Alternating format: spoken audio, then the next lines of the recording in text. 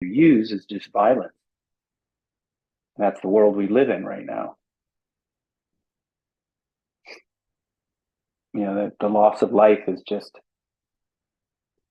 imagine all the souls that have just left so quickly, left the earth.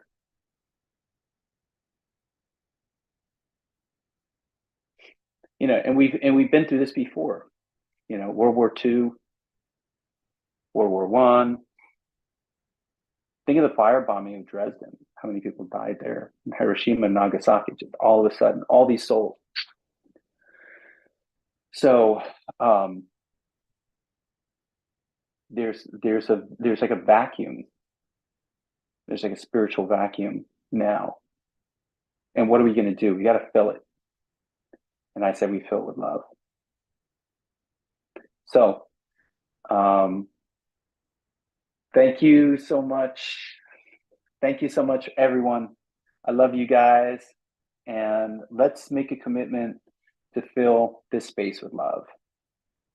Okay. Whether it's yourself, take a nice bath or shower, treat yourself to that, or a massage. If you're with someone, give them a hug, give them a kiss, tell them you love them.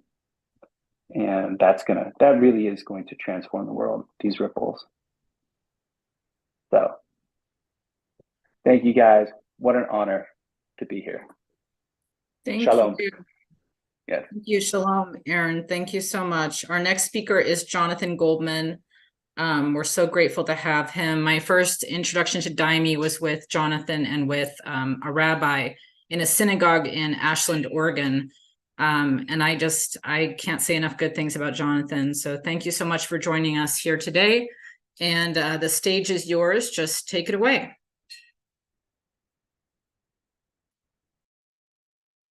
All right. Hi, everybody. I was listening in on the end of the conversation, you know. So, and I didn't hear the previous ones, but it sounds like there's a motion.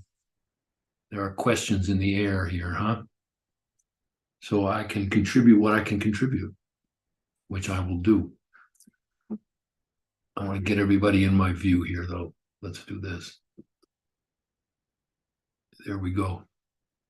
So, look, there's lots of different ways to approach what I want to do. But here's the main thing I want to do. I want to teach you all something that I know. First, I'll give you just a tiny bit of background about me, all right? I'm actually participating in a meditation series in Israel now, and they asked me to write a little bio, so here's what I said. I was born in 1950 in Detroit, Michigan. And so basically, Israel and I have grown up together, right? I just turned 73. And in April of this year, I was in Brazil, where I've gone many, many, many, many times over the years. It's the center of my own spiritual path that I'll talk about a little bit. And I was in the middle of the Atlantic rainforest, taking a group of people. We go once a year into a very intensive retreat, a Daimi retreat, right? For those who may not know, Daimi is the name of a tea that most people call ayahuasca, although there are some differences. Spiritually, they're very different, but physically they are, in most cases, the same.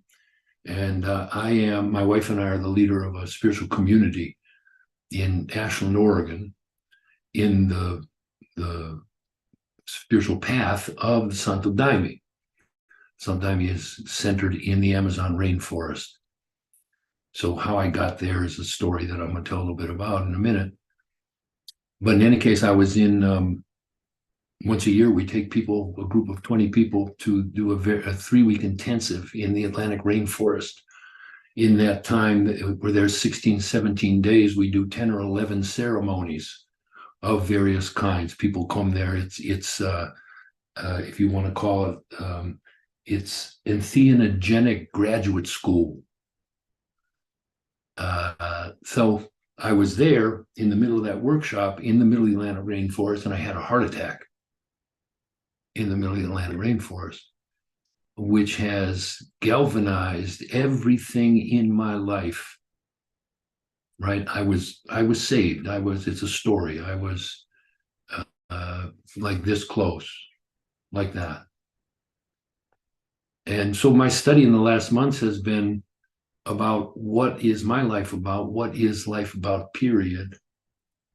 How come I was given this reprieve?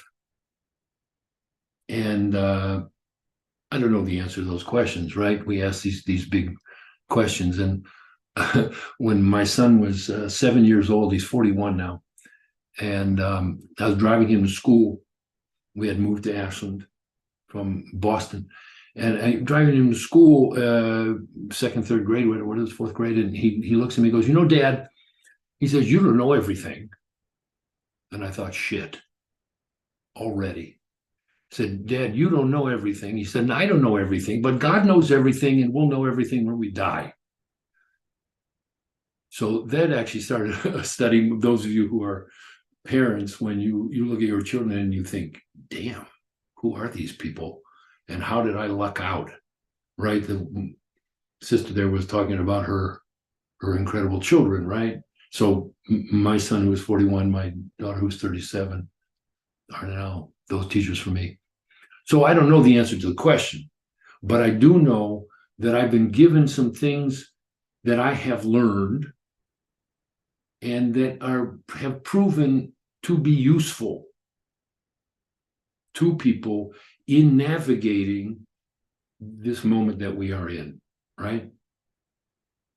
Right? There's a Chinese curse that says, may you live in interesting times. Right? We are in very, very, very interesting times. From my point of view, we are in a moment of transformation of humanity, a necessary transition of humanity from loyalty in my world, right? I teach energetic medicine. I teach energetic anatomy. In my world, the what I would say is we are being forced, drag kicking and screaming, from our loyalty to the third chakra, to the heart. So I wrote a book a few years ago. It's called Gift of the Body, and in it I talk about the longest 4 inches in the universe. The longest 4 inches in the universe is the distance between the third chakra and the heart, because these two chakras are in some ways opposite in their energetic configuration and in what they're meant to do, right? The third chakra is where we live our lives from normally. It's from where we do and make, right? Achieve. The loyalty to the third chakra inevitably results in perpetual conflict, because it's about distinction. It's not about unity. It's about, this is a me and this is a you, and this is a mine and this is a yours. What it has allowed us to do is to create amazing technological, economic systems, communication systems, media, blah, blah, blah, blah, blah, blah. In a general sense, wealth that has never been seen before. And we are stuck. We are stuck in that loyalty to that third chakra, to that perpetual conflict as a way of doing business on earth. And we are being forced, kicking and screaming, coming to the heart, because, for instance, in the present conflict that people are talking about so beautifully, the only solution that I know comes from the heart.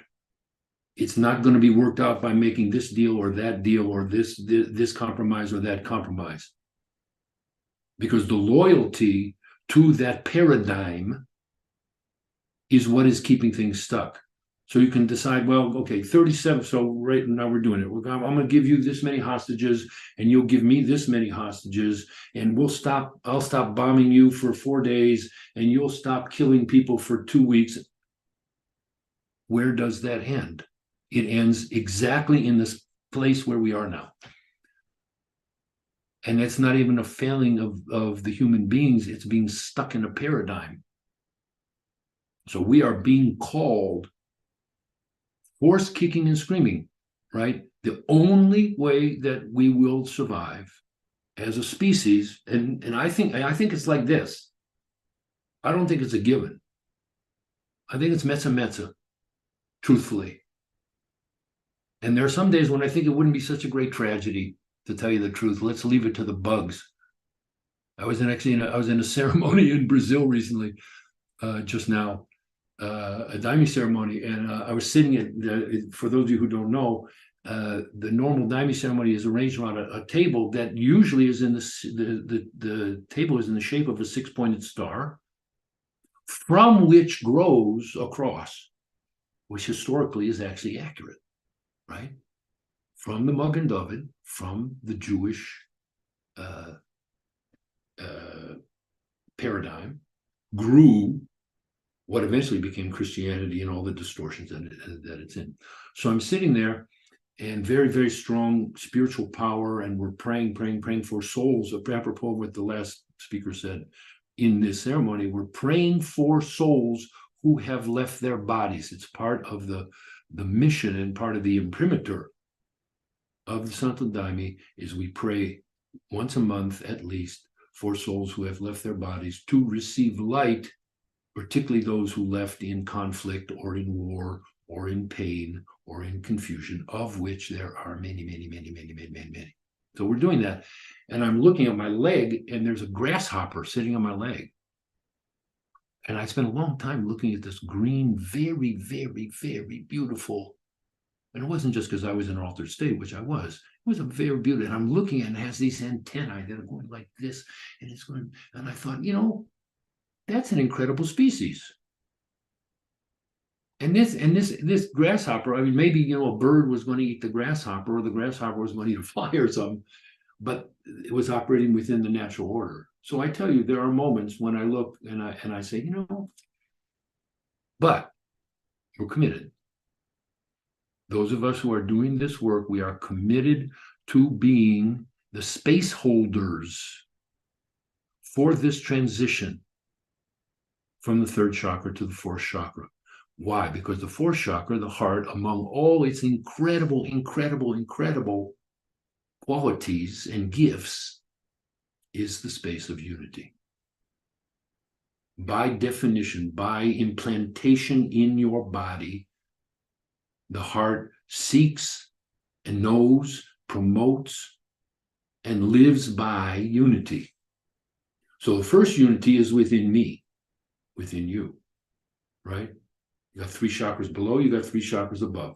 You have the heart in the middle, holding the space for the transformation of me, of my own material, from my commitment to my third chakra, to my lower self, to the heart. And then by extension, as I'm learning that art of living through my own heart, I can be of use to others. Right? So the question of what do we do, we've got a lot of people on this call. Everybody's called to do something on earth, right? I was called in 1988 to go to Brazil. In 1988, nobody knew what ayahuasca was outside of a very small circle of friends, as the folks always said. Nobody knew what that was, right? Now, somebody told me this a few weeks ago. If in Los Angeles, right, I live in Oregon, in Los Angeles, on any given Saturday night, you can choose from 60 different ayahuasca ceremonies to go to and pay someone a bunch of money to give you ayahuasca. On any given Saturday night, you can choose from 60 ayahuasca ceremonies. When I went to Brazil in December 1987, nobody knew what an ayahuasca was. I didn't, right? I was called by the fact that I needed so much healing for myself. And my therapist, who was a Brazilian man, said to me, look, we're going to go to Brazil, we're going to go to this community, and in a month, we're going to do the equivalent of 10 years of psychotherapy and 10 years of meditation. What do you think? And I thought, wow, damn, that's a good deal.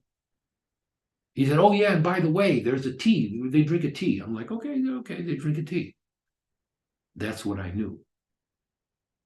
I was called for my own healing. I was called to realize that I have always been what in my world is called a medium, a connector of matter and spirit inside me and for other people. I was an acupuncturist at that time. I started practicing acupuncture in 1976 in Boston.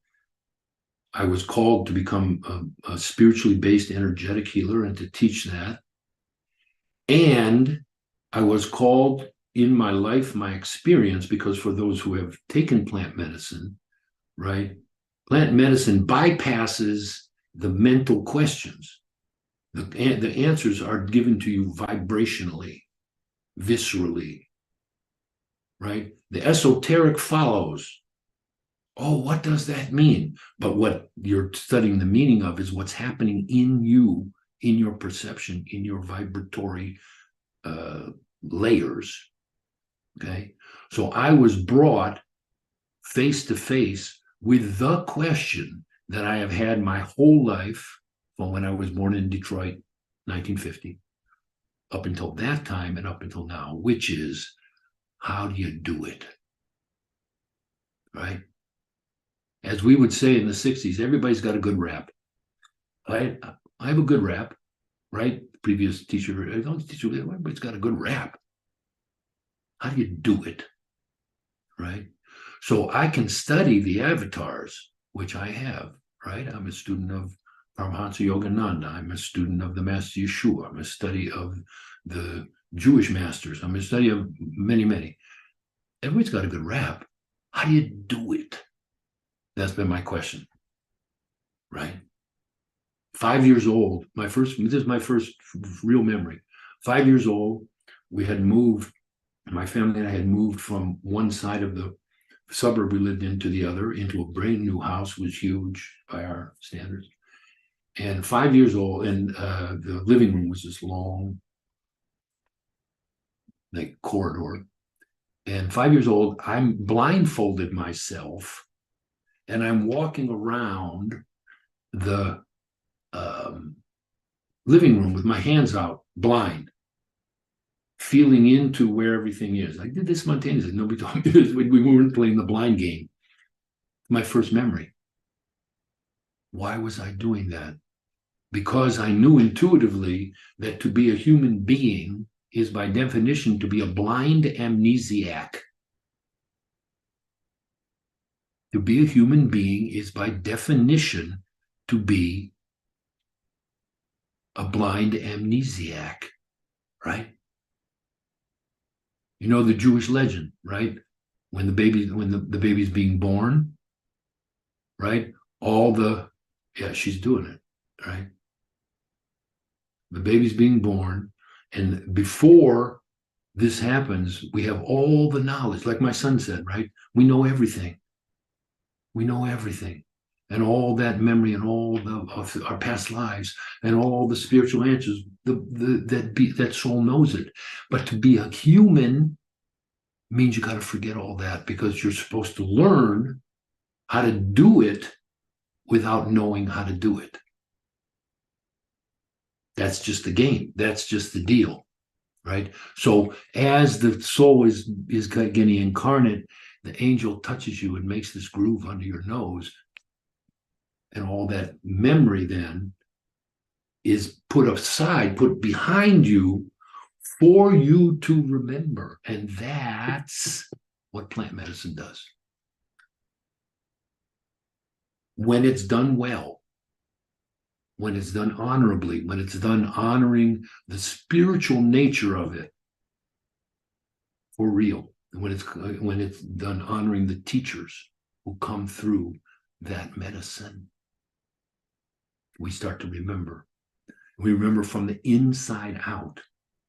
Yes, there are revelations. When we talk in the dining about the miração. Miração is a living, active vision, where you are the protagonist of your vision. So yes, you can see your past lives. You can see spiritual teachings from the actual what's going on in you. But really, it is the vibration and the connection that the plant medicine And the teachers that come through the plant is just a body, like you're just a body, right? The real teachers come through the body to join with your body. In that interaction, in that communion, in that intimacy, then can be revealed truth vibrationally. And then you are blessed with a mind and a cognitive ability to understand it to some extent, and also the challenge that you can make up a bunch of bullshit about it also. Right? So when I went to Brazil, that started that answer to my question. How do you do it? How can I do it? How can I take all these fluffy words, and I had fluffy words, and turn it into an experience that lets me walk for real, grounded in this body, this huge gift of divine gift of a body. Walk through this incredible world, unbelievable world. You know, I got home yesterday from Mexico. My family and I had a well-deserved vacation. We spent 10 days on the beach. Incredible gift. And the last day we had a sunset. I have never seen anything like this in my life. We were all like on the beach like this. Oh my God, what this world that we have been blessed to inhabit and walk through, right? This schoolroom. The school is the world. The schoolroom is your body. You are living in a mobile schoolroom that has the ability through sensation and cognition and interaction and choice to learn, to remember, right? What the angels put away. It's just waiting there. It's just waiting for you to remember. But to do that, I have to transform myself. So since I had that heart attack, that's what I've been doing. I've never worked on myself like I have now. I'm 73 years old. I have friends that are playing golf and ping pong. That's what they're doing to retire. I'm working on myself, drinking Diamond and traveling and talking to y'all. Right? Everybody's got their way. Okay. So I'm gonna tell you one more thing, and then I want to teach you something with your permission. You don't have to do it. Right? But I want to teach you something because I'm hoping that it will be of good use to you in the contemplations that you're doing. And then we're going to do that, and then I want to open for your comments and questions. And, you know, when I was talking to Leo about this, he said, you have lots of stories. I got lots of stories. But I want to teach you something that's more important than my stories. Okay. So here's how this is how this came about. So that question of how do you do it, here's how it started getting answered, one level of it. For 33 years, from 1976, when I started practicing acupuncture in Boston, for 33 years, I had a private practice. And it transitioned from doing acupuncture to doing spiritually based energetic medicine that includes acupuncture, but mostly has to do with working directly with the energy bodies and spiritual guides and like that. So I had a private practice. So I was here in Ashland. Ashland, for those of you who don't know, is a small town. It's 23,000 people. It's the most southern town in Oregon. It's a very, very beautiful place. I'm very grateful to live here. And we had a house that had an office in it. And my wife, Jane, who was the co-leader of the spiritual community with me, was running the office. So she's sitting at her desk, and my treatment room was in the front of the office, and I had gone to the bathroom, and I'm getting ready to go in to help somebody, hopefully. And I'm walking across the waiting room, and something happens in my heart chakra like this. Right here. Something starts going like spontaneously. I wasn't thinking anything. I hadn't asked anything. I'm just like, and I stopped, and I'm like, wow, what is this? And I realized that I was feeling, for the first time in my life, true, universal, unquestionable compassion. But compassion, not theoretical compassion, you know, Like, oh, I should be compassionate, having no idea what that was, you know what I mean? But it was, I guess that was a good thing, because that's what the guru said, is that you should feel compassion. So I'm sitting there like, my heart's going like, wah, wah, wah, wah, wah, wah, wah, wah. And how did I know that? Because I just wanted what was good for everybody, every being, every level, for myself, for my family, for the people who didn't like me, which in my life, there's been plenty of them. I just wanted what's good for everybody without attachment, which is a tricky thing. I didn't have an idea of what that looked like. What did that look like for each person, right? That well-being. I didn't have any idea, and I didn't care. I was just in the space of holding that space. And so in that moment, I made a prayer. I was like, teach me to do this. I want to know how to do this. I don't want to have to wait until I'm 49 years old or whatever it was, and have it happen spontaneously and then not be able to do it again. Teach me. Please, please teach me. And went away, and then I went and did my business. So that's what's happened. Because those prayers for me are answered. I have other prayers that the answer is, I think you have to work that out for yourself. Bunch of them. Prayers for my own healing, because I have to learn things. This one, I have been taught how to access for real the vibrational spaces of compassion and faith that are built into each human. Compassion and faith are built into the heart chakra of each human. I'm not making this up. Okay? I don't know who made it up. Somebody did, but not me. Okay? Compassion and faith have nothing fundamentally to do with religion. They can. But let's be honest with, I'm going to be honest with you. For the most part, what religions have done is stolen concepts and vibrations that are inherent in people and turned them into their own use. In other words, I got to be in the religion to be able to have the thing. Faith is a good example. But if I'm not part of the religion, following the tenets of the religion, believing what the religion tells me to believe about everything, I don't get faith. That is bullshit. That is not true. Same with compassion. Same with forgiveness. Same with mercy. Same with grace. Same with self-love. Same with justice. All these are qualities that are contained in the heart of every human. What a religion should do, right? Relegate. Relegate means reconnection.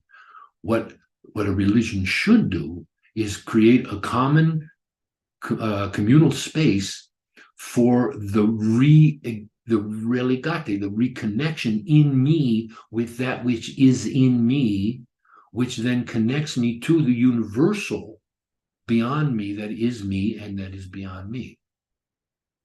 The rest is for me. I mean, I'm saying I'm a leader of a religious community, right? That I have been for 35 years. But I'm saying that religion is a convenience. It's not a thing in and of itself.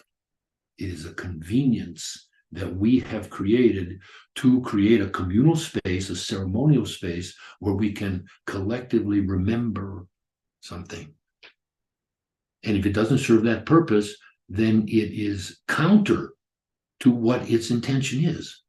And there's plenty of religions, and I include some sects of Judaism in that. I include some sects of Judaism in that. Plenty of Christianity, plenty of Islam, plenty of everything. And also, there are sects, portions that are doing at least what we try to do here, which is to create a ceremonial space that reminds us of the inherent unity that we have, that inside this heart here and inside your heart, your heart, your heart, your heart, your heart, we are absolutely the same. There is absolutely no difference in the depth of the heart of any human. The fact that many, many, many people forget it and have overlaid it with misinterpretations of what God is and what God wants, and misinterpretations of what human is and what humans can do and be, and have dedicated themselves to vengeance rather than love, that doesn't change, from my view, what is underneath all that. And apropos of what the previous person said, that's where I seek to connect. And I do it sometimes, and sometimes I don't. Right? As I've said before, I'm 73 years old. I'm a 73-year-old Jewish, firstborn in my family, male, American, middle class, professional, college educated. I have 1,000 opinions, and I believe that every one of them is right. Right? In the hierarchy of opinionated people on earth, I'm like, phew, I'm pretty much near the top. There's people with more than me because they got more than me, right? In terms of privilege and all that. I'm absolutely convinced of the rightness of my opinions. But I'm telling you, because we're all friends here, my opinions are crap. And your opinions are crap. They are just blobs of energy floating around in your aura. Your opinions are blobs of energy, literally little blobs of thought. And we connect to them and we believe them. So all the opinions going on in the Middle East, all the opinions going on in this country about who's right and who's wrong, from my point of view, they are all blobs of opinionated, weak energy. So I do the best I can, because, and this is what I'm going to teach you now, to find a space literally in me where all those opinions can circulate and they can be there. They become what do you call it? They become points of interest. They're conversation pieces. So this is what we're talking about. Like, let's have a place where we can all share the truth of what we believe. Yeah, let's share the truth of what we believe, but let's share a heart first. Let's share a heart consciously, not waiting like I did when the compassion wind blew through me. Let's do it together so we know we can create a space from which, within which, through which those conversations can happen, and we can find what solutions can arise, right? In other words, the solution is not going to come from me saying my opinion and you saying your opinion, and we agree to disagree. That's peace. That's good. It's okay. That's good. Better than what's going on now, right? Way better. But that's not the solution. The solution is that I know that it happens in my family, my little family, right? In my family and my community. And I see it in other places, thank God, is we come together, we create a consciously created space of the heart. We breathe together. We pray together. In my world, we drink daimi together. Maybe in your world, different. And we wait for the hearts in the inner plane to create a solution and present it for us. And then we go, wow, I never thought of that, which is exactly the point. I didn't think about it because I can't, my thoughts aren't going to ever get there, right? Okay, so long introduction to something which is not going to be quite that long, okay? I want to teach you something with your permission, okay? And again, right, you can click out, you can, look at your iPhone, you can do whatever you want. But I want to give you this because it's what I know, right? So here's how it goes. Okay. We're going to do a little meditation together, okay? I'm going to stop my blah, blah, and I'm going to do a different kind of blah, blah. I'm going to lead you through a meditation, which I hope will give you something to work with. Okay, so let's start like this. Okay, and let me just say this: I'm going to use some language that may be unfamiliar to you. It's just a way of calling you into a space. Okay, and you're very welcome to submit your, change it however you wish. So let's do this. So if you're sitting in a chair, feel your feet on the ground. If you're sitting cross-legged, feel your sits bones. Breathe and just pay attention to the sensation of your connection to the earth through your feet, through your first chakra. And pay attention to your breath. That's it.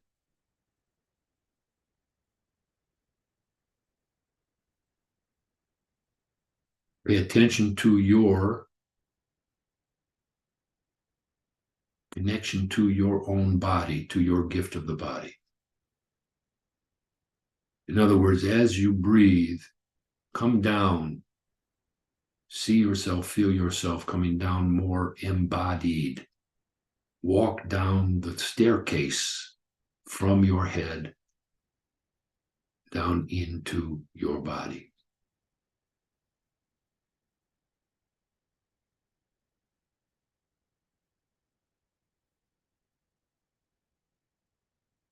And breathe. There's nothing to do here.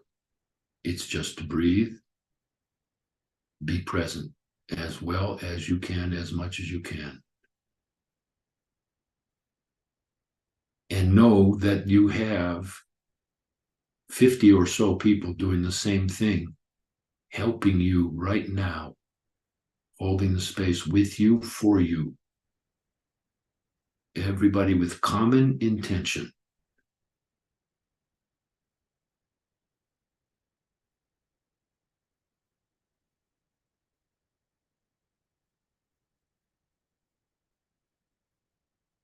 Like that. Now, put one hand on your lower belly, above your pubic bone, and the other hand under your collarbone, right in the center of your body. Now, breathe between your hands. Inhale, come from the bottom, right up your center to your top hand. Hold that for 4 seconds, and then breathe out down the same trajectory, the same path. You're breathing in your center. I'm breathing up, up, up, holding it for 4 seconds. And then I'm breathing down, down, down, down, and holding it for another 4 seconds. You are opening your core. You literally have a vibrating center in front of your spine that is the organizing core of all your energy bodies. By doing what you're doing, you're activating it. So you're grounded, you're connected to the earth, you're connected to your body, and you're activating your energetic body by breathing in your core.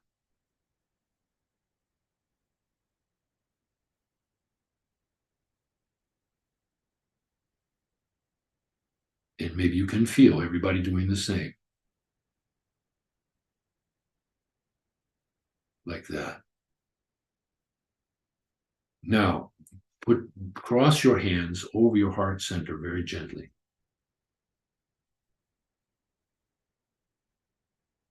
Put your awareness there. Center your breathing now in that space of the heart.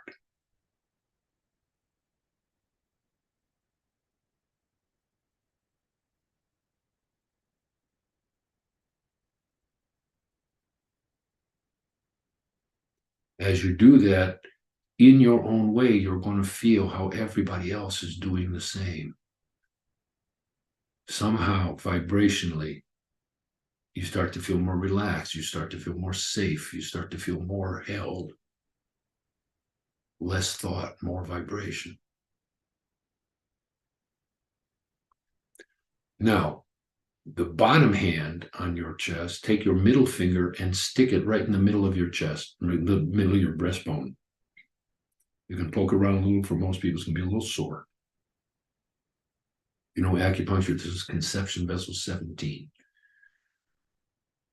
Right there. Okay? Poke it around. Now, this place, this central place in your heart chakra, is the home of humility.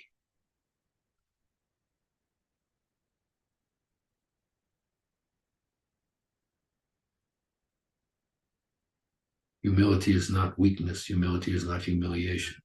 Humility is sitting in the knowledge of not knowing and being comfortable with not knowing.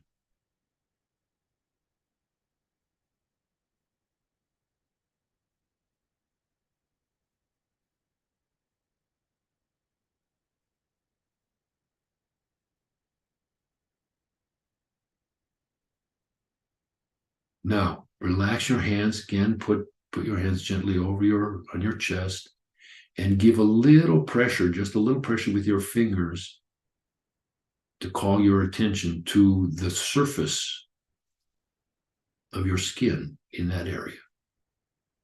Breathe into that.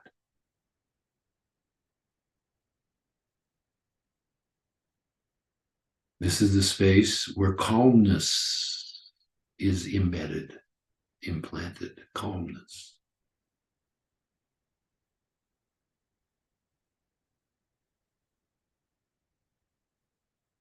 Feel how we become calmer together. Mind calms, relax, breath gets deeper.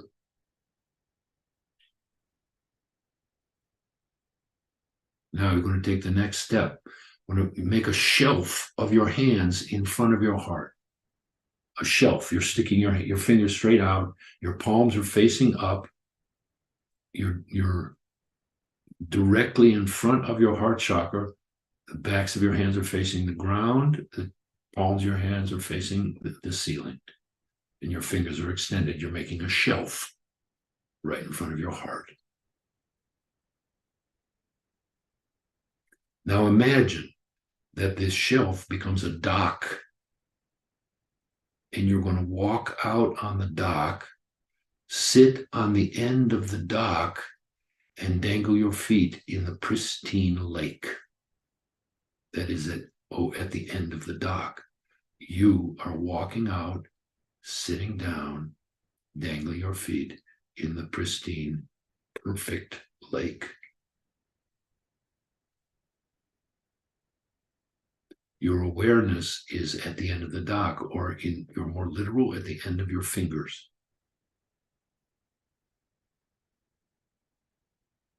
You are there.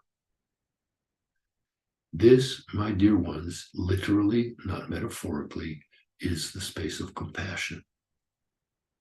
Compassion was built into your original equipment right here, and into the original equipment of everybody, not just on this call, every human, in fact, every creature. Breathe in that space and feel, see, sense, imagine that there is a ring of this energy surrounding your whole body at this distance, like a ring of Saturn. At this distance of where your fingers are, there is a ring of vibration around your whole body.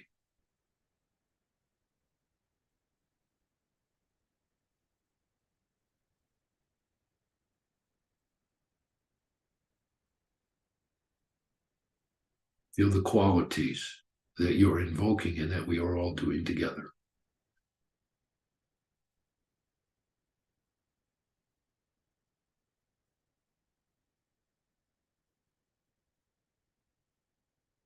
Like that.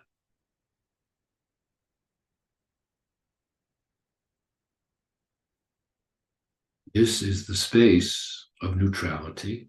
This is the space of holding the possibility for what can happen in us, in another person, in a group, in the world. What is trying to happen spiritually, energetically, transformatively is given permission and a vibratory space for that to happen by you holding the space of compassion. And here's the bonus. It is also the space of spiritual energetic protection. Energies that would come to you, glom onto you, and cause you misery come to the space of compassion and are transformed by your love without glomming onto you.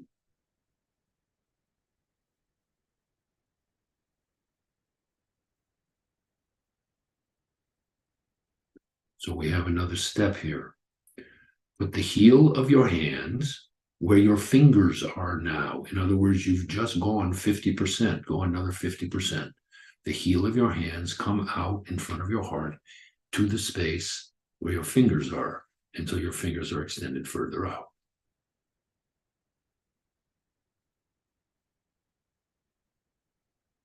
Put your awareness there. Breathe in your heart. Extend the vibration of your heart center from your chest out to that space where your fingers are now. This is something for you to work on. I hope you will. I do it every day, many times a day. There. Got it. Good for you. This, again, not metaphorically, is the space of faith. Faith. Faith says, you don't know what the answer is. You don't know how it's going to work out, but there is a plan, and that plan wants what's best for you and everyone, and eventually it's going to be okay.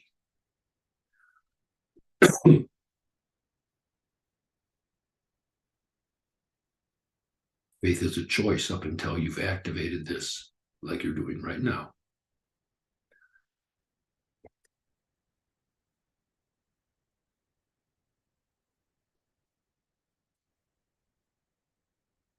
Now, last step.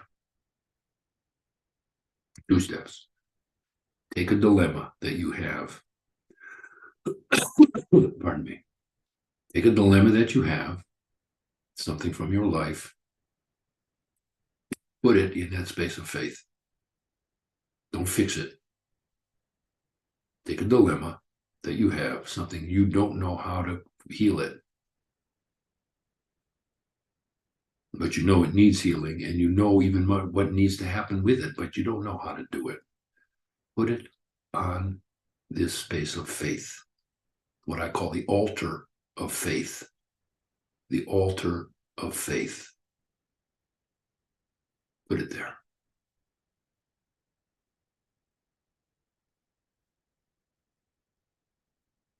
Like that. Now, there is a source of universal light that exists. In the esoteric traditions, it's called the central sun.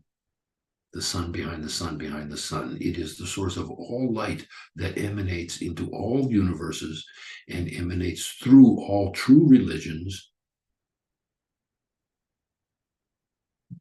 And it gets interpreted, right? It's like a rainbow. So sometimes it's more blue, sometimes it's more red, sometimes it's more green. It's one light, one light, one light. So now all of these dilemmas that we have together, let's call that light to it. It doesn't come with a price, except the transformation can be intense. But there's no tricks here. There's no tricks. Nobody's trying to get anything from you. In your consciousness, from your breath, call light to that dilemma that is now on the altar of faith.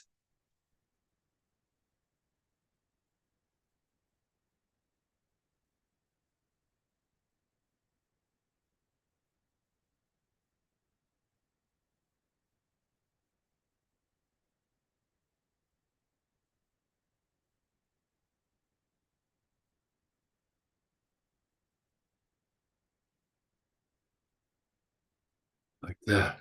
And if, as you can feel, see, sense what's happening in you, in your consciousness, and what's happening in our little group, our spontaneous ceremonial group here, the vibration that's here, the kindness that's here, the love that's here, the peace that's here, just because we joined our hearts and we asked for it.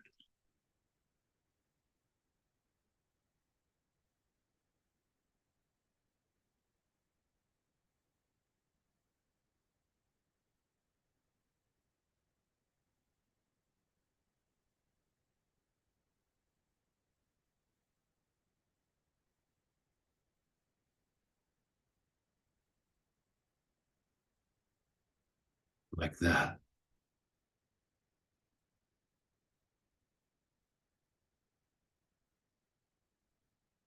So then we end this little time together here with a prayer. Comes through my guide. He says, may you be blessed with the peace of universal light in your heart. May you know yourself as that peace. May that peace be your refuge. May that peace be your healer. May that peace be that which you secure in the face of all that you have to face. May this peace be the conditions that guide you home to your own heart and to the memory of who you are.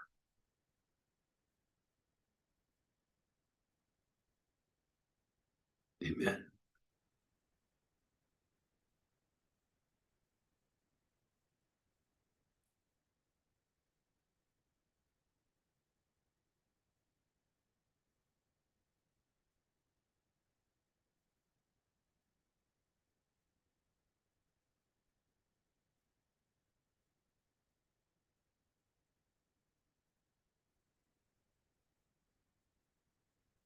Oh, my dear ones, that's what I can offer you. Like anything, this right.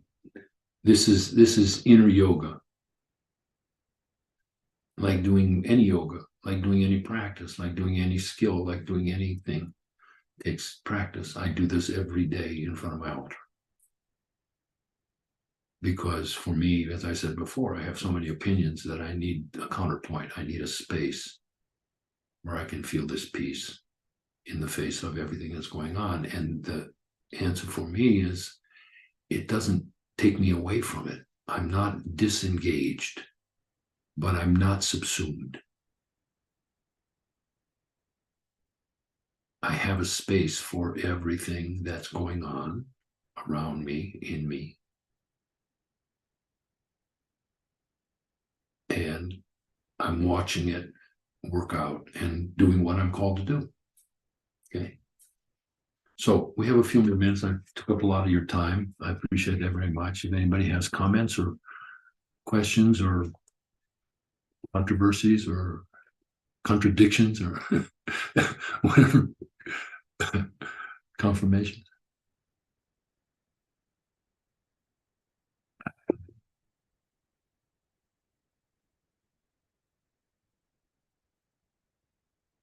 Fine. I either left you stunned or bored to death, but I'm not going to know the difference.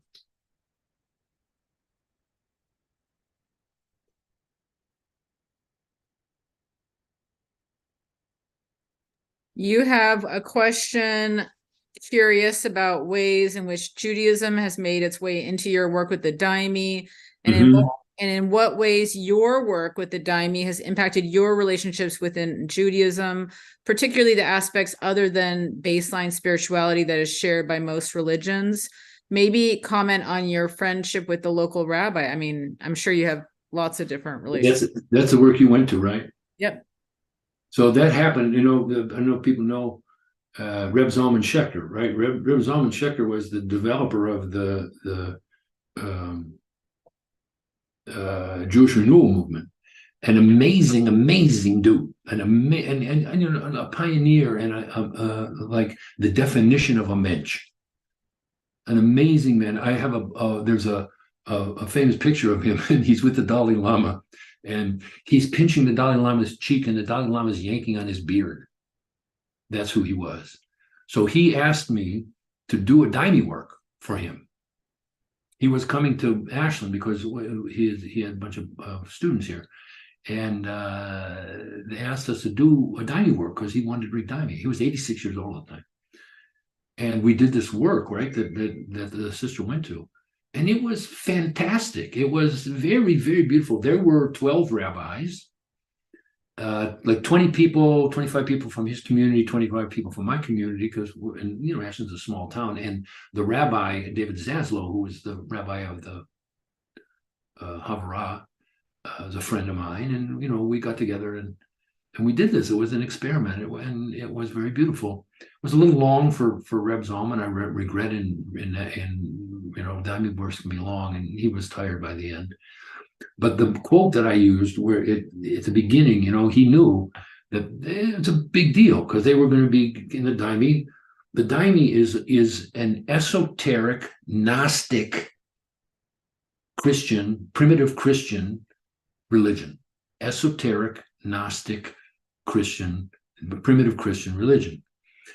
And so he knew that there was going to be some triggering going on, right? And we sing hymns in the daimi. We sing songs. That's what we do. We sing and sing and sing and sing and sing and sing and sing.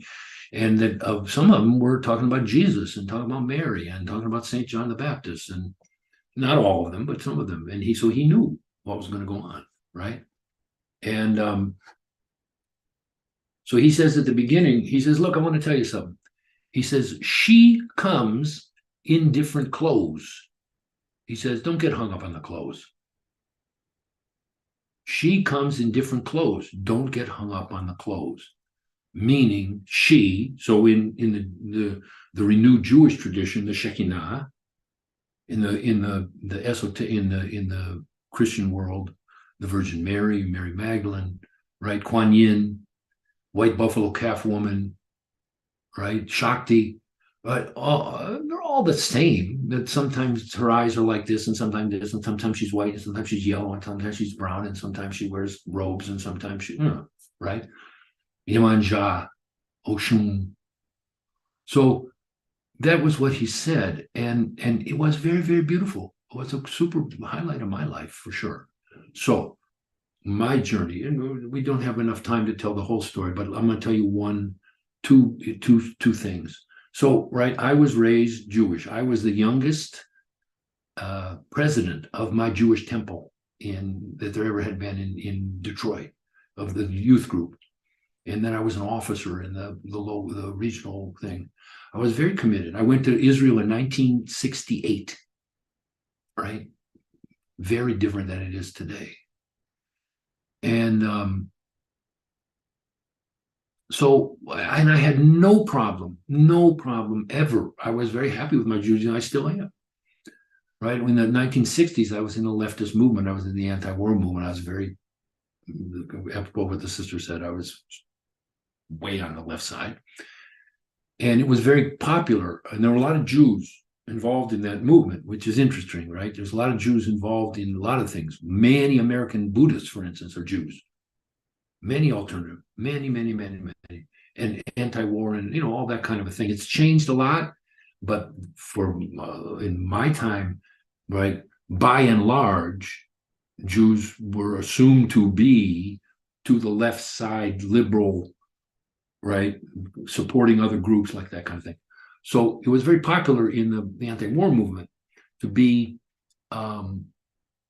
self-hate, what became called self-hating Jews.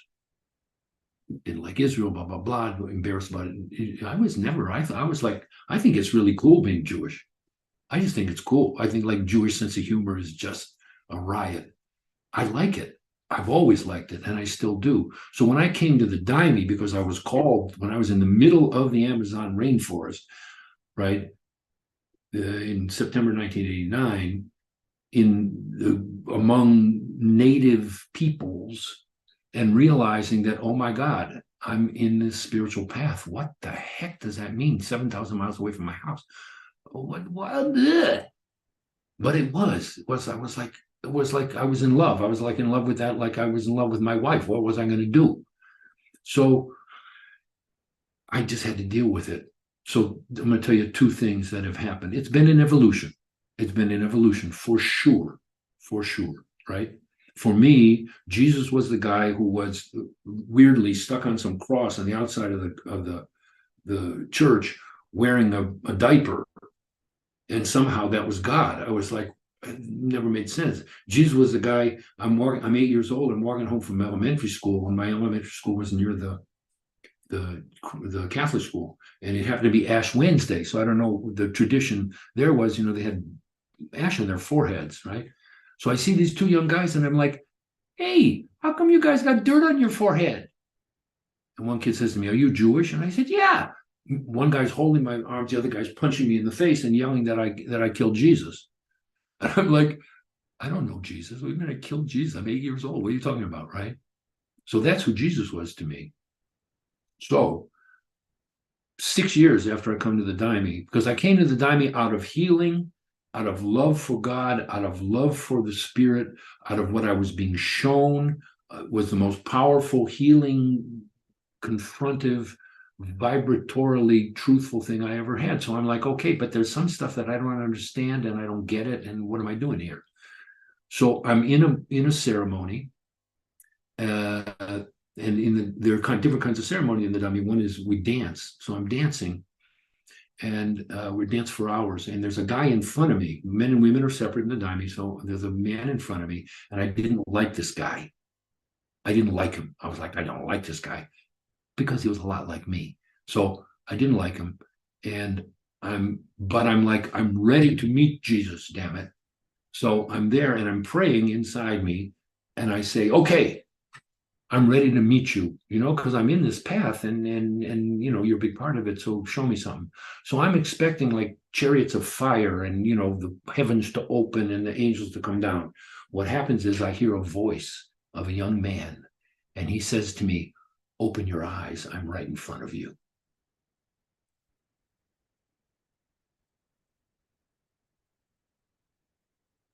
So for me, that one is a teacher. And all the hoobly-goob and the mishigas connected with it, and all the stories and all the stuff. I study them as history, as myth. I have a relationship to that one. I have a relationship to Moses. I have a relationship to Kuan Yin. I have a relationship to the true spiritual name of the Daime is the esoteric center for the universal flowing light. The esoteric center for the universal flowing light. So for me, it is. And so I've dealt with it. The last thing, so here's the last thing that I'll tell you. And I'm sorry, somebody else is waiting.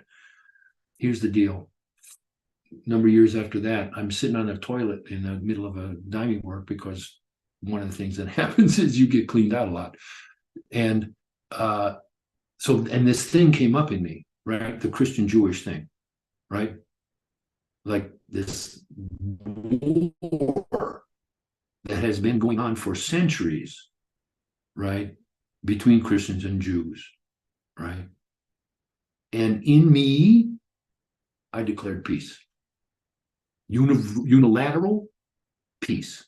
I am not at war over this ridiculous misunderstanding and distortion, which has resulted in so much misery and so much hatred and so much destruction. In me, in my little heart, in my little world, I'm not at war anymore. Those are two things I can tell you. There's a lot more to talk about. So I'm very, very comfortable with my Judaism. And not only do I not deny it, but I embrace it. But I'm not an active Jew. I don't go to shul. My spiritual practice is that I drink Daime 3 or 4 times a month. I lead most of the works I lead, and my wife leads. Now my son also leads them. And it's weird. That's what I can tell you. It's weird. I don't deny it. It's really interesting, and it's not better than anything else.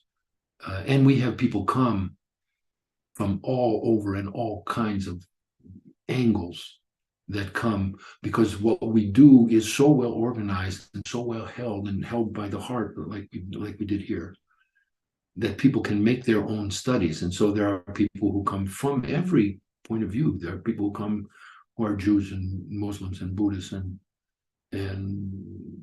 other kinds of Christians and nothings and, you know, blah, blah, blah. That's what I can tell you. I'm sorry we don't have more time. I'm honored. I hope that it was of use. And I do encourage you, if you felt a good vibration with the meditation, you know, practice it. You know, you do this, boom, compassion, boom, faith, boom, compassion, boom, faith. I do it every day. If you ever watch a video of the Dalai Lama, watch any video of the Dalai Lama, right? Whatever. I like the Dalai Lama. Maybe you don't. Watch me. His hands, 100% of the time, are here and here when he's talking. His hands are in compassion and faith, compassion and faith, compassion and faith. Why? Because that's his job, right? His job is to hold the space of compassion and faith on earth, right? Whatever you think of his politics or whatever, that's the Dalai Lama's job, compassion and faith, okay? So I thank you most sincerely, everybody.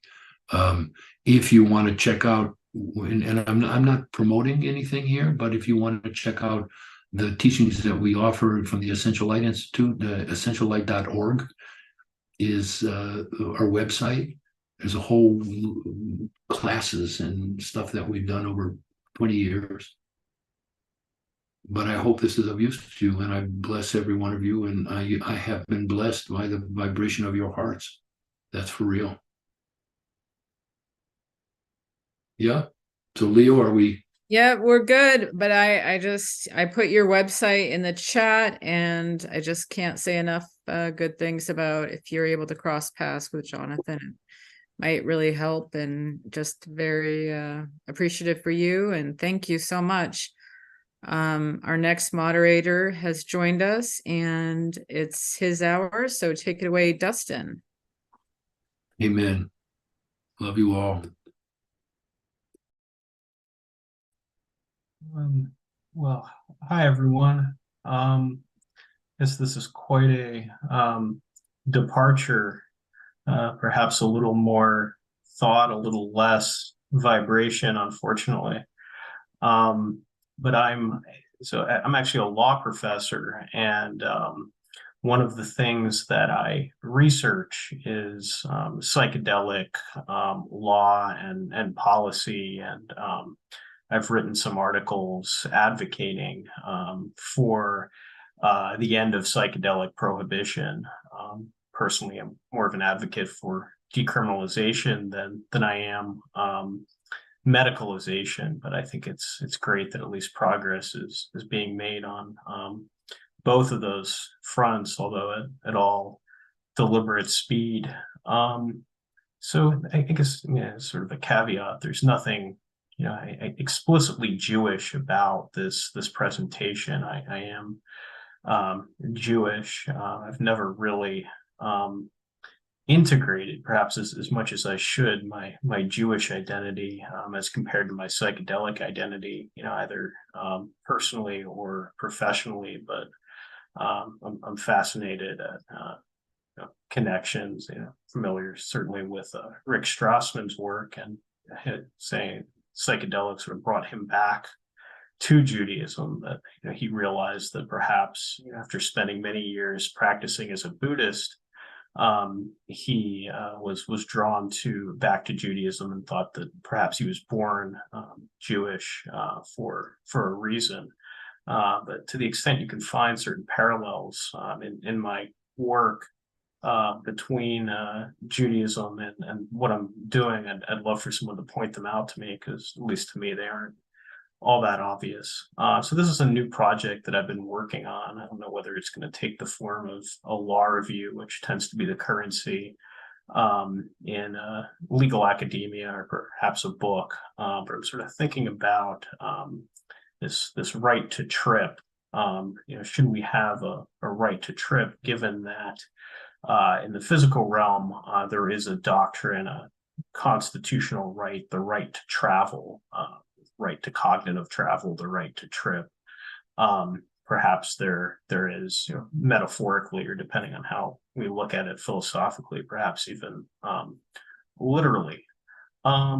So, you know, just thinking, you know, I think I'm going to cover all of this today. And so some of this is, you know, sort of nascent. I haven't really thought about all this too much. I don't have a paper yet.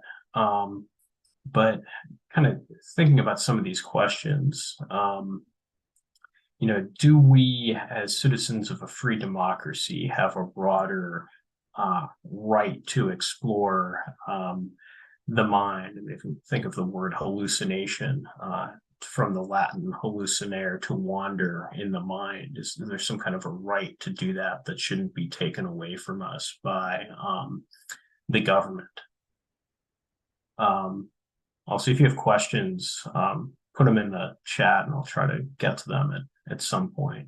You know, another thing I don't necessarily want to belabor is what are psychedelics. I think everybody in this community is familiar with that as a baseline. I did want to talk a little bit about the recent history regarding psychedelic laws from really the 1960s to current, although certainly there are you know, vast history for millennia prior to that. But in terms of our current legal moment, I think the last 50 years or so have probably been the most relevant.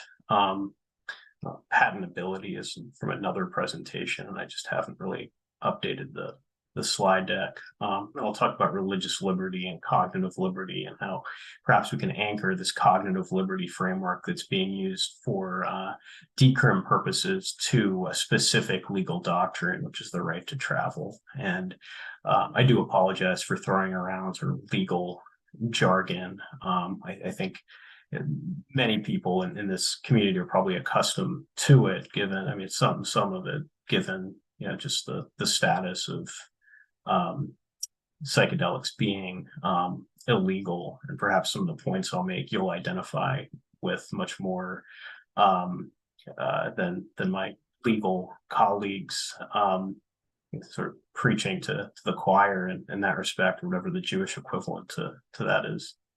Okay, so let's get started. I mean, I think we all know what psychedelics are. I mean, perhaps a nugget of wisdom here might be, probably familiar with this too, but the term psychedelic came from Humphrey Osmond, 1956, sort of a portmanteau of psyche and Daleen, to make manifest, so manifesting one's mind or soul. Certainly, you know, psychedelics have been used for millennia by indigenous peoples. You know, for yeah. I focus mainly on the classic psychedelics here, and I don't think there's any reason to prohibit the inclusion of other compounds such as ketamine and MDMA and other such psychedelics, but at least in terms of what I tend to focus on in my work, psilocybin, of course, DMT, the psychoactive component to ayahuasca, mescaline from the peyote plant, and LSD. Okay, so I mean, you have, you know, certainly a lot of people think, or just, you know, psychedelics were legal up until the 1970, when the U.S. Controlled Substances Act was passed, based on sort of countercultural use or misuse that inflame tensions with the government. There's a history of psychedelic use and psychedelic oppression that stemmed far before that,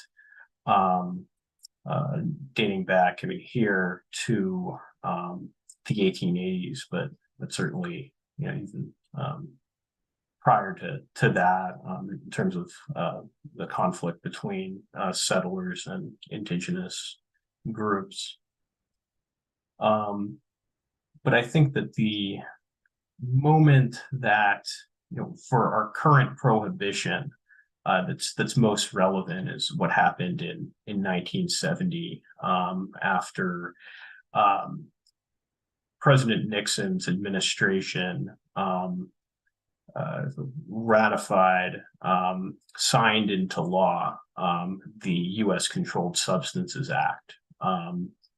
And this basically shut down, as many of you know, research on psychedelics for about 50 years, although I mentioned Rick Strassman. He got it going again in the early 90s at the University of New Mexico when he studied DMT. But at this point in history, at some level, the laws have not changed at all on the federal level. I mean, it's still a Schedule I controlled substance under the Controlled Substances Act, but we're starting to see ripple effects in state and local laws. I mean, certainly Oregon and Colorado now have passed statewide ordinances that have allowed a medical regime to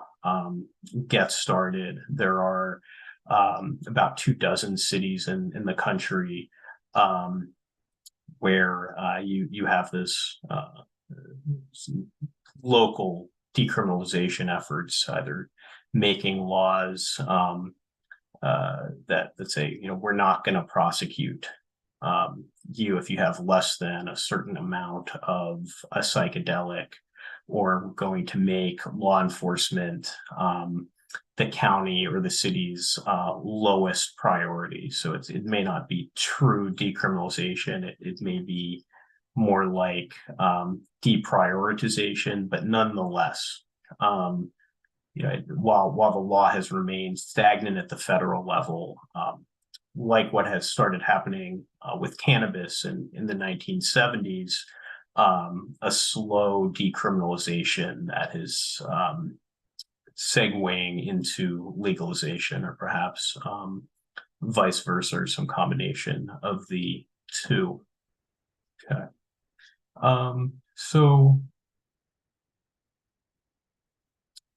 one thing that is sort of interesting is how psychedelics are being treated by mainstream culture at this point in time, as compared to how they were treated in the 1960s. I think there's this sort of medicalization that's happening, and I think Roland Griffiths quote here, who he just passed away. Rest in peace, Roland. Psychedelics are so powerful that if misaligned with cultural institutions, they can result in cultural kickback. In the 1960s, they became aligned with the anti-war movement and radicalized youth movement that was terrifying to existing political structures and institutions. And as a consequence, legislation was put up against them, funding dried up. They were considered a third rail in academic research. We need to proceed cautiously. It's going to be critically important not to threaten existing cultural institutions. So I've been a proponent of medicalization, because with medicalization, we already have regulatory structures in place. So I think the difference is, certainly if you see Timothy Leary as compared to Roland Griffiths, Leary, very much a counterculture icon. Nixon had said he's the most dangerous man in America. I think you see scientists now, such as Roland Griffiths, who are operating much more cautiously, whether they want to or because politically they think that it's the right thing to do, probably both. They're working in tandem with our current cultural institutions and structures to make psychedelics more mainstream. And I think this is controversial. I mean, you might think, okay, we're missing something here. by taking this angle, but at the same time, you might also think, okay, well, are these really medicines? Well, yes, or at least it makes sense to think of them that way. And here's why. So if you look at the Controlled Substances Act, you'll see under the examples, I mean, it's crazy to think that marijuana is in a higher substance than say Vicodin, but or a higher class category, Schedule 1. So I mean, it doesn't seem like there's a whole lot of thought put into this grouping, or there are political structures at play that make this the way it is. But most of the psychedelics, not all, but most, are Schedule 1 controlled substances, meaning that they have a high potential for abuse, no currently accepted medical use in treatment in the country, and have a lack of accepted safety standards. So to the extent that these can now be seen as medicines, that's, from a legal standpoint, that's very good, because what you have to prove in order to get out of Schedule 1, which I've heard it being compared to a legal black hole. Once a substance is sucked into Schedule 1, it's very difficult for it to come out of Schedule 1. So similar to cannabis, but I think maybe the research is even better for psychedelics such as psilocybin and MDMA now, actually, not a classic psychedelic, but I think that might be the first one to drop out due to the work, I think, primarily of MAPS under Rick Doblin. What needs to be shown is that there is an accepted medical use. So psychedelics as medicines, very good for legal reform at the federal level, whether it's true or whether it's not. Okay, so I want to talk a little bit about the types of psychedelic law reform that we're seeing in the country. And I had mentioned these, or some of these, briefly prior. So we see decriminalization efforts happening mainly locally, but Oregon certainly has decriminalized not just psychedelics, but all controlled substances below a certain threshold amount. I think to mixed results, it seems. There are medical use statutes in certain states that limit psychedelics purely to in the medical context. There is supported adult use, on the other hand, or at least as a comparison point, where it's not strictly medical. You still have to go into a facility, but you don't necessarily need a diagnosable condition. You may instead just be able to say, okay, I want to do this for spiritual growth. And at that point, you may be supervised, not necessarily by a doctor or even a licensed therapist, but by a guide. So there's a little bit more flexibility in terms of supported adult use laws as compared to medicalized, although some of these are, as I mentioned, hybrid approaches. It's not clear whether it's going to be medical or whether it's going to be supported adult use, or a law passes and then committees get together and maybe decide whether it's going to be one versus the other, and that could change. Religious exemptions and clinical research bills. So just talk a little bit more about each one. Getting a lot of messages here, so let me just take a look at whether there's anything that.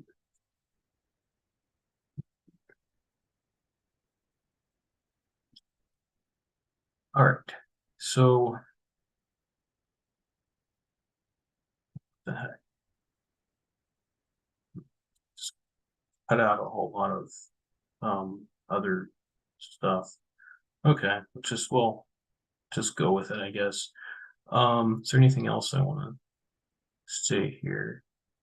So, yeah, I think in terms of the clinical approaches, I mean, I think it's important that some laws here are a little bit vague or amorphous, and they aren't really doing anything at the level of, okay, let's try to actually decriminalize or medicalize or um, make good for adult use, but at the same time, well, let's get a bureaucratic committee together and research what's best, or let's do clinical trials.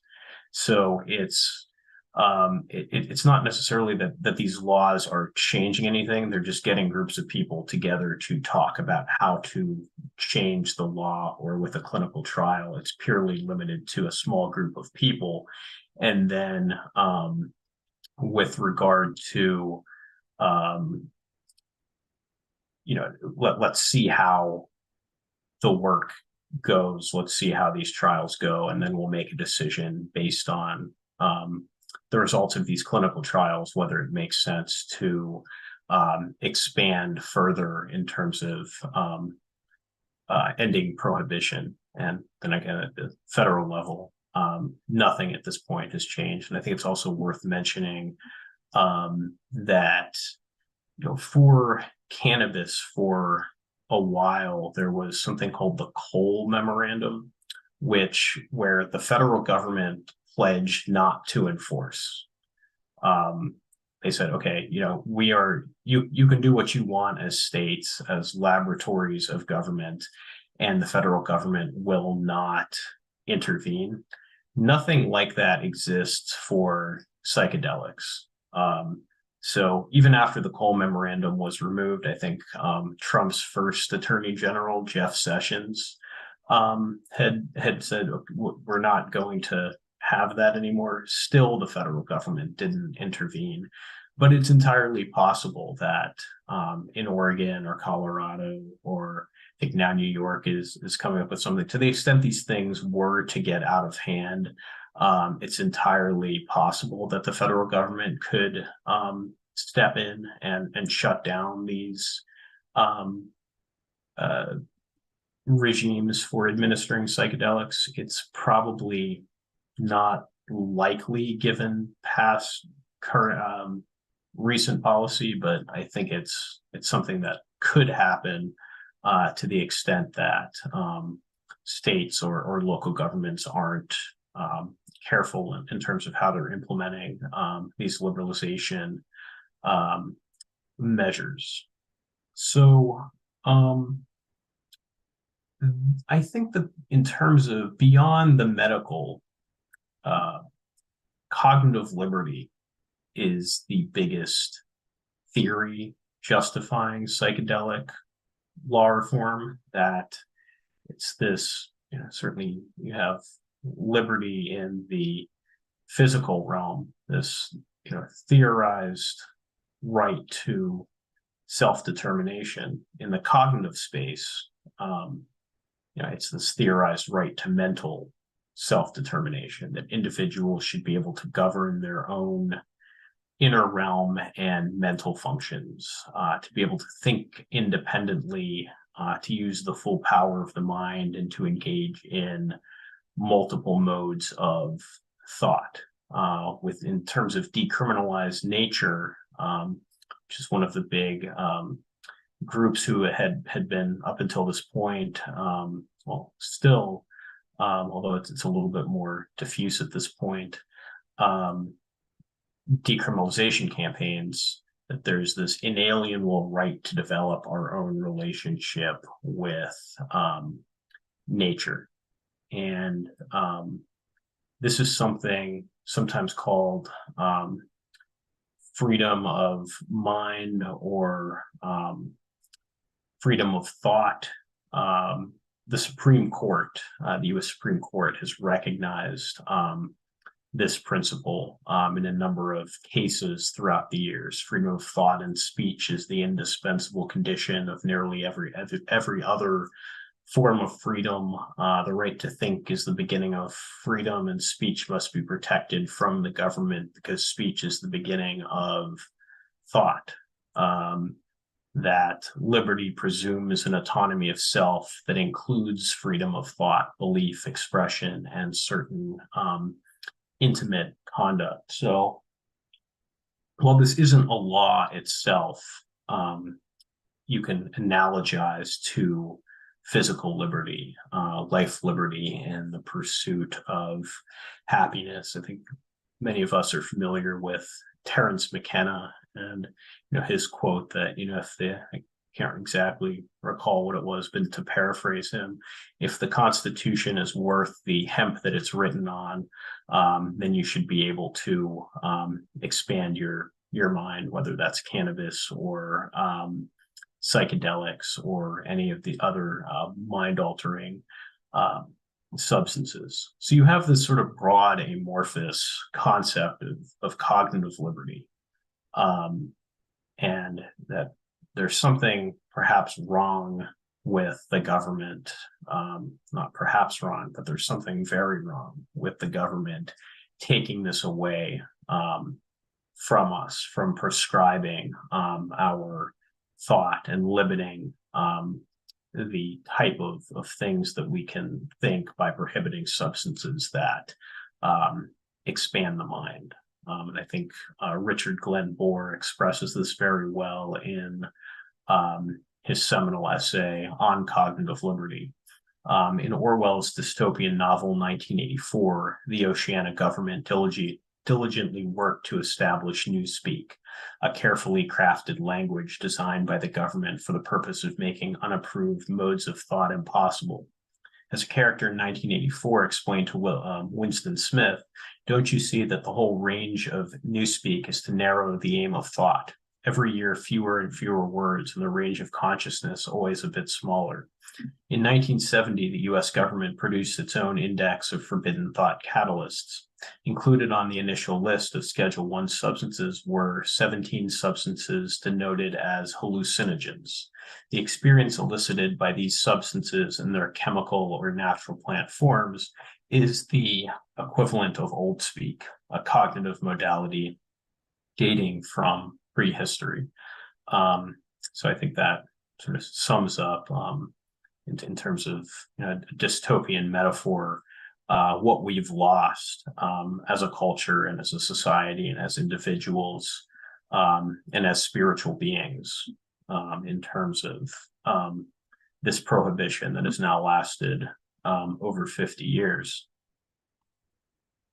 Okay, so my idea here is, yes, there are these sort of exceptions, and they may be religious exceptions or medical exceptions, but I think it's a poor outcome if one has to appeal to the government and to have these narrow exemptions when it would be much better to be able to have the ability to use these to free our mind. I mean, subject to, of course, safety regulations and things that we don't want it to get out of hand in the same way that things got out of hand in the 1960s, or at least that it seemed to be getting that way enough for the government to step in and shut everything down. So perhaps there would be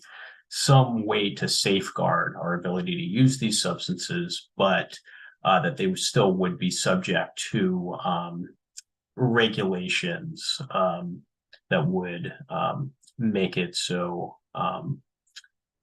there wouldn't be the same set of circumstances that led to the complete prohibition the last time.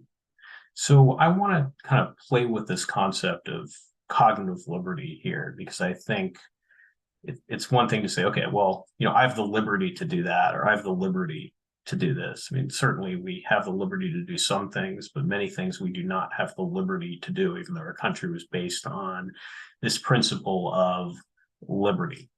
And in the physical context, you can't just say, okay, well, the law is liberty. No, there are various doctrines, there are various laws within liberty. Whereas cognitive liberty, it's a whole lot of, let's just appeal to this broad concept of cognitive liberty. And I want to fine tune that and narrow it and make it so maybe we actually have a doctrine, a legal doctrine that we can play with here that would get us to a result where psychedelics could be decriminalized or legalized in some fashion, but perhaps there could still be safeguards. Okay, so you have this concept of a right to travel in the physical realm. I'm not sure who is familiar with the right to travel in the legal sphere. I mean, the right to travel is fundamental. People know of, you know, if you're a lawyer, you're a legal academic, a law student, you know of the right to travel. It's a major law. So it's this personal liberty consisting in the power of movement, of changing situation, of removing one's person to whatever place one's inclination may direct without restraint or imprisonment. As the Supreme Court puts it, all citizens are free to travel throughout the length of our land, uninhibited by statutes, rules, or regulations which unreasonably burden or restrict this movement. So under the right to travel, some restrictions are okay. You're allowed to drive, but in order to drive, you need a driver's license. But the government can't turn around and say, you can't drive a car or you can't go over this border. So there is this right to travel across states. There's also this right to travel between states.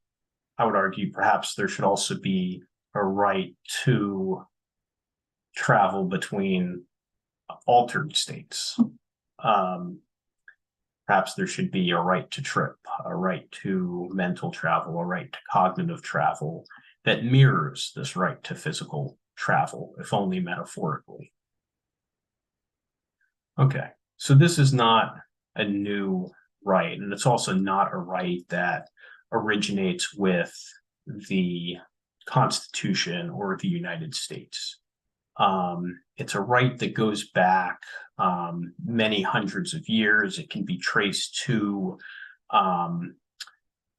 England in the year 1212, where the Magna Carta, which was signed by, I can't remember the king, I think it was Louis the something, granted travel rights, assuring merchants are safe and secure in traveling to and from England. So it precedes the US. It's inherent both in citizenship and in the nature of the founding principles of our union.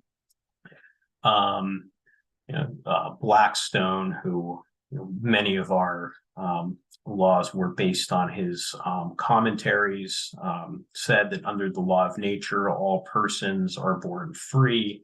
Everyone comes into the world with a right to their own person, which includes the liberty of moving and using their body at their own will. This is called a personal liberty. Free ingress and regress to and from any other states. So perhaps this could also include altered states, as I mentioned, although that's clearly some wordplay. Okay. So here you have the Supreme Court discussing the right to travel at length across decisions ranging from currently to 100 or a couple hundred years ago, so rooted in the traditions and conscience of our people as to be ranked as fundamental. Part of the liberty of which the citizen cannot be deprived without due process of law. All citizens are free to travel throughout the land, constitutionally protected right, any infringement of it being unconstitutional, so elementary. a right to travel from one state to the next. Okay. So here's what I sort of thinking about, and I'd love to get people's reactions. So I'd mentioned that the word hallucination means to wander in the mind. And I mean, this is all sort of, fuzzy, because a lot of times when you have, legal doctrines, they're not relying on, like if you might hear, okay, well, how do psychedelics work? Well, they bind to certain receptors in the brain. They shut down the default mode network. Often legal doctrines are more based on what could be called folk psychology, that, behavior is explained subjectively in terms of the desires, the beliefs, and the intentions of the subject. So I would argue, I mean, given the ubiquity to which, and I don't care what's actually true, I just care about the subjective description, that, if you hear, I mean, certainly the word trip, implies that there is some sort of movement. You hear, where'd you go? Far out. Everything in terms of the psychedelic experience is conceptualized. Whether you're going anywhere or not is irrelevant. Could all just be a metaphor, but a useful fiction, a legal fiction. That this travel metaphor is ubiquitous in comprehending the far out psychedelic trip. Okay. So take Aldous Huxley, for example, and certainly famous psychedelic philosopher, known for works such as The Doors of Perception and Brave New World, although that's, I guess, less relevant here. He believed that the mind of the tripper can best be understood as this expansive universe, as inner space itself, an open-ended construct resembling external space. James Fadiman, the Psychedelic Explorer's Guide, makes reference to psychedelic journeys and voyages, noting that voyagers will usually experience realms beyond their personal egos. To become more aware is your birthright, according to Fadiman. Denying anyone access to any facet of reality in the name of religion, science, medicine, or law serves neither the individual nor society. Charles Hayes' psychedelic states anticipate the dying process, which can be an inward journey to explore celestial, paradisal, I'm saying that right, and infernal realms, or a space in the human psyche for God to enter. That it could be relevant in the context of Judaism. So, I mean, it's not just psychedelic philosophers. I mean, there's an article that I read recently, and Condé Nast, Traveler, Why Travel? The classic example is that it broadens the mind. Why take psychedelic drugs? Well, the same. They don't call it a trip for nothing. The word psychedelic comes from mind expanding or mind manifesting. Article being titled, Are Psychedelics the Future of Travel? William James, one conclusion was forced upon my mind at that time, and my impression of its truth has ever since remained unshaken. It is that our normal waking consciousness, rational consciousness, is but one type of consciousness. There lies potential forms entirely different, and we may go through life without suspecting their existence, but apply the requisite stimulus, and at a touch, they are all there in their completeness. Definite types of mentality, which probably somewhere have their field of application and adaptation. No account of our universe in total can be final, which leaves these other forms of consciousness disregarded.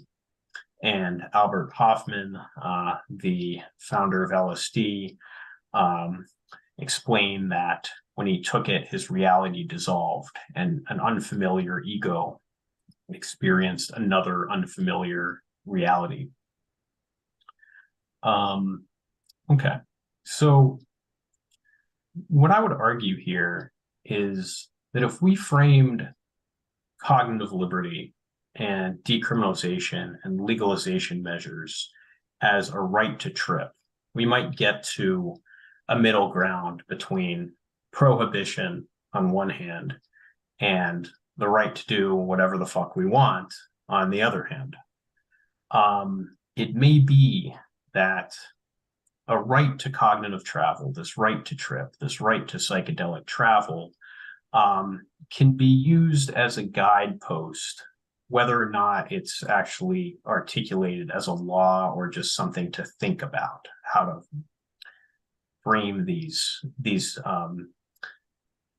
liberalization matters. So with physical liberty, I mean, you can have restrictions on the right to travel. You might need a passport. You might need a driver's license. You might need a 30-day waiting window to get these things. But you can't completely ban a person from having them. And I don't think that these substances are, you should just be able to do whatever you want. I think a lot of these substances have fairly safe physical profiles, but I think that they can be very damaging psychologically, particularly if somebody isn't ready, or if, for example, a minor gets their hands on a psychedelic. I certainly wouldn't want my 6-year-old son to have access to these intentionally or accidentally. I think this actually serves as a potential limiting mechanism.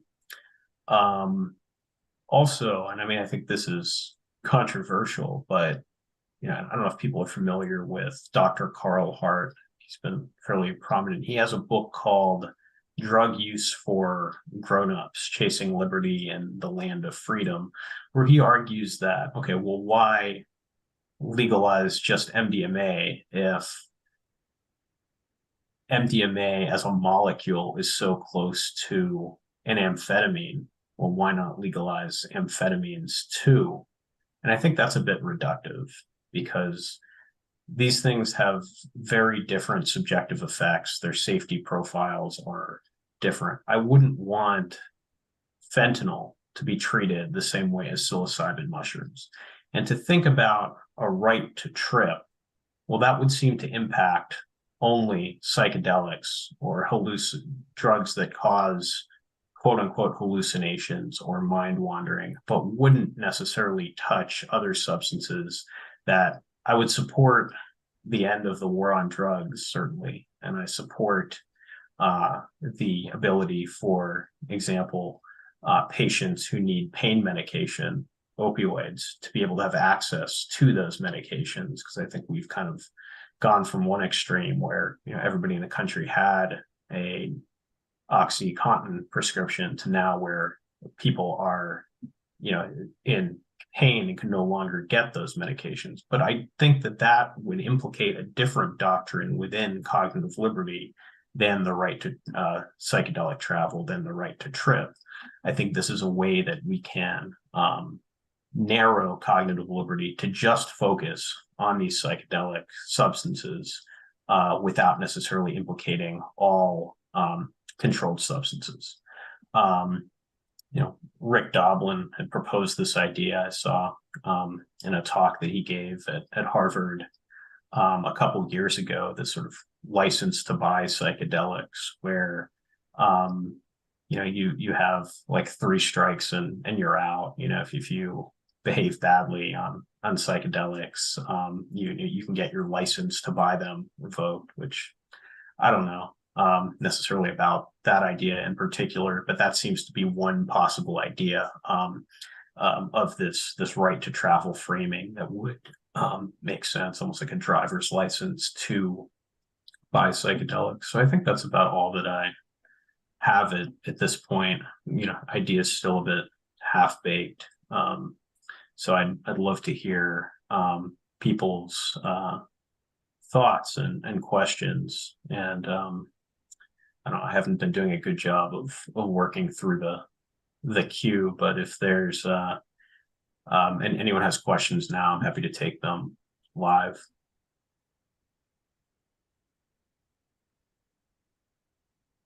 Yeah, I just have kind of a comment to make. Um, I really liked everything you had to say. Um, the whole right to travel thing is interesting to me. I've seen a lot of videos on YouTube and stuff, as I'm sure, everyone has. And the argument that I get is people want to be able to drive or move freely throughout the country without a license and without insurance, and not be restricted in that movement. So I think it's really smart. It's just like the idea of it. I appreciate um, that. Yeah, I mean, ideally, I guess it would be nice to be able to move across the country without having to buy insurance, without having a driver's license.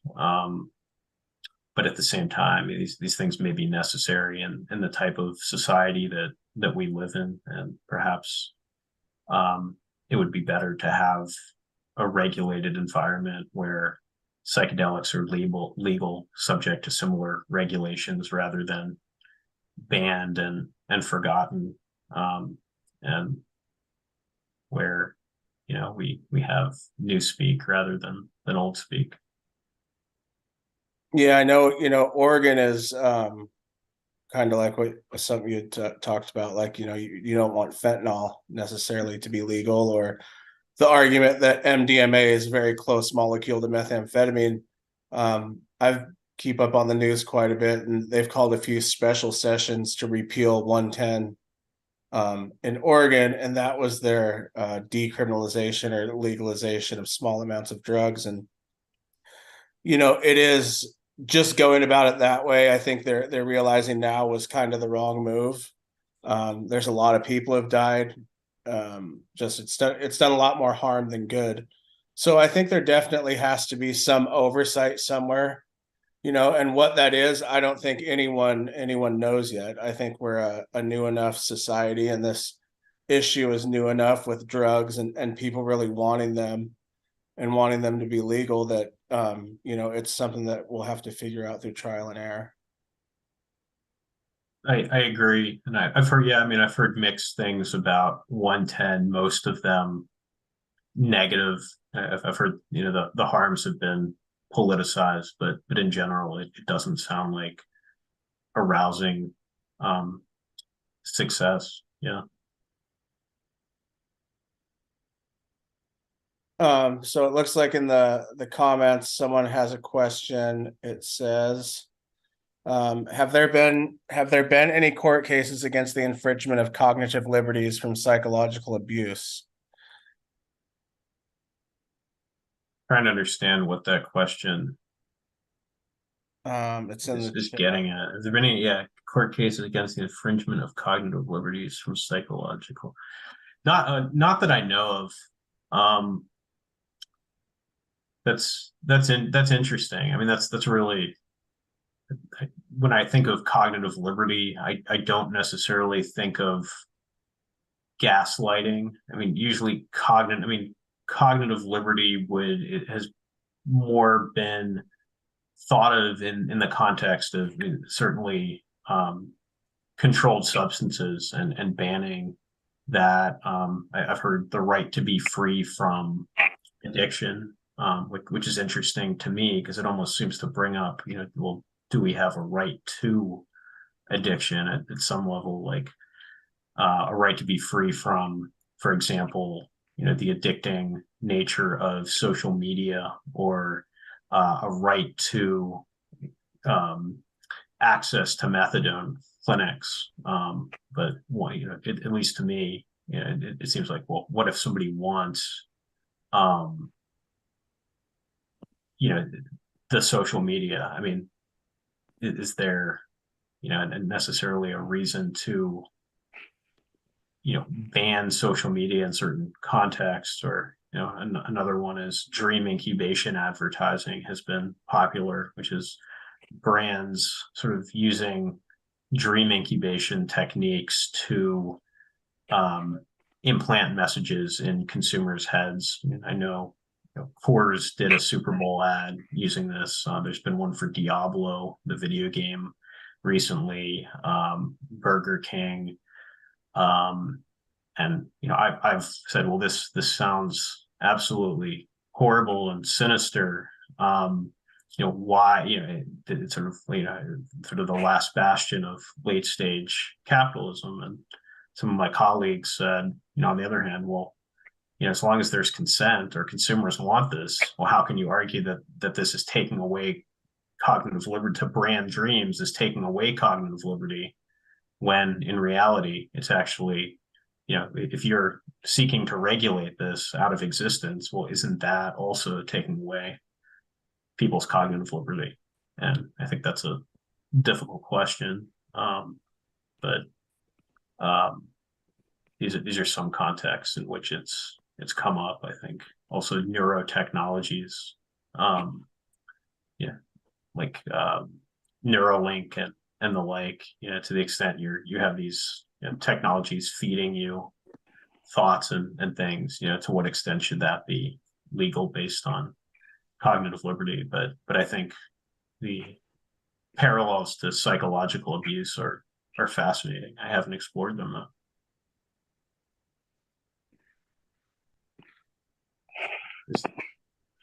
Another question I'm reading in the chat: is there any evidence of the use of natural psychedelics in Jewish antiquity? And then a link to an article on Amazon, DMT and the soul. Yeah, I know Rick Strassman sort of post spirit molecule work has really integrated Judaism into his philosophy and his DMT studies, and to great extent. I haven't personally read any of his other books beyond the spirit molecule, but I'd love to. DMT scares the heck out of me. I don't want to turn into Joe Rogan, said one participant.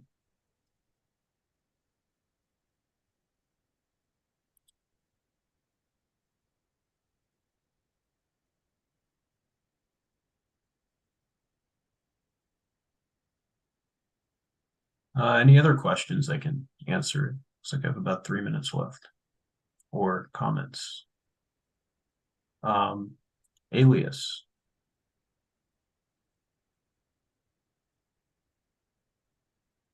The Woodstock bad acid. What was bad about it? I don't know. I wish I was there. Born too late. Yeah, I don't know if I've ever heard anything about that. A bad batch of acid at Woodstock.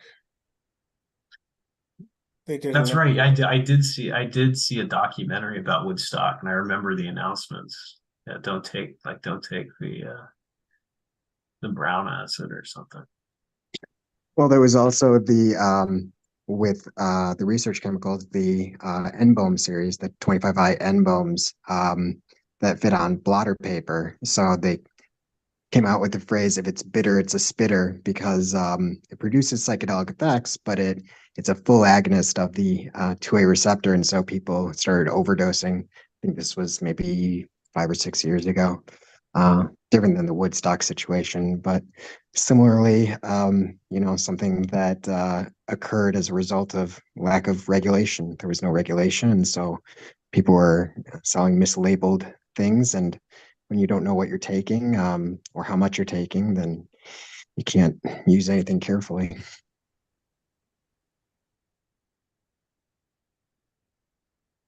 Well, thanks so much, everybody. Appreciate you sitting through an academic legal presentation that had very little, if anything, to do with Judaism. No, thank you very much. It was very informative and appreciate it a lot. It was great. Take care. All right, thanks. Okay, guys, so it's 7:59, almost 8, and our next moderator we're going to have is David Benzion. I hope I said that right and didn't butcher your You name. did, David Benzion. Hi, everyone. Thanks Hey, for how you doing? joining. My name's David Benzion.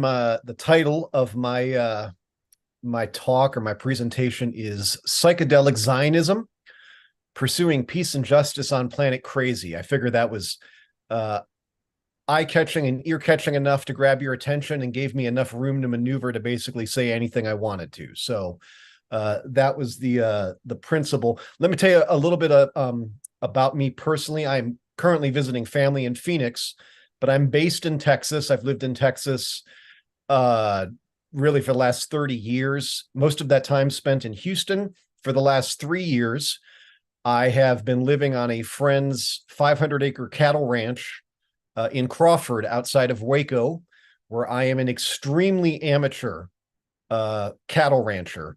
You would not want to rely on me to keep your cattle alive, but I engage in a wide variety of rural retro activities out on a cattle ranch, and I continue my career that's been really sort of the common theme is public opinion, whether that's understanding public opinion or shaping public opinion. So I've been a political consultant and a public opinion researcher. I've worked in talk radio and as a lobbyist and as a strategist. And for much of that time, I was working in Republican politics. It was Texas. I was conservative. My current politics don't really map particularly well on the modern left-right spectrum. Probably the hint I'll give you is that on my dating profiles, I refer to myself as a redneck hippie. So there's sort of a dialectical process that goes on between some of my more traditional impulses and my progressive values. So that's where I'm coming from, and I'm the founder of a boutique strategic public affairs firm called Right Mind Public Affairs that is focused specifically on advocating for plant medicine and for therapeutic psychedelics and garnering support for that movement among conservatives, whether that's politically, culturally, or religious conservatives. It's a community that I understand. It's a community in many respects that I'm a part of. And so I've taken on that particular niche in the movement in terms of trying to move the needle in terms of public support outside of blue states alone and outside of states where there's an initiative and referendum process. When you're dealing with red states, it's going to have to be legislation that goes through the legislature and not to something that citizens can write up and vote on. So that's the work that I'm doing. In terms of my Jewish journey, I was born and raised in Milwaukee, Wisconsin. Raised in a reform household, a very active reform household. I was active at synagogue. I was active in youth group. And that, of course, meant that I did sort of the summer trips to Israel with a bunch of other North American Jews and all the stuff that goes on with that. If you did that yourself, I won't confess to anything now, but I had plenty of fun. And, I sort of imbibed reform Jewish labor Zionism, I guess you would call it. While I was there and in college, I did have the interesting experience of meeting Orthodox Jews for the first time, particularly modern Orthodox Jews, Americans that had made Aliyah. And so I spent some time living with them, studying with them. This was on a West Bank settlement. The settlement was named Eli, which was right in the middle of Samaria. And while I became more traditional in my practice, I never became genuinely Orthodox. It was something that I tried on, taking on greater practice. And I never became a fundamentalist or a fanatic in any sense, but I definitely deepened my appreciation for, we'll call it the religious Zionist perspective on the whole enterprise of Zionism and what was happening in the territories. And I think that I generally kind of kept that outlook for most of my time back here in the United States. The one other thing that I would add is my family, my father's from Iran, and so I'm a Persian Jew. And I grew up in a largely, though, in Milwaukee, in a Ashkenazi community.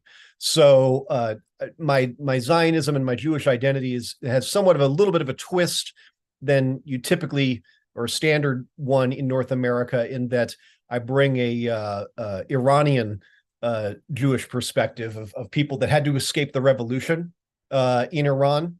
I did not personally experience that, and neither did my father, but his family did. I've got many family members that were trapped and had to get out of Khomeini's Iran. So, but I also grew up surrounded by Ashkenazi Jews and was witnessed and sort of imbibed almost vicariously and through osmosis their Holocaust experience and their Holocaust trauma, which of course exists for all Jews everywhere, even if you weren't directly impacted. In terms of my psychedelic journey, I messed around with mushrooms in college, had a great time. That was all recreational.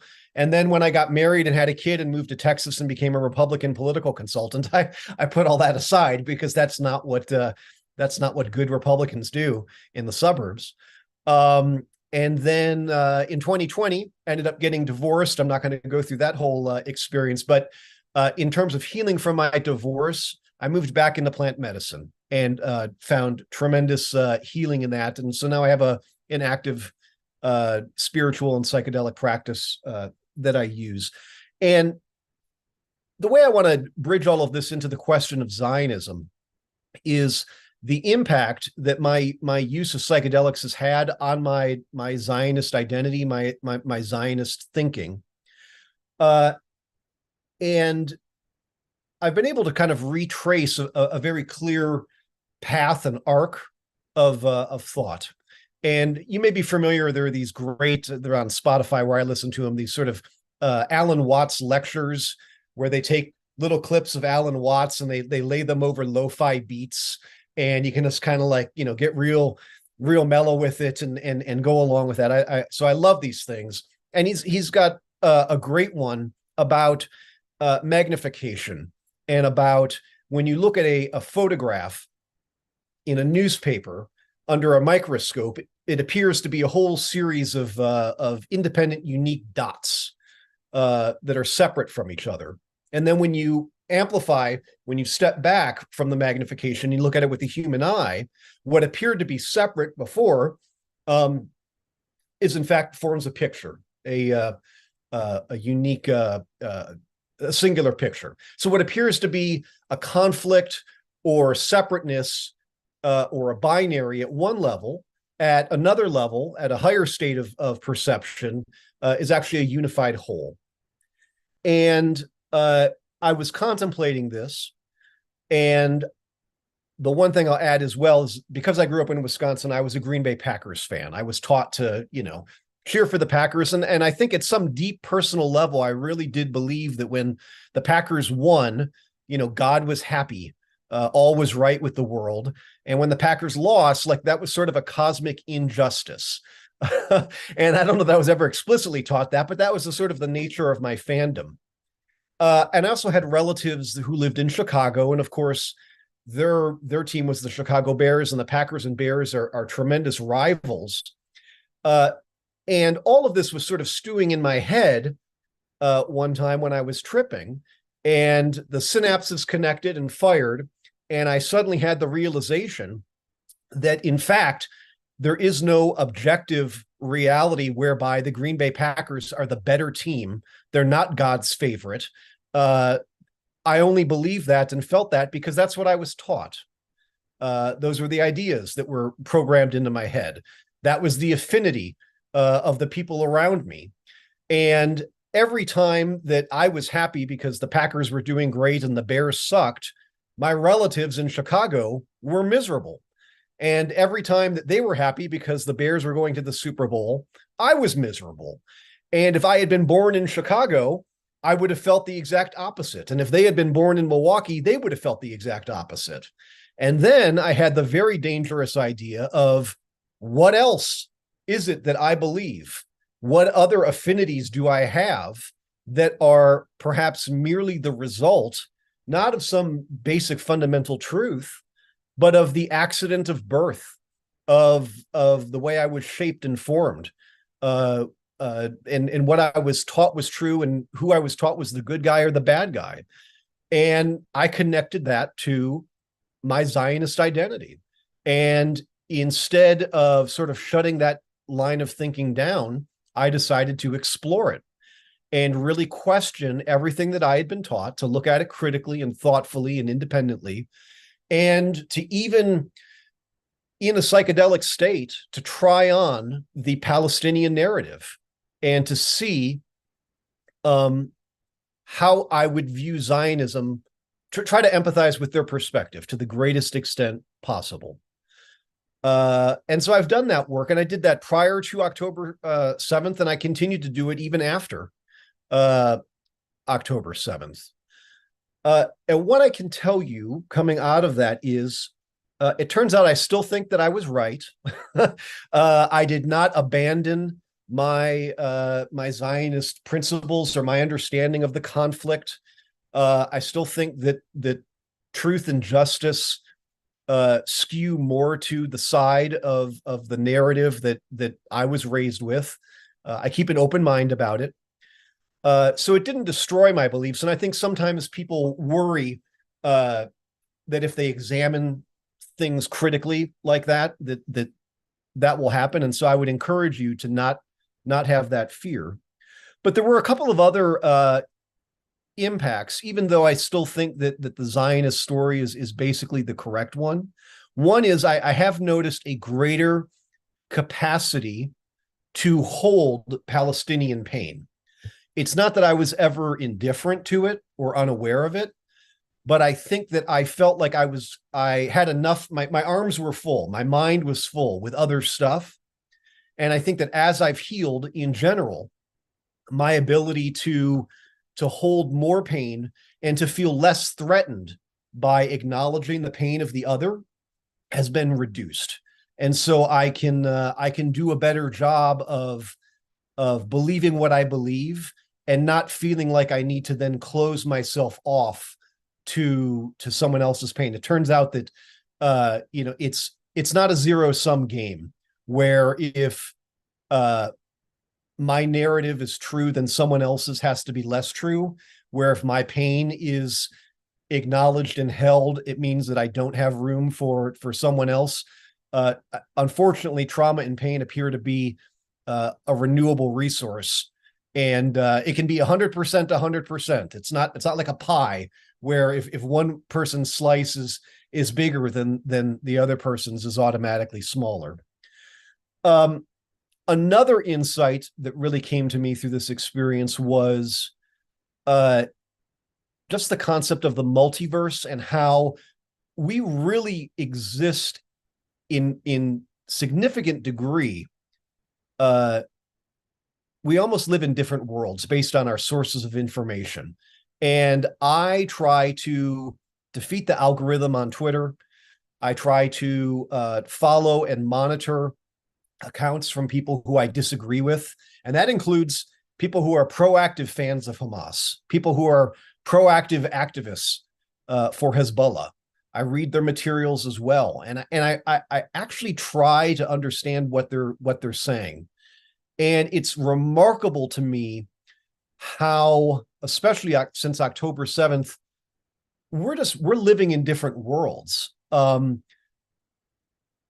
Our sources of information, the way we process that information, it's almost not even a disagreement, because a disagreement implies that there's one set of facts and different people are interpreting that set of facts differently, or maybe coming to a different conclusion about them. I wish that's what was happening. I see things online and it's like, it's just got no basis in reality from what I can tell. And obviously it makes me wonder, like, am I the one that's out of touch?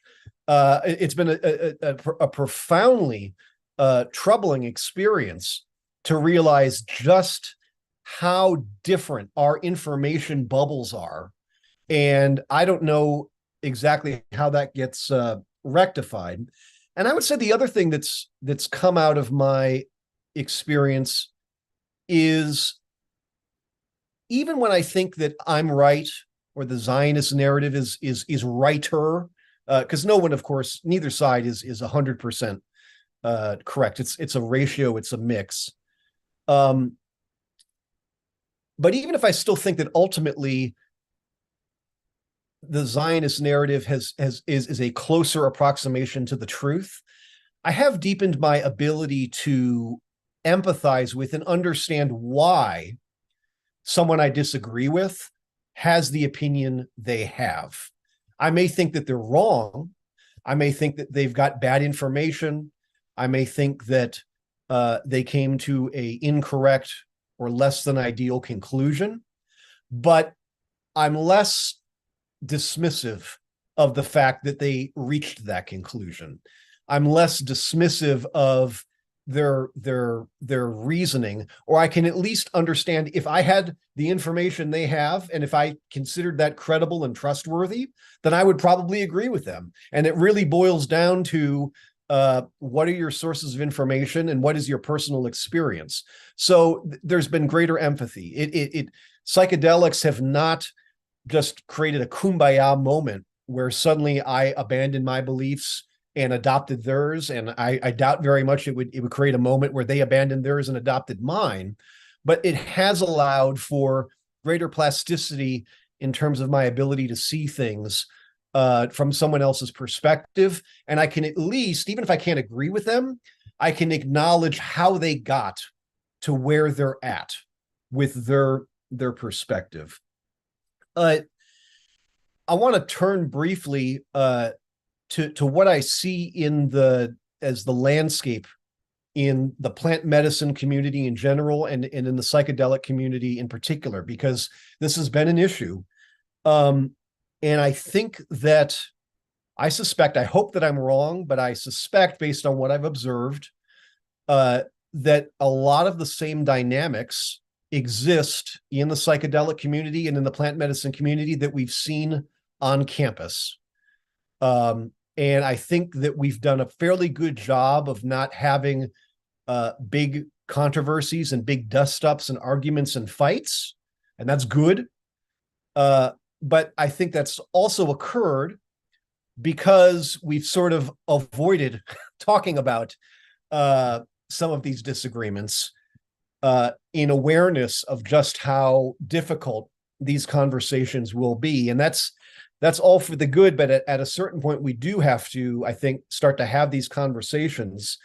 I thought that the statement that MAPS put out was a very good one.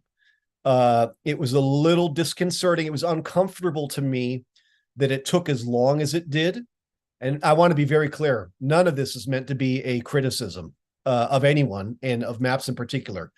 They have an institutional role to play in leading the movement. They have a variety of stakeholders, and it's a complex issue. So I think that they navigated really very difficult waters admirably well. But I did definitely have to sit in discomfort, waiting for them and waiting for other elements in the psychedelic community to either say something or not say something. I think this was brought into particularly stark relief given the massacre at the Nova Festival, where the psychedelic community, if we want to use that word, was directly affected. It's very difficult for me to imagine that if 300 some psychedelic festival goers were murdered at Coachella in a attack, I don't think that the movement would be as quiet as it has been. That's just a fact. And I understand why. And I'm willing to hold space for that and allow my Jewish parochialism, as it were, to step back a little bit. But I've said this to others, I'll say it here, I'll be paying attention. God forbid, if there's some other atrocity or there's some other thing that institutions or parts of the movement feel the need to speak out on and issue a specific statement, I'll go back and look and see, did they speak up when their psychedelic allies in Israel were massacred.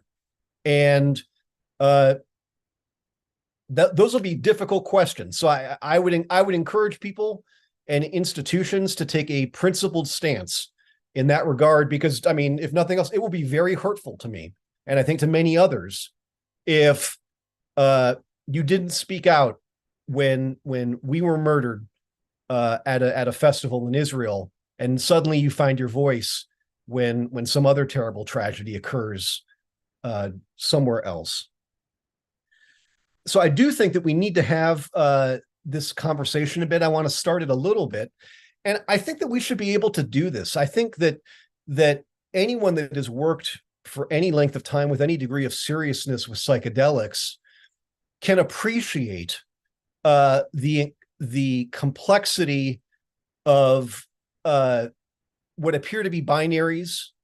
It's not that they're not binaries, it's just that they have an additional complex element to them. And I also think that we should be able to hold space for the idea that there can be more than one narrative that's valid at the same time. And so I want to just explore that a little bit and talk about my psychedelic Zionism. And I'm going to cut and paste some text into the chat here, although I've never done this before and it's now saying that it's too long. So I'm going to try this again. And I want to put forward a very I've tried to boil down my Zionism to its core elements, to try to find common ground, to try to say, can we at least all agree on this? And so here's my definition of Zionism. Zionism is the recognition that the Jewish people are a people, that we are indigenous to the land of Israel, and that we deserve to exercise some form of collective sovereignty within some part of our historic homeland, and that we have equal rights and powers that are common to every nation in doing that. That's it. That's all that I'm claiming. And I want to really emphasize that affirming this vision of Zionism, I'm going to try to paste that.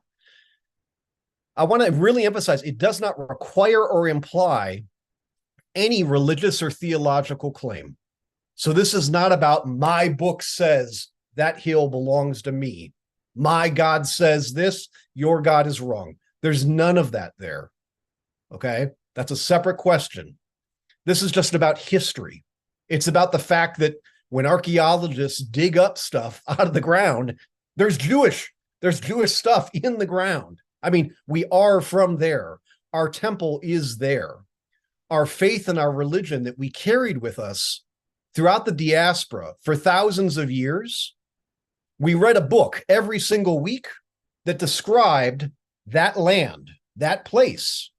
There are elements of our religion, of our faith, that can only be performed in that place. There are commandments that don't apply anywhere else except in the land of Israel. We never fully left. We always sought to return. The connection is unbroken. So you can view it simply as history, simply as a sociological history. This is where, and of course, genetics, and there's all sorts of angles you can come at this. Okay. This is the place that we're from. It's just that simple.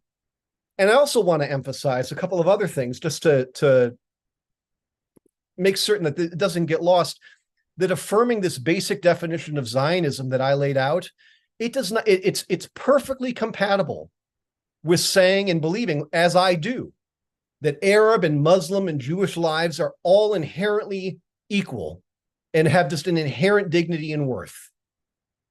Okay.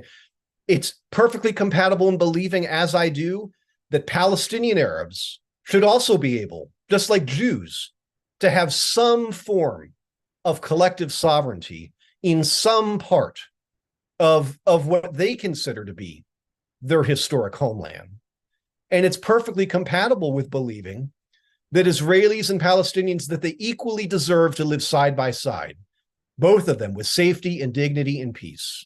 So I can imagine that this video, I can imagine ways that it can be sliced and diced and taken out of context.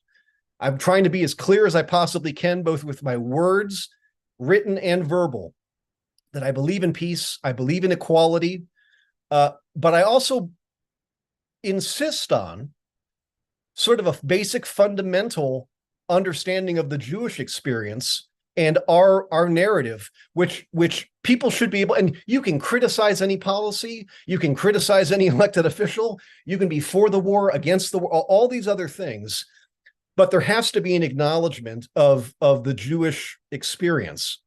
And to be perfectly frank, there are elements in the psychedelic and plant medicine community that disagree with what I've stated as the core basis of Zionism. They reject that notion. And in so doing, without mincing words, they're bigoted. It's anti-Semitic. If you can't acknowledge that the Jews are from this place and have some right that justice requires that they be allowed, just like every other nation, like the Greeks can be in Greece and the Italians in Italy and, you know, the Mexicans in Mexico and all of these things. When you start talking about nation states and borders and boundaries, it all gets very messy. But if you can't, there's a world of difference between coming to that question saying, look, we need to figure out how to do this because some other people moved in the interim, and you need to do this in a way that's just and peaceful, and you made a mistake here. All of that's perfectly valid to have that critique. But there's a world of difference between doing that when you acknowledge Jewish indigenousness to this land versus this utterly bullshit settler colonial narrative that's being thrown out there, which is wrong, which basically asserts and is premised on the idea that Jews are the one group of people on earth who are not allowed to have a homeland, who have to live a essentially subhuman existence as aliens and foreigners in everyone else's country. That's not negotiable to me. I don't consent to it for the same reason that I'm a feminist, for the same reason that I'm anti-racist, and for the same reason that I support Palestinian sovereignty, because everyone has basic human rights, even Jews, quote, even Jews.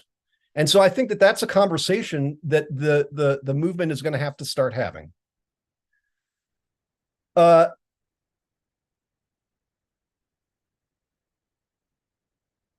Two more, frankly, painful issues that I see coming up. And I'm going to try to say this in nice ways, and I'm still working on myself, and I apologize if I get worked up. I'm working on it. There are a lot of progressive anti-Zionist Jews. I say this with love.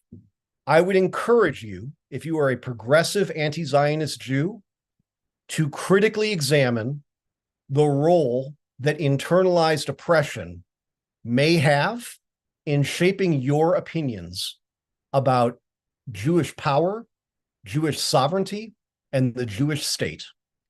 The fact is, we spent nearly 2,000 years in exile. We spent nearly 2,000 years disempowered and at the mercy of our oppressors. Sometimes the oppression was horrible.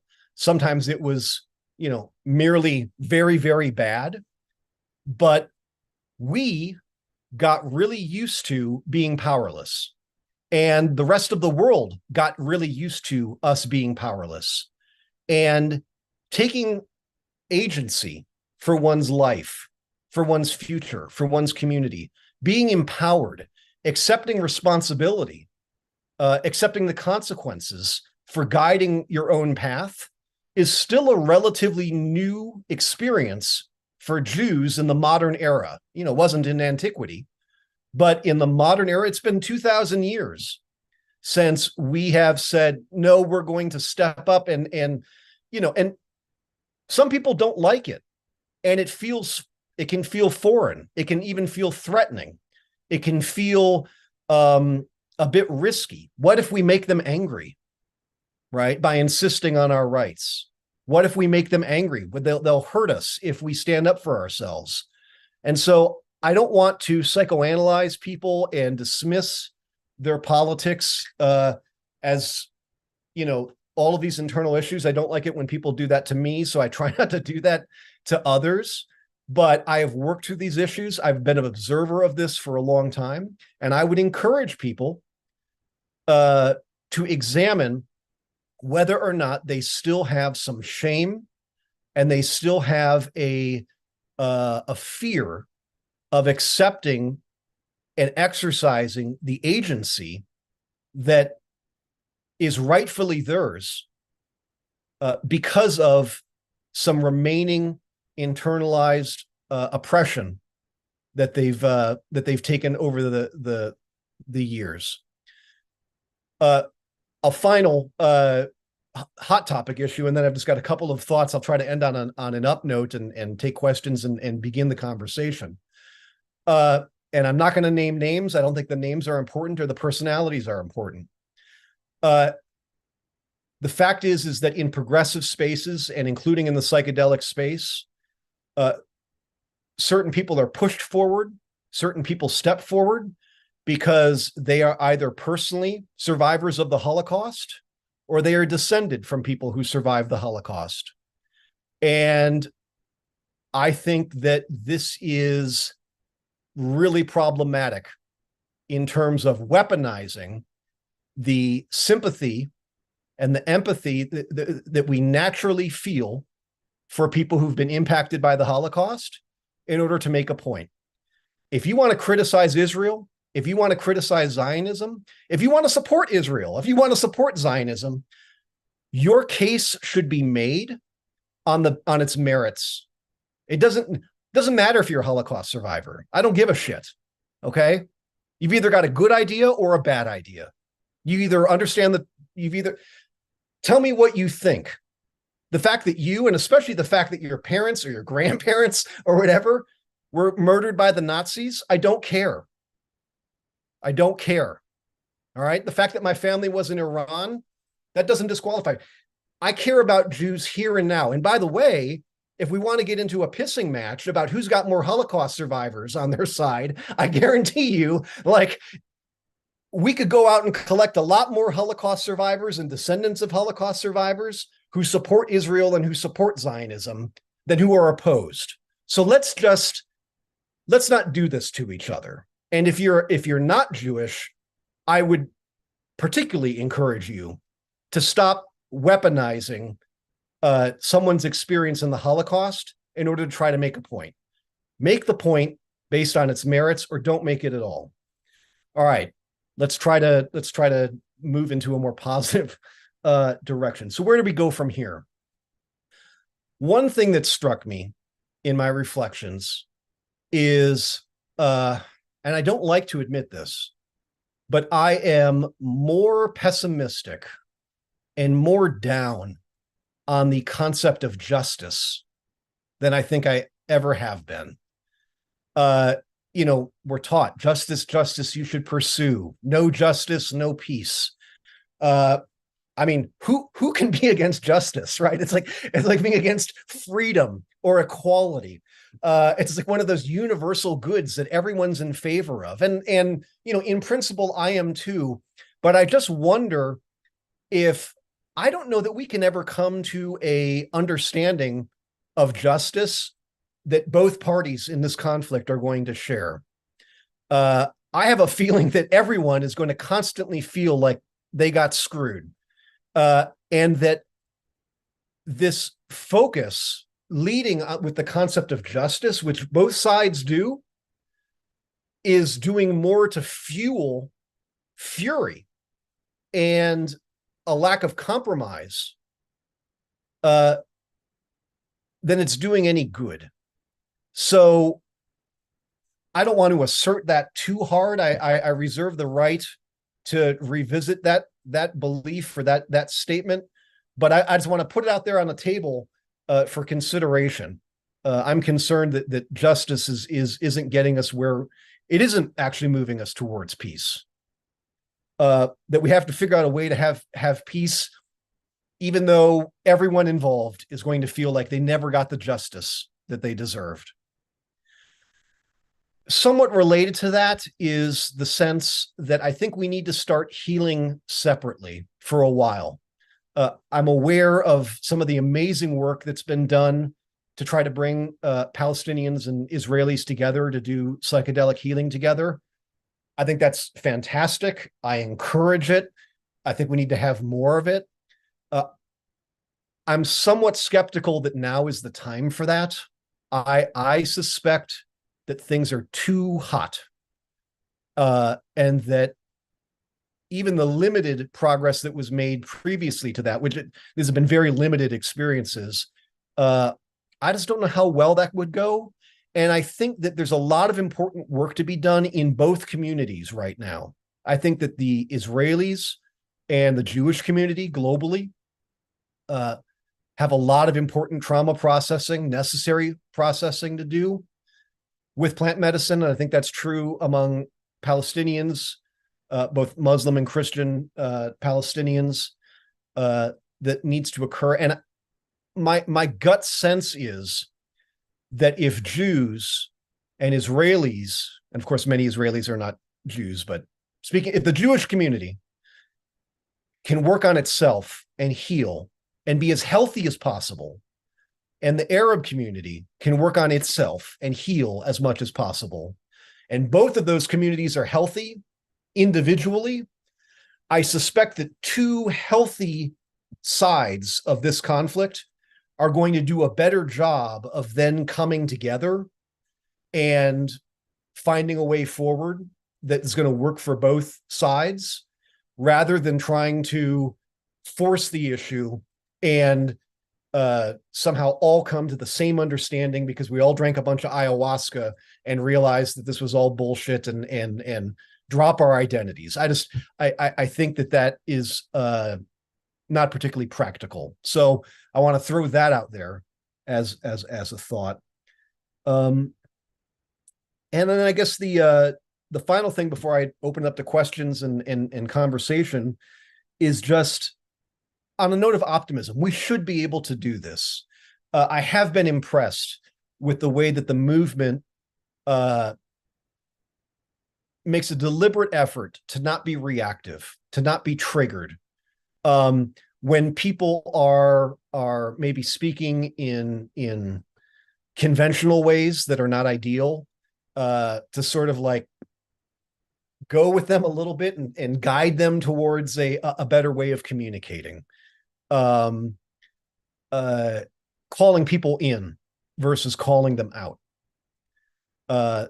It's been impressive to see other activists in the movement do this.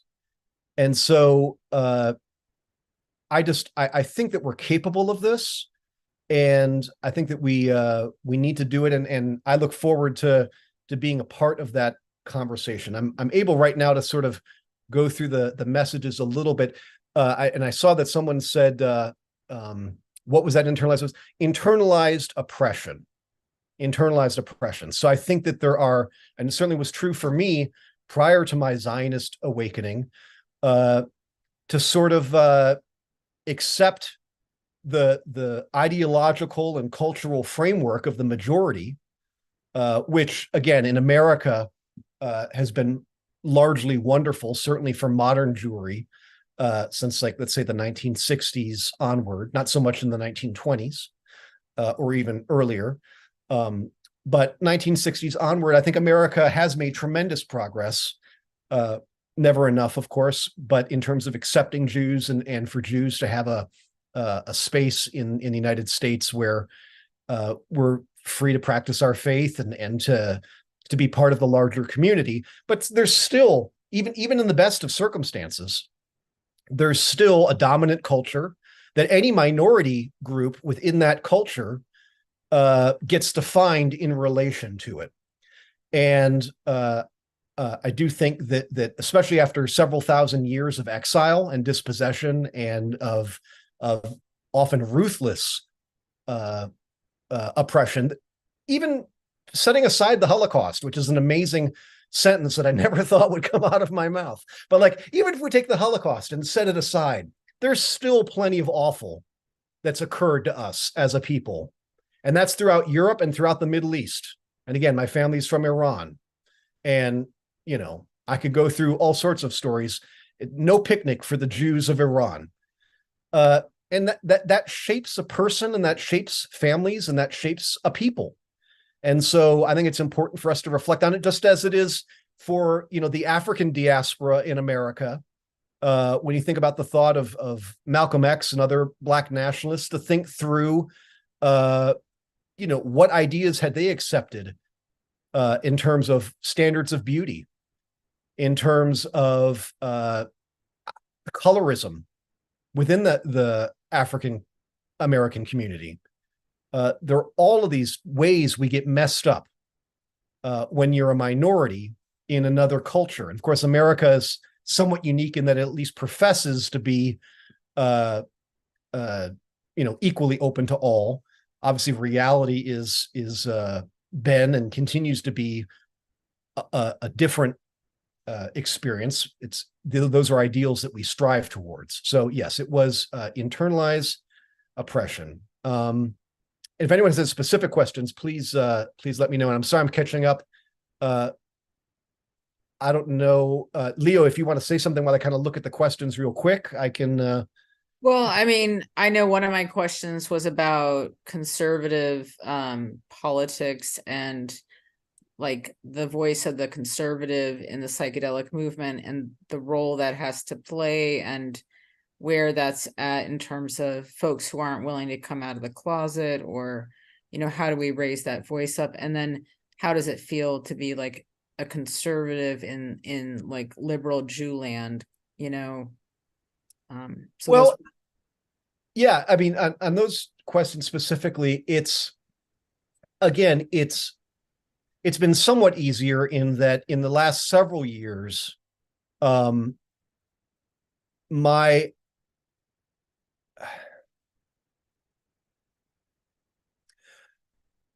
not a hard right conservative. The way I like to say it is I have progressive values and traditional beliefs. So I believe in peace and justice, even though my earlier comments, I'm kind of down on justice at the moment, but I believe in peace and justice and equality and freedom and love and acceptance and economic opportunity and individual dignity. All of those really nice hippie values and ideas. And to the extent I'm conservative, it has more to do with my understanding of human nature and my appreciation of how difficult social change is. And so I've studied and seen and experienced how quickly people can get excited about change, and, you know, people don't cooperate. Right? Normal people don't cooperate. And then the temptation is to like force them to cooperate. And that leads to a lot of injustice. I also think that there are, and actually it's been interesting in the movement, I've seen a similar appreciation. It's not called conservative, but in the indigenous communities, and even if you're not a member of an indigenous lineage, if you are appreciating indigenous communities, it's almost like a horseshoe theory where suddenly there's a respect for the elders, for traditional ways of knowing, for the accumulated wisdom of the ages that has been passed down from one generation to the next. You know, there's a way to talk about tradition that sounds very progressive.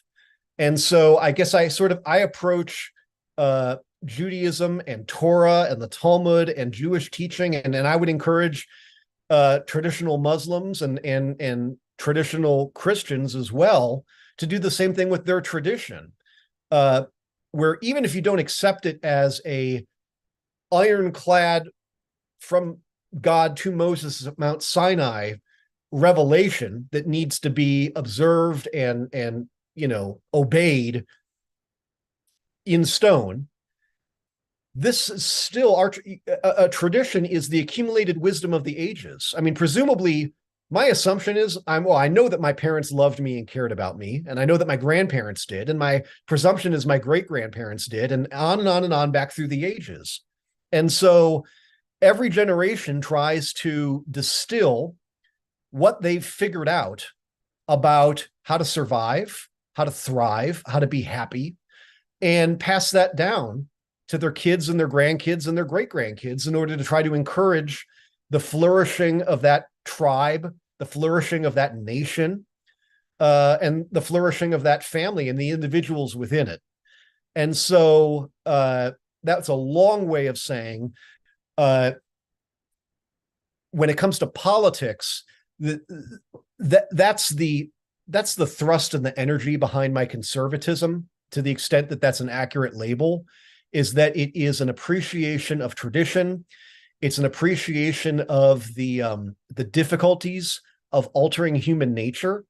And, plant medicine is tremendously valuable in allowing us, in my experience, to hit pause on the way that we normally perceive reality and to reach a higher state of consciousness, which of course is accessible with enough discipline and training through other means, through prayer, through meditation, through fasting, through dance.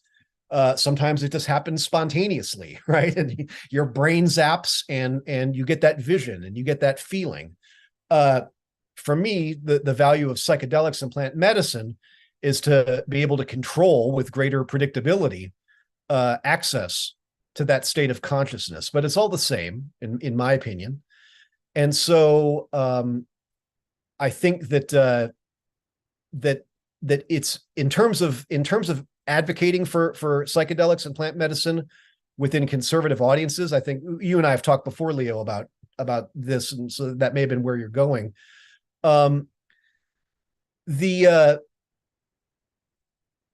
I guess my advice to the movement on that specifically would be that we need to speak with conservatives and Republicans about it in ways that make sense for their community. We need to demonstrate to them what's in it for them, right? And I think there are ways, truthful ways, honest ways, to explain, because they're not going to be on board if we're saying, "Hey, eat this mushroom and become a liberal, eat this mushroom and become a hippie." Right? That's not their way of life. That's not their faith. But for instance, I talk about how psychedelics can facilitate someone seeing the fingerprints of God. Okay. When you think about when you're tripping and you look at a tree or a river or a bird or the sunlight, and you sort of regain that almost Garden of Eden like level of appreciation, where the calluses of experience drop from your eyes, and you're just struck by the miracle of every moment of nature. That's a religious sentiment. That's a sentiment that is perfectly compatible with Christian faith, with traditional Jewish faith, with traditional Muslim faith, and obviously Eastern religions as well, and others. And so I try to emphasize the way that can facilitate that. I'm trying to look.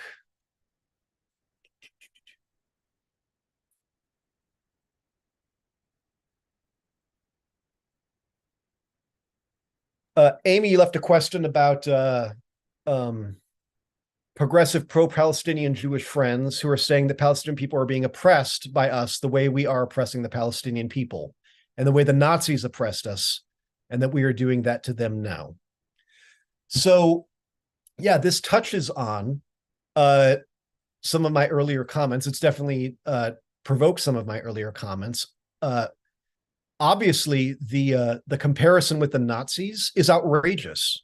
It's just fundamentally not true. And it's hurtful. It's hurtful to Jews. It's damaging to the Palestinian cause, because it shuts down Jewish ears and hearts and minds. It shuts down Israeli ears and hearts and minds.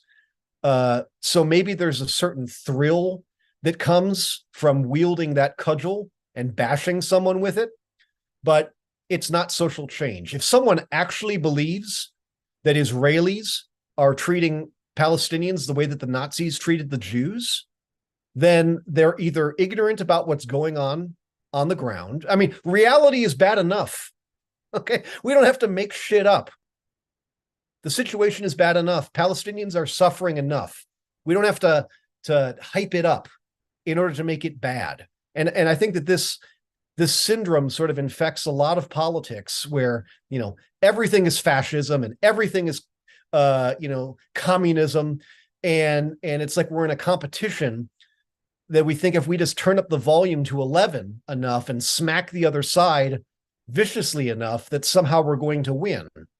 And, I'm of the opinion that that accuracy and sobriety in communication and reasonableness is actually much more persuasive, whether that is in persuading the other in a conflict, or, as important, persuading the observer. I mean, a lot of political communication is not about convincing the other side.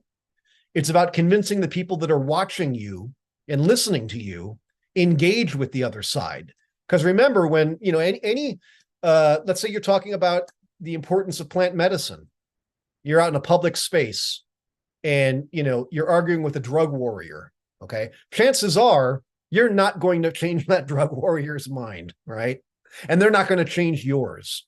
But there are people who are walking by, who are listening in on the conversation, and they're evaluating the arguments that both sides are making. They're evaluating their credibility.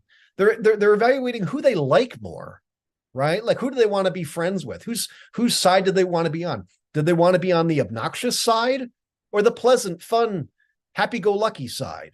Do they want to be on the side that is able to admit they don't know something, or is able to acknowledge a good point that the other side had, right? Or do they want to be on the side of the fanatics who are always right and the other?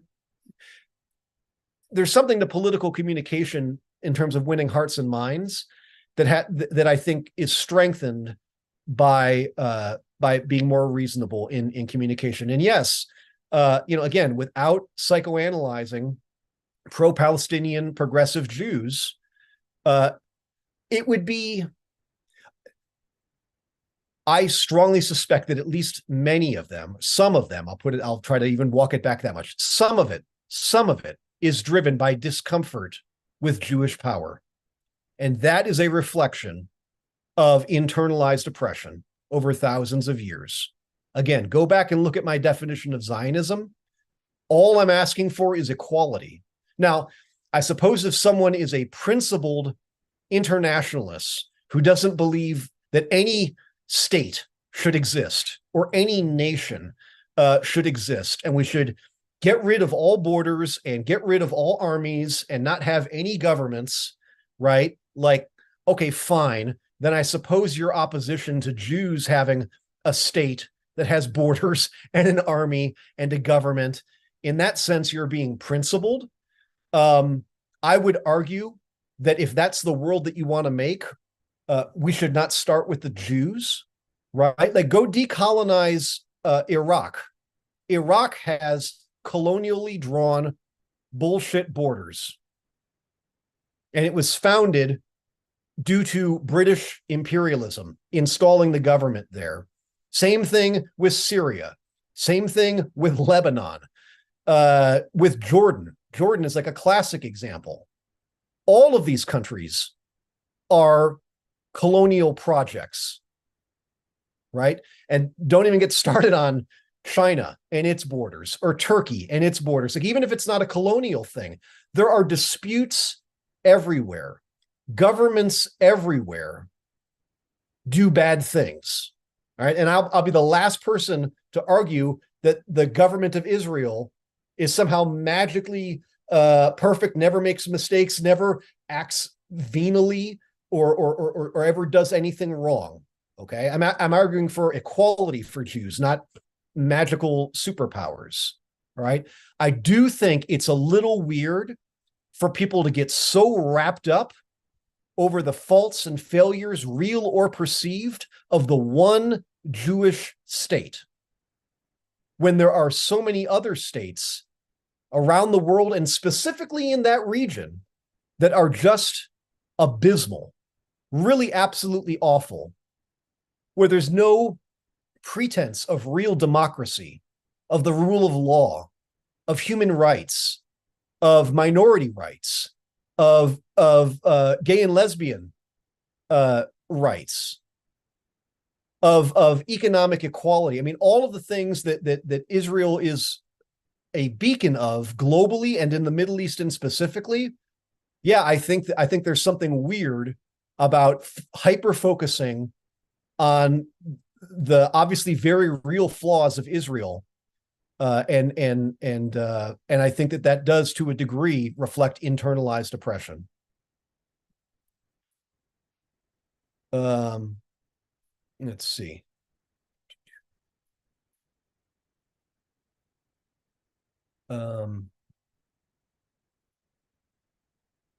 I've never done this before, so it's a little hard for me to talk and read at the same time. Okay, so David, very much appreciated your talk. This is from Dustin. As a political consultant, I was wondering if you had any psychedelic-inspired insights regarding how the Israeli government, IDF spokesman, etc., could be better messaging regarding the war. And then, yeah. Yeah, I'll work on that one. Psychedelically inspired. Well, I mean, obviously, I think I'm brilliant, and so I would encourage them to adopt everything that I've said. I think the closest I would get to that is, and I think the Jewish community is wrestling with this.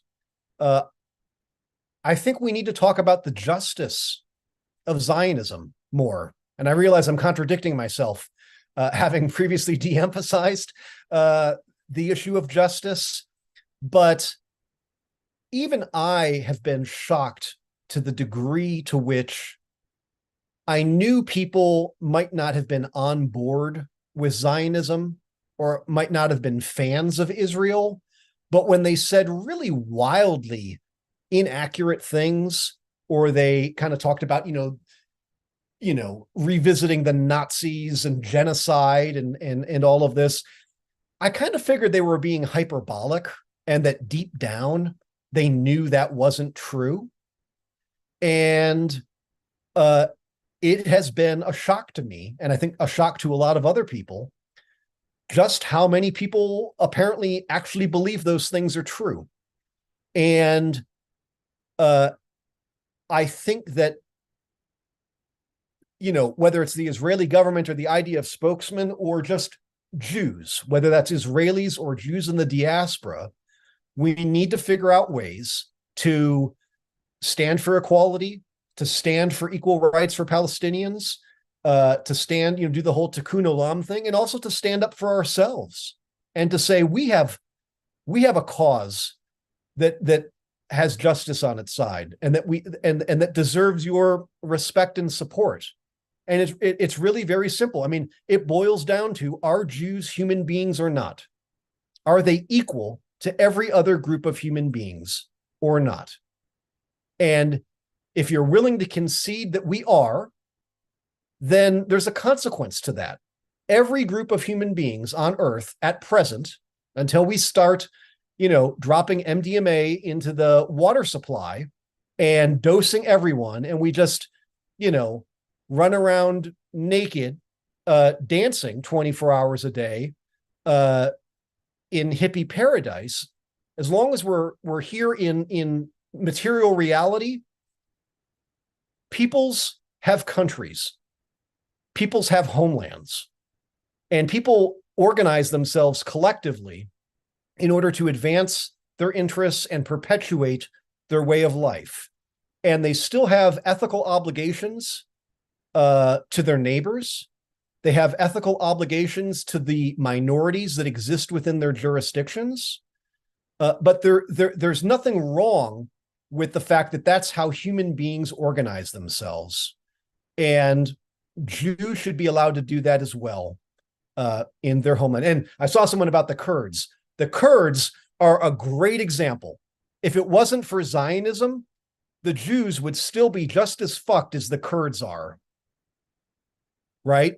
The Kurds have got a really strong case because they never have even been exiled and diasporaed around the world. They're still in their homeland with a unique language and a faith and a culture, and colonial powers have divvied up the homeland of the Kurdish people and assigned it to this government or that government for their own purposes, and they're denied freedom. There are all sorts of minorities in the Middle East, the Yazidis, the Copts in Egypt.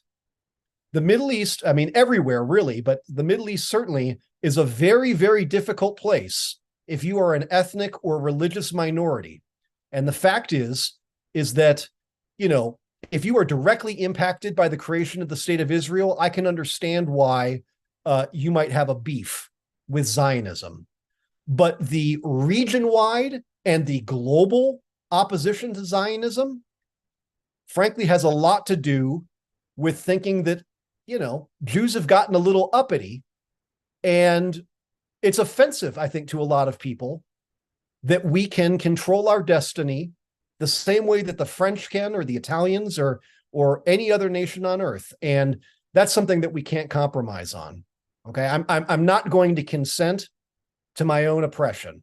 I'm going to insist on Jewish equality. And for me, that at its base level is what Zionism is. Looks like my time is up. I appreciate the opportunity. I think I've put my LinkedIn and my email in the chat. I'll do it again here at the very end. And you know, please reach out. And again, I appreciate everyone engaging, and I look forward to the other speakers as well. Thank you. Thank you, David, so much. I was very touched by your talk. Thank you so much. Really enjoyed that. And Noah is our next moderator, so I'm gonna pass the mic to Noah. Hello, everybody hear me? Good, we're good? Yep, we can hear you. All right, very good. Thank you, everybody. Good evening. Thanks, Leo, for inviting me to participate. And David, thank you for all of that. That was more than I expected. There's quite a lot there to revisit with you. And you actually triggered a bunch of thoughts. I hadn't really thought through too much what I was going to discuss.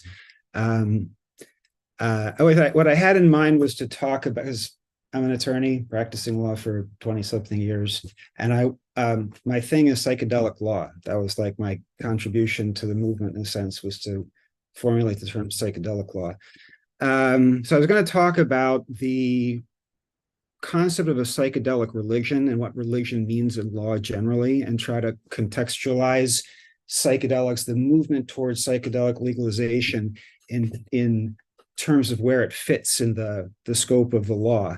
But you know, there are a lot of other things that came to mind, so I'll try to integrate. The first thing is, before I say anything about myself, is the idea of there being a safe space now for people to talk about their experience in Simchat Torah of 5784, or October 7th. I experienced that for the first time when there's a group of people in the cannabis space. And I got to say, one disclaimer, I already cleared this with Leo. I just want everybody to know that my participation in this event does not mean that I endorse the use of the word Jew or Jewish, those words, Jew or Jewish. I'm a big believer that those words themselves are an essential part of our problem, and that we need to do away with Jew and Jewish as signifiers and go back to there's some other possibilities. But I just want to get that out front, because I have a kind of like, I don't know, terminology going here. There is a group called for Judeans. Let me just use the term Judeans for simplicity. Judeans who are in the cannabis space and wanted to share their experiences in a safe space, because what they had encountered from their comrades in the movement really surprised them, and they were really not happy about it. And I think they were a little bit freaked out. And it was one of those big wake-up moments when you realize that you're not really like them. You're not really part of that world. And that's one I think that hit for a bunch of people in a way that hadn't before. I came into that zone with I'll try to explain a little bit of my life story, but in relation to psychedelics and how I fuse these two identities. But the thing I wanted to say is that it's interesting to be, in a sense, in a safe space for our people inside the psychedelic movement. I think there's a lot of reframing that happens for us and the other part of our identity when we see what's going on in the world around us, especially in the larger global community in which we have lived in the psychedelic scene. So let's see. So 1993, when I was 22, undergraduate political science student, I encountered the Ibogaine legalization movement as it existed at that time in the Lower East Side of New York City. I was going into my third year at Columbia, just had a really bad experience in terms of campus protest culture and politics. And I find my purpose in life. I find psychedelic legalization. I find it in the Ibogaine movement because it's like the perfect lock. That was the way that's my bias in the scene, is that because I came in through Ibogaine 30 something years ago, because it made perfect sense for me in many ways, is like the molecule that, like, I don't know, like trips all the synapses at the same time. At the same time as I found that movement, way before the like, you know, the scene, legalization scene became what it was, I also went through another wormhole simultaneously, in that through that Lower East Side culture, I also connected with what I'll call the Torah observant population, the, you know, like the people who only wear black and white, like real kind of, you know, severe in their manifestation. And I went into that world on another wormhole, so two wormholes simultaneously. But I immediately perceived, I mean, it was pretty straightforward. Like, if I encounter the Ibogaine legalization movement, it's like dream come true. And the next thing that happens is I go into this other space, like, am I going to say these are not related or something? I mean, like, that would just be dumb. So it was obvious in that moment that, what am I going to do? It's the twin path simultaneously. So I've been thinking about the intersection between Amisrael and psychedelics for a really long time. It was just seemed to be like that was going to be my life thing. And it became I had the flash at the very outset that, so one of the distinguishing characteristics is that we don't have an inherent problem with psychoactive substances. We don't have a problem with inebriants inherently. We're not a puritanical civilization, if you will, right? We have samim and besamim and yain and shechar built into our system. We have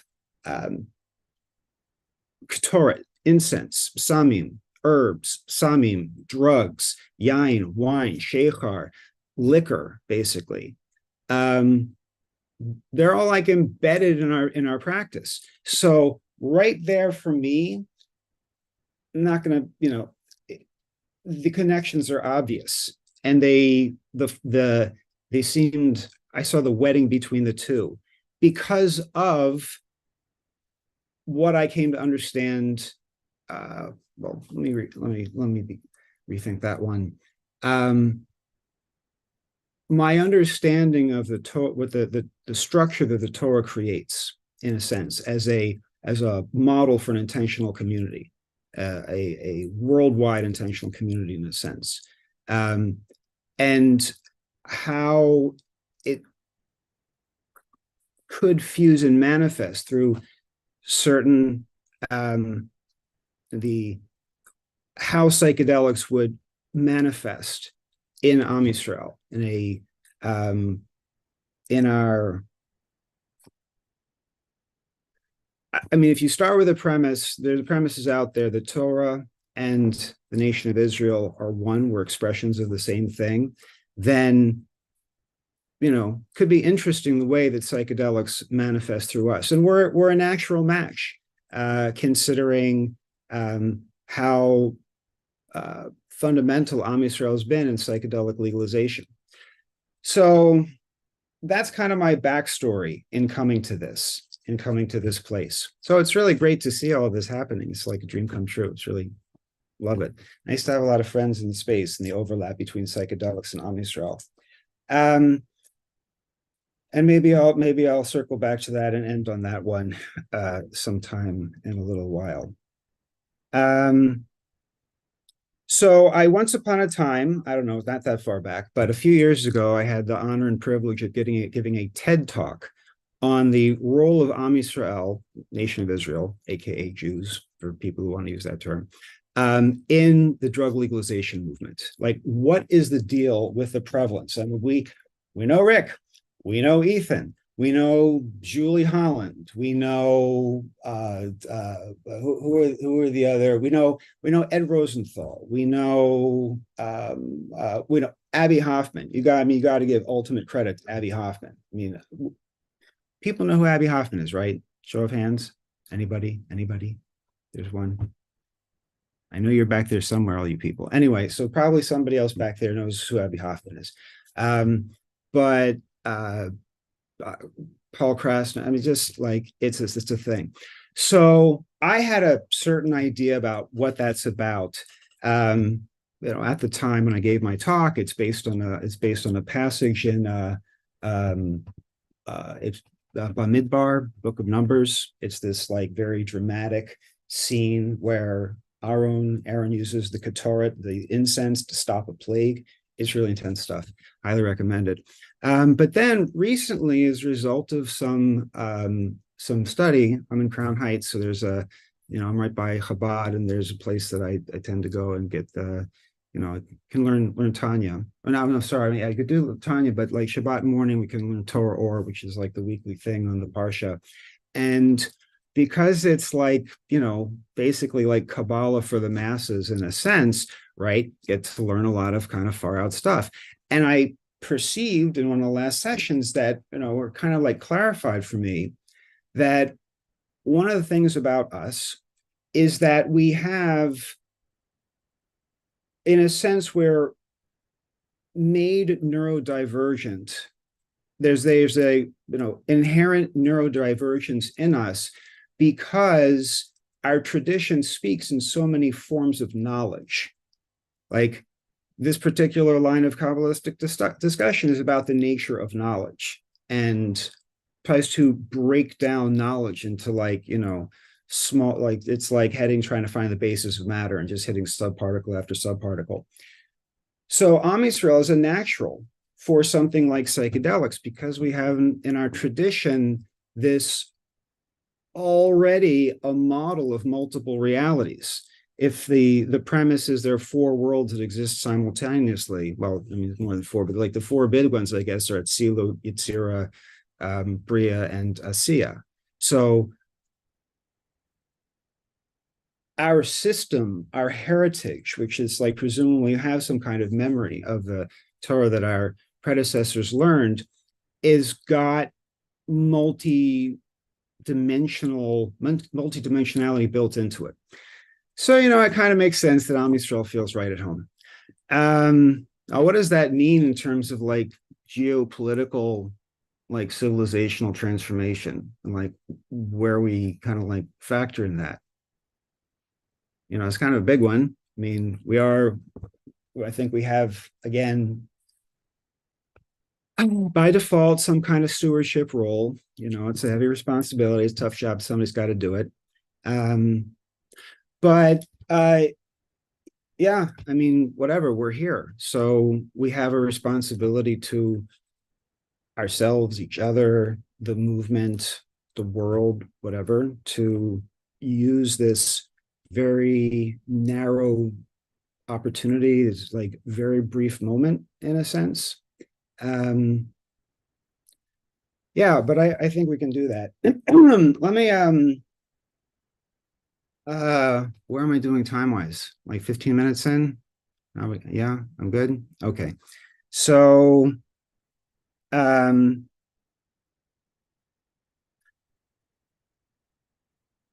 when I was starting out, 90, 93, 94, when I said, wow, it's a great opportunity. I got 2 years of college left, and I got the rest of my life to figure out what to do about, because I see that psychedelic legalization is actually possible. I can like click, see, yeah, it can be done. And I had to think, I thought, okay, well, what am I gonna do with myself? What are my options here? Because this is what I'm gonna do. And public health seemed like that was a solid one, right? Public health is a very critical discipline for drug policy. It's there are a few academic policy zones that are really very prevalent in the drug policy space. Public health is one of them. The messaging that became, in a sense, the basis, the foundation for the legalizations that's occurred took place in the public health sector, in which the harm reduction model, which was heretical once upon a time, and harm reduction was like legalization, like that became a competing model to abstinence only. So I'm like finding my way around, getting oriented in proto like psychedelic legalization. Okay, well, public health seems like, okay, I see people can do stuff there. But I had a moment of clarity through the intervention of one of the elders who I knew at the time. She's still around, I think, but for whatever reason, the word came through her, and I realized I gotta do law, because in a sense, law is the form of language that actually controls human behavior. You take a set of words and you put it in a law, well, those words are going to determine your life to some extent, to some greater and lesser extents all the time.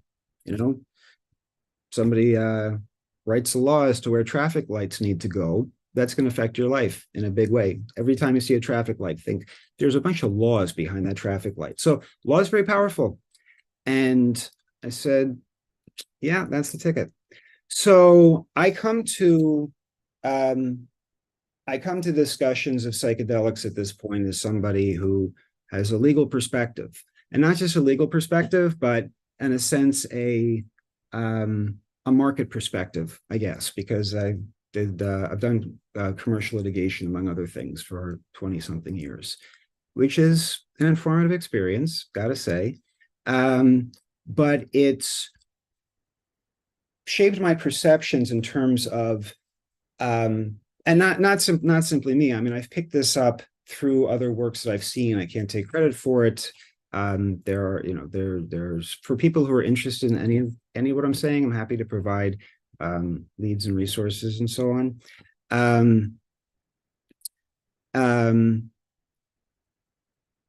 But I come to this topic in terms of market relationships, like,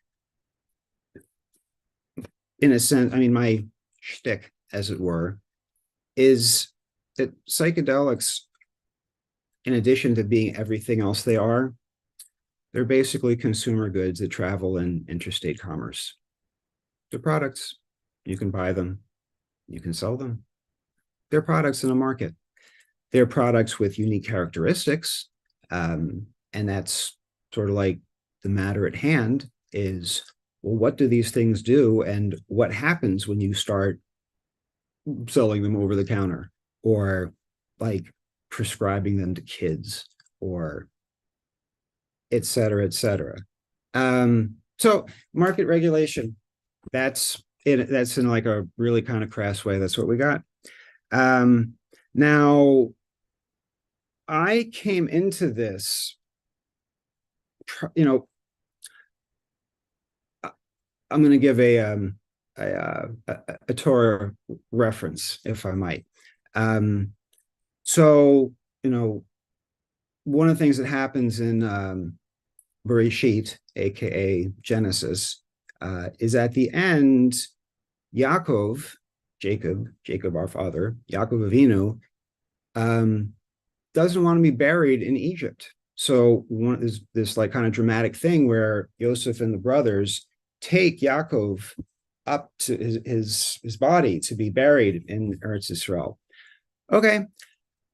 I don't remember where I came across it, but I saw an explanation. It might be Rashi, the primary commentator, the best known commentator, that Yaakov Avinu did not want to become the center of idolatrous practice in Egypt. He's a great spiritual figure, and his burial site might become a shrine of some kind, and ultimately he might be deified. And he didn't want that. Didn't want to be the focus of Avodah Zarah, aka, foreign worship. Phenomenal, fascinating paradigm as I see it. So I come to psychedelics with this other perspective when I went through the looking glass and then looking back out through the looking glass. I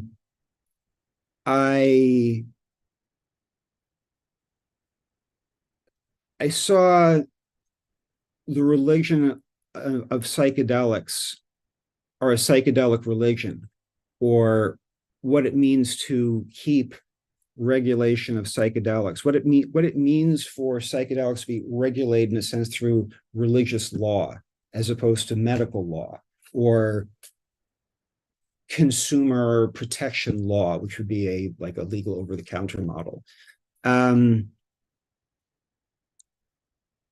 It gave me some pause about what it means when you have a psychedelic religion, because religions are complicated things. We have a lot of complicated relationship with religions generally. So if you have a psychedelic religion, what does that look like as a religion? Lately, I've had the honor and privilege of doing some employment litigation, having to litigate some vaccine-related cases. And it's fascinating stuff, let me tell you. The law of COVID, woo, exciting for the law. The area I was litigating was a question of whether employees were entitled to exemptions from the vaccine. And I'm not getting into rightness and wrongness of the vaccine and the mandates and so on and so forth. The matter at hand is that there were two bases under which you could get an exemption from the vaccine: a medical exemption or a religious exemption. Medical exemption, you got to show that you can't take the thing, you can't take the vaccine because it's dangerous, you have a condition, you have an allergy, it's some kind of, you need to be exempted from taking it because it's dangerous to you physically. Okay, then you have First Amendment protected religious liberty. I don't know, it's free exercise or established, it's got to be free exercise. Yeah, must be free, of course, not even a question.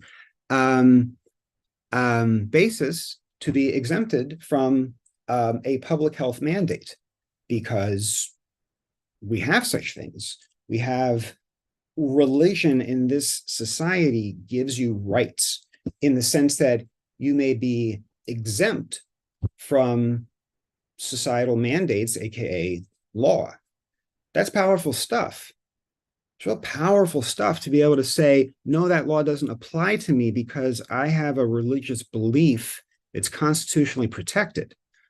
Okay, wow, man, that's woo, there's tax consequences. What else is in that mix? I mean, I guess there's parental stuff mixed in. What are the other ones? Well, no, was it conscientious objecting? I don't know. Anyway, there's laws. There's laws particular to religion. I mean, there's corporate law of religion. It's wild and crazy stuff. But it's big. No, the law of religion is really big. First Amendment, man, that's real fundamental. There are other aspects of religious law. There are lawsuits. There are lawsuits against clergy. There are this area of law called undue influence. I don't even, sorry, you know what? I don't even know how many of you people in there are lawyers. I know Dustin, but I don't know of any other lawyer people in there. So listen, I'm sorry if I'm saying stuff you don't know. You know already. I'm sorry. If you don't know, I'll try to explain to the extent necessary. So undue influence is this amazing thing. It comes up in elder law, comes up in trust and estates. It's amazing, right? It's the question of can you undo an act? You've done something. Can it be legally undone because you were not in like control of your faculties? So like an older person who's getting a lot of pressure to redo their will or to make a gift of some kind. Like, can you undo that act because the person was unduly influenced by a person? They were vulnerable. They had somebody whom they were dependent of one kind or another. Okay, so undoing, and this is one of these very fascinating things about the nature of the mind in law. Mental states are very important in law, criminal law and civil law. I did contract litigation, right? Commercial litigation, all that stuff. Like your intention, your mental capacity is a significant thing in contracts. Because if you don't have your mental faculties, if you are incapacitated, if you sign a contract while you're totally like you just knock back a fifth of bourbon, and that's when you sign the contract, well, okay, you know, that might not stand up because you were presumably incapacitated at the time. Criminal law, look, I don't know criminal law. I know it's like last I had to do with criminal law was like, I don't know, 30 something years ago. No, 20, 25, whatever, way back in the day. So can't really speak to that too knowledgeably, except I do know that there's a requirement of intentionality to distinguish a criminal act from an act for which you may be liable civilly. So consciousness is really important. In law, the legal consequences turn on mental state. Well, what happens when psychedelics mix into a religious practice? So you have a charismatic leader, charismatic teacher, charismatic healer, whose practice includes psychedelic substances. And psychedelic substances can be very powerful in terms of changing perceptions, leading one to reconsider what is reality, so on and so forth. We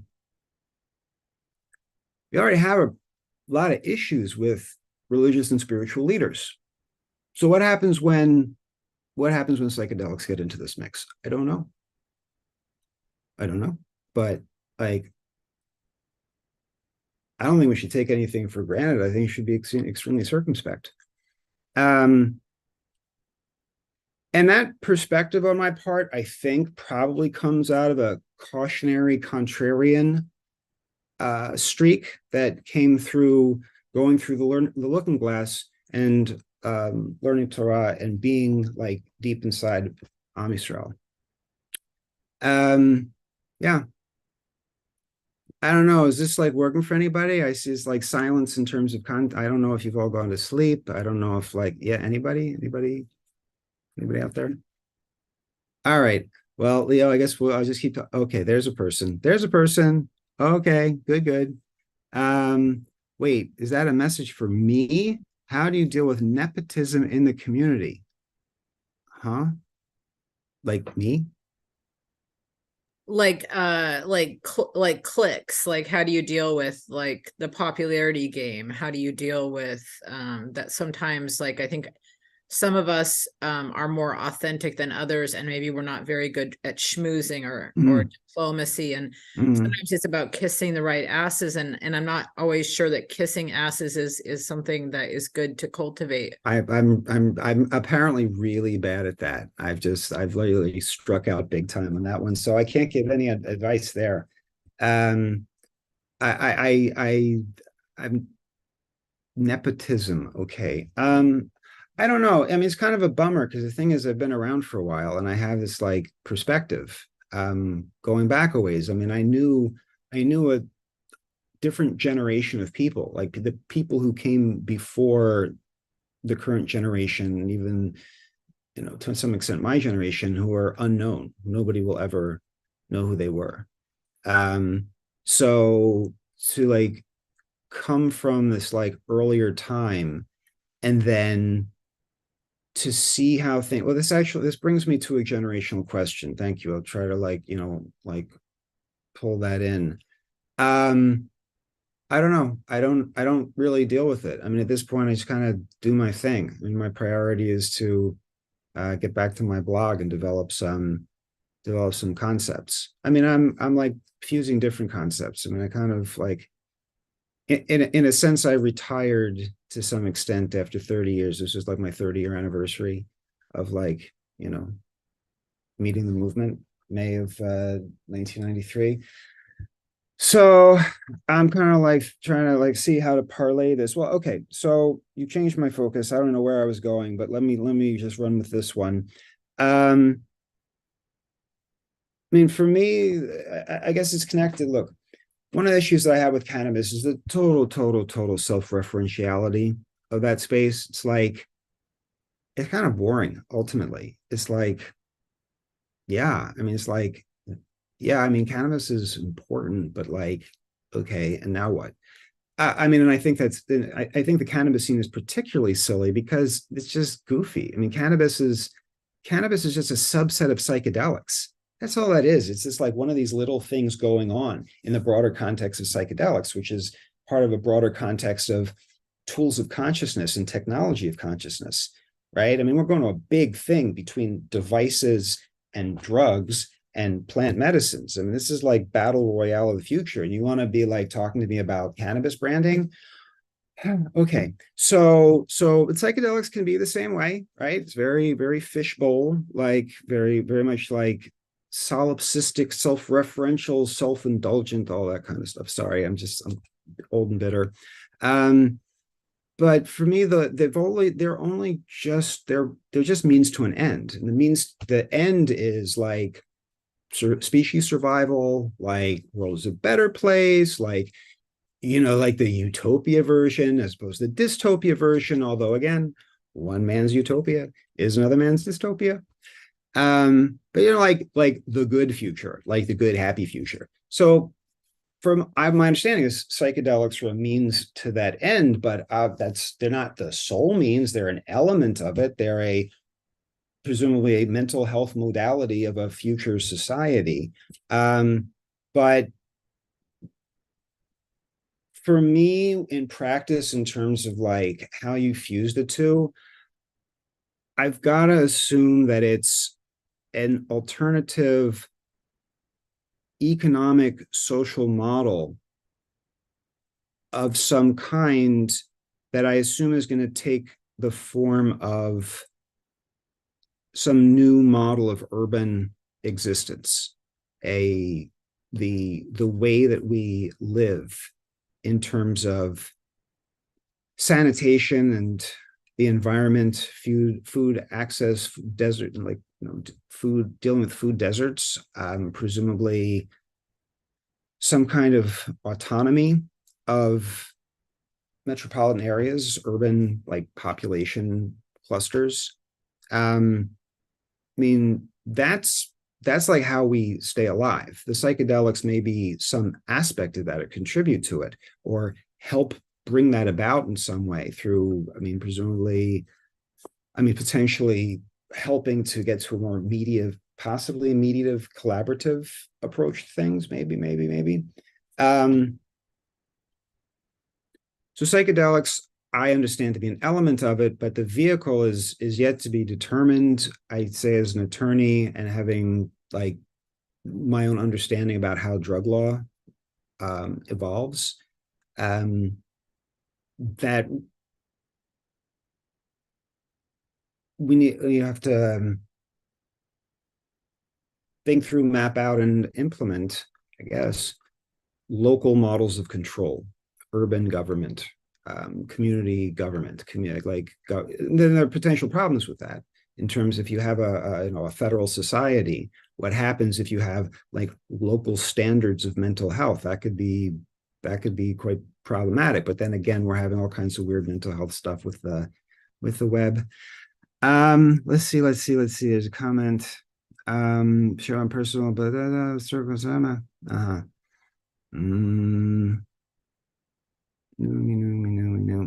Oh, Brian has a hand raised. Okay, hey, sorry. What am I supposed to do here? Do I have to like click a button or Oh, something? no, you could just Okay. you could just pause if you want me to speak. Yeah, I please. raised a little while ago. We kind of moved past it. I was just gonna Oh. bring up when Leo had mentioned nepotism. You see that a lot in academia. Mm, And that's a big hindrance on progress in terms of research into anything, because there needs to be a certain level of ego, because research is dependent on funding. And so you need to have sort of this presence in order to get funding. And it's a very difficult thing. And then, you find, a lot of people who develop ideas become very attached to them. And in a very paradoxical, non-scientific way, are resistant then to new ideas coming. So, in terms of that aspect of it, I think you avoided to some degree the legal and political route. I mean, I'm sure they have their own things, but in academia, it's very prevalent that there's sort of these old standards that are difficult, and egos that are built. And hopefully, the hope is that the political measures go based off of the scientific measures. And anyway, I'm kind of rambling, but just wanted to throw in a thought there. well, I appreciate that. I mean, you're speaking about a world I don't know. I'm certainly very curious about it because academia is certainly where a key part of the action is. So I'm certainly interested to hear about it. And it goes to one of our fundamental points. I mean, thing is, being in the space for a while, people are not nice. People are competitive. They're aggressive. You're dealing with egos. There's you're in the movement towards enlightenment, and it's like full of ego battles and like bad ones. And so if anybody wants to see the future of psychedelic legalization, look at the current movement. Is it peaceful? No. A lot of very angry people. So imagine like a really big one, a really big psychedelic scene with like branded psychedelic products. You can have lifestyle psychedelics. You could be part of a psychedelic club, all kinds of great stuff. So so imagine like what we've experienced now with like way crazy egos and so on. And I guess that kind of like circles back in a sense. Thank you very much goes back to what I was saying about the potential for problematic spiritual leaders and teachers and so on and so forth, is like your ego can go flying totally free because one, like you just hit like spiritual heights. Like, how could you possibly be wrong? I was like, I know. I like the truth came up and shook my hand. So right there, you're already a little bit untethered. And I think people are like ready to fly their freak flag, and their ego can just take off for whatever reason. I don't know. I mean, this is like something the ego dissolution thing. I don't know. Maybe it dissolves and comes back stronger or something. I don't know. Alan Watts spoke about that.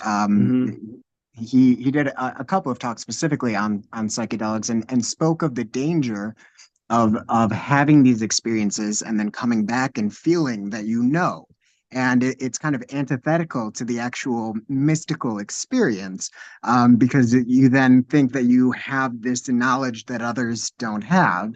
Mhm. And so I think I see that as dangerous, like you were pointing out, and yeah. So I mean, there needs to be ways to, I guess, draw from the experience. I think the experience, what you can draw from it, that you know nothing. When you experience something that is beyond words, and then you Yeah. come back to reality, it's not that you have gained knowledge that you didn't have before. It's that you realize that your knowledge within this human body, within this human brain, is limited. Mhm. Mhm. So that Mhm. you can Mhm. you can go on either side, either where you go off the deep end, the ego becomes inflated, or where you go to the other spectrum and gain humility. So Mhm. it's an interesting Mhm. sort of dichotomy. 100%. Let me respond at one part of that. So, I mean, I didn't have the opportunity to learn it yet to study this topic, but there's a concept of which I'm just minimally familiar. Don't quote me on this, and I have to go back and just my this is like double triple hearsay, I guess. So I recall meeting and passing a concept called Ratzova Shov, which, if I got it right, maybe mispronouncing it, which is a um, a description of, I think, like the angelic beings in Yechezkel, aka Ezekiel, going back and forth. I may be mixing it, but the concept of Ratzova Shov, as I understood it, is the idea of how do you come back down if you go into a mystical experience, an alternative world, you go beyond and you like have a one-on-one with godliness, I guess, sort of speaking in the language that the Chabad missionaries use. What happens when you come back? Do you make it back safely? So, and I mean that goes. I mean, that's a friend of mine explained that's part of the meaning of this thing that happens in Leviticus, Vayikra, when the sons of Aaron die. So is like triple hearsay here. So don't quote me on this one. Um, so for me, that would correspond to how do you come back safely from going out? Like, how do you get back here? And that was, I mean, to try to connect it back to this, I guess, this question. So when I encountered the Torah world, right? And I mean, so, I mean, I don't do stuff on Shabbat. I don't know phone, video. I don't smoke on Shabbat, that kind of thing. Like I went pretty deep for a while. Um, so when I went into that space and I encounter, it's a world of rules. It's all rules. Everything is law. Law governs every aspect of your day and your movement and your everything. And I encountered a functioning society with a self-contained society, well, somewhat, we'll leave aside the economic relationships, but laws governing marriage and divorce and succession, will, inheritance. There are laws of contracts and so on. There are laws governing the minute laws of the liturgy and so on. And I said, wow, this is okay. So like religion can cover a lot of stuff. It's like super world grounded. I mean, our tradition is super heavy mystical, like pretty far out, ultimate unity. Yeah. But also have this intense multiform world with minute laws to govern our conduct in this world. And so for me, that was one of the concepts, the aspects, I guess, is you go far out, but you come back down and you land safely and you have a communal societal structure. What a psychedelic religion is going to look like, I don't really know. I'm not in that space. I mean, that's a totally separate, that's another while talking about. I'm, at 15 minutes. So I'm not going to that's a topic for another time. But the why the relationship between law of religion, law of medicine, fascinating stuff. Dustin, maybe you want to chat about this sometime. But looking at what a syncretic psychedelic religion will look like. Again, I don't know this area of law. There are lawyers who specialize in it. I know my own separate stuff. But the idea of getting recognition for syncretic psychedelic religions, like as the market evolves, I mean, look, who knows what's going to be in January of 2025. I mean, I'm assuming we're looking at a second Trump presidency. I don't really see why. I mean, and you never know what's going to be, but like as it looks right now, like I'm kind of like I don't really see an alternative. So who knows what's going to happen in January 2025 in terms of priorities of the Department of Justice and so on. And that's why the PR for psychedelics are kind of important right now, I think. But as if the movement continues to develop, and this thing is so counterintuitive because of the crossover, the Crenshaw Ocasio-Cortez like relationship there, bizarre kind of whatever. It's not so bizarre ultimately. It's actually relatively intuitive depending on how you look at it. If we see syncretic psychedelic religions emerge, what is going to be the context? I mean, I think that as we see when the cannabis market evolves, it evolves in all kinds of wild and crazy ways. Talk for another time. Curious about what you were holding up talking about. Oh, I don't know. That's like a long time ago. I don't remember what I was not going to say. What was I not going to say that you wanted me to say? Oh, it just had to do with the philosophy of something or the science of something, but yeah, the two different tracks in law. yeah, but I'm actually super interested in what it just takes me a while to type. So okay. Well, so, wait, there's this thing about I'm interested in what you're talking about for a psychedelic religion now. Like okay. So well, two things. I got more about your personal psychedelic use path and how is magnitude life you. Okay. I gotta flash back to that one. Let me just like let me just pause on that one. So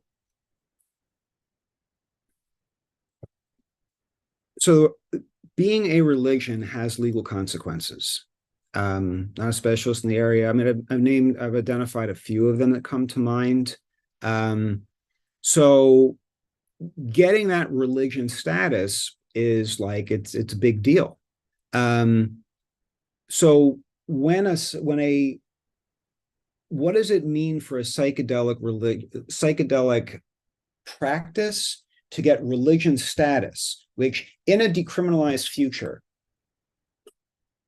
presumably it won't be necessary to in a decriminalized market, especially where some aspect of the production side of the market, the supply side of the market is legal.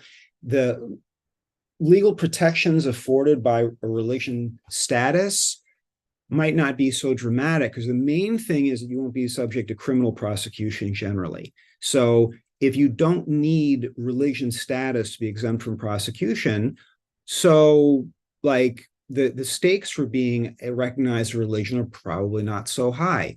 The question will be, well, what other impacts are there if you get some kind of legal religion status? I don't know. So the thing is, the future market is unknowable. I mean, we're like a few years into this experiment right now. It's been decades with cannabis, and decades before that, at least with the limited market model of India to whatever. How I'm not so up on how the legal cannabis market in India worked. In the Netherlands, there was a multi-decade experiment. And I mean, actually, that's probably not really a fair characterization because if we were to do this properly, like if the movement were to do this properly, in my assessment, like, I mean, if somebody wants to like write a grant application for me or something, the no-brainer is to go to the Netherlands and see what the public health people have to say in the government, what the public health people say about psilocybin risk of essentially a relatively unregulated retail market for psilocybin. Like it's done. It's like it's a we can do the empirical thing and say, yeah, this is what a quasi-legal psilocybin market in a major metropolitan area looks like. So that would be like policy planning. But okay, so I don't know when that's going to happen. Hasn't that been done with truffles? No, that's what I'm saying. That's my Oh, okay. point. That's my Okay, point. I got you. Yep. They're right. So you have the model of an over-the-counter psilocybin market. I mean, we see it happening now. I'm really hoping things don't go south in a big way. Like, you also saw that thing with the Alaska Airlines guy who like tried to turn off the engine on the airplane. You saw that, right? The psilocybin. You didn't see that? It was mid-October. That's a really, really, really, really big deal. That's a really my book. That's a really big. Okay, little footnote here. If you're not familiar with the last 2 years of the Carter administration, 78, 79, and I guess that like took you into 80, that it's important to understand the revolution or the counter revolution that happened. That's when the prohibitionists actually took control. The neo-prohibitionists took control of the government. There was like a 4-year truce, like some sort of laying off with the Carter administration. And then then it was like a tactical nuke of prohibition that just laid everything to waste. So yeah, so what happens between now? Because again, going into a second Trump administration. Well, but what happens between now and the election is probably very important. So I would hope that people in the psychedelic sector really responsible and not overly self-referential and self-indulgent. Yeah. But like pulling it back to the distribution model. Sorry. The religion, the role of the religion, a psychedelic religion, is opaque to me right now, because what you can do is affected by everything else that's happening, like an election, like something like a third world war, like how that goes down in terms of like, oh, I don't know, everywhere, because like the whole system's kind of like rocking in a big way. So psychedelics are all happening in the context of that, I guess. But that's sort of another conversation, maybe. 17 new messages. Are any of those for me, or no? When you talk about a psychedelic religion, so are you referring to it in the real like legal sense of religion? I was curious if you had any insight into, for example, how I think the Native American Church has rights to use peyote, correct? I believe the Yeah. religious exemption. And so, like, I mean, how does one go about that? And I mean, I'm just sort of like brainstorming here and speaking, thinking as I speak. I mean, one could argue that Christianity or Judaism, perhaps, but I know Christianity has been looked at for in ancient uses of psychedelics in religious context. I'm curious how the law works in that degree. If one could pose such an argument that psychedelics are part of other religious, activities and can be proven. It's just it's curious to me how it was done for the Native American Church and how that could potentially be applied in terms of legal processes and other aspects. I don't know anything about that. So So I'm not at all an expert in any way, shape, or form. I know very, very, very, very, very, very little about that whole side of things. See, I know more about the concept, the structures in the medical materialist side, the science side. I didn't get into the issue of like the psychedelics being a science medicine fusion, which is why they're so weird and far out, especially legal terms, especially. My understanding is the Native American Church has its own special federal law that applies just to it, that legalized peyote use for a particular entity. Okay, good. Okay. So yeah, so there's a person who's knowledgeable, but telling you what little I know. Yeah. So they're their own unique case. And um, it's complicated, but I don't think that there's too much. You don't. It's that's not going to help you too much in terms of a legal model. Yeah, that's its own separate thing because they have separate specific statutory protection from the federal government. The other ones have come through because they are deemed to qualify for Supreme Court case. Yeah, that's the I can't pronounce the thing. União de Vegetal case, I believe. So I have a blog, by the way, psychedeliclaw.com. I haven't blogged there in a long time, but if you want to like interested in the stuff I'm saying, you can go to psychedeliclaw.com. And back in September of 2017, there you go. Thank you. 2017, my post from September 2017 is a thing I organized at the New York City Bar Association. And there's a whole discussion.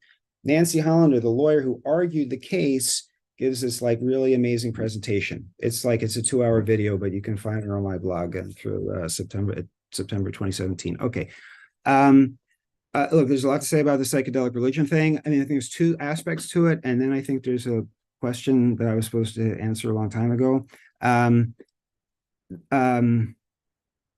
Sorry, lost train of thought there. Oh, one track is a religion that's psychedelic, in a sense, a spiritual program being super vague because whatever, that takes some time to think through the proper terms, that uses psychedelics in some sacramental capacity, that the use of a specific psychoactive substance is somehow integral to the practice. The other aspect is an existing mainstream religion, as it were, decides, for example, I don't know, to incorporate psychedelics into their own practice. Is that remarkable or significant in any way? I don't know. Maybe not. Maybe it's not so exciting as a legal matter, but maybe it is. Maybe it is. There is some significance. I mean, that's maybe where we would see syncretic religions in some way. I don't know. So anyway, the future of psychedelic religion is opaque. I think there's a lot of different ways it could play out. This to be discussed. Let me just get to Here's what happens if there are limits of I can't speak to patents. Descheduling is not, I don't think descheduling has anything to do with intellectual property rights. It would be FDA approval. Yeah. Hello. Right. And so, I mean, so for example, when comes because it's in phase 3, I mean, it's happening.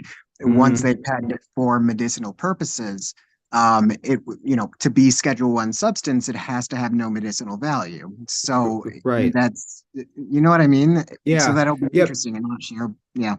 I can't get into that. I thank you for the question. I just got to respond to this one thing. The question is, can you share more about your personal psychedelic use path and how it has impacted your life and perhaps your spiritual Judaism? Well, I think I discussed that a little bit. Personal psychedelic use path. So 1990 was when I was graduating from high school in June of 1990. I already been accepted to college, so it was one of those things where in your last like half of your senior year, like, yeah, man, time to max and relax. And a friend of mine, a good friend of mine, I was in Philadelphia at the time. He was University of Pennsylvania, and he had like run into acid. He's like, "You really need to try this." I was like, "Okay, you're my best friend, mentor. So what if you say to do it, I'll do it." Okay. And I did it, and I said, "Wow, this is really interesting." All right, a lot of stuff makes sense that didn't before. Whatever. I immediately perceived there was a political significance to psychedelics. I don't know if that's like what people normally think, but that's just the way my mind works. It was like, this is a very significant matter for like political societal relationships. Okay, so I had there was a lot of acid going around at that time, I guess 90, 91, 92 in my life. Not much of the way I did not meet the rave scene. I did not pass through the MDMA scene that just really ships passing in the night. I was doing other stuff. It was actually really hard to find psilocybin at that time where I was living in the west side of Philadelphia. So yeah, it was a different economy. It was always like a rare treat to come across mushrooms. How has it impacted my life? Well, I mean, I made psychedelic legalization like the center of my, I don't know, that was just like my obsession basically, and I did some different things to try to make it happen. And perspectives on what I would call Judaism. I'm like a contrarian here, and I know my time's almost up. I think like 30 seconds left. I say Judaism. Judaism. Okay. How does it affect my perspectives on it? Yeah, it's a complicated question. I mean, basically, my understanding, so psychedelics, like the plant substances, are like, and the mushrooms, like they're all kosher. I mean, the problem in kashrut is basically animals, except there's like the wine and vinegar grape product thing a little bit, which is its own separate thing. But like consuming a product, it's like a vegetable or a mushroom. It's all good. There's no kashrut problem. In terms of like the spiritual dimension, if you will, or the not the physical kashrut, but kashrut in the sense of kosher meaning something that's acceptable, which is like sort of like what kosher actually means. That's that one. I think we're good with that. There's only one rabbinical authority of whom I'm aware who's recently come out against psychedelics. I assumed that was going to happen, but it certainly hasn't happened on a grand scale. And I think really I don't know. This is a complicated question. Yeah, okay. So I think Leo is giving me the curtain call note message. So I'm gonna go. Thank you, everybody. It's been a pleasure. Blessing, peace and blessings, and so on. Noah, thank you so much. And it's just been so good to hear from you and would love to talk more. Thank you so much for your time and everything you do for the community and have done. So the blog information, I guess, is accessible through the website that you mentioned that we put in the chat for Noah Potter. So let's say thank you to Noah and welcome our next moderator, who is Dr. Jeremy Weiss. So Dr. Weiss, take it away. It's your time. Well, okay. Hi, everyone. My name is Jeremy Weiss, and I had the honor of being an officiant or being the officiant at Leah's wedding. And I think she asked me to join this topic because today, because I have, I'm the founder of the Temple of Miriam the Prophetess, which is a non-denominational, non-hierarchical, non-sacerdotal, non-rabbinical or Kohanic temple. And we specialize in we believe essentially most religions have three components that define religions. There are three components generally that define religion. There is a deity, there is a laity, that's you, right? And then generally there is a clergy. And unfortunately, the clergy are often hijack the whole thing and are spiritual gatekeepers. And we at the Temple of Miriam believe that anything that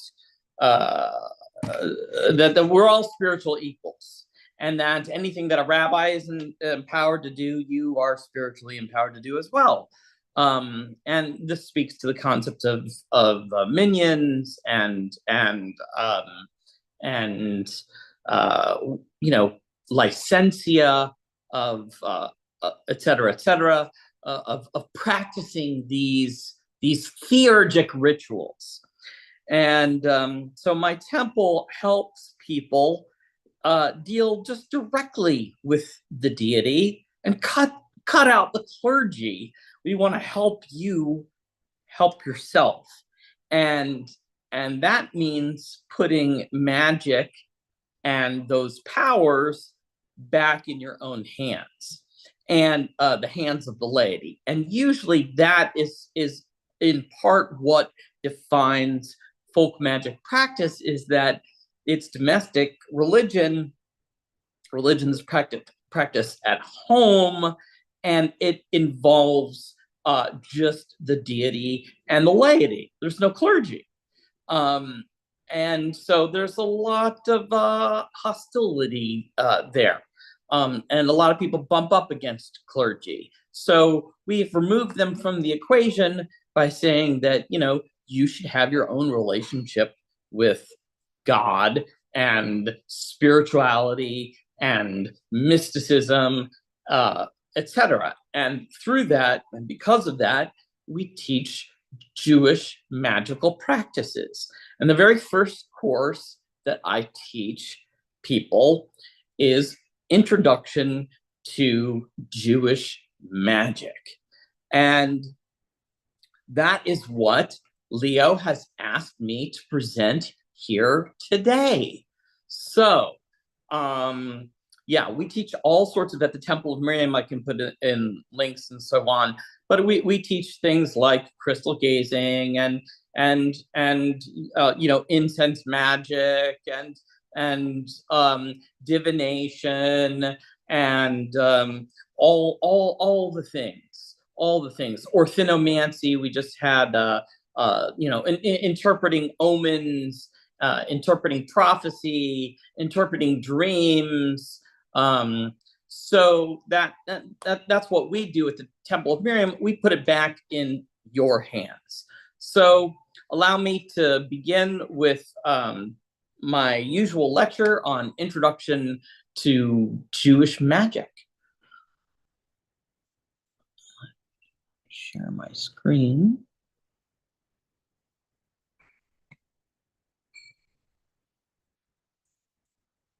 To Jewish magic.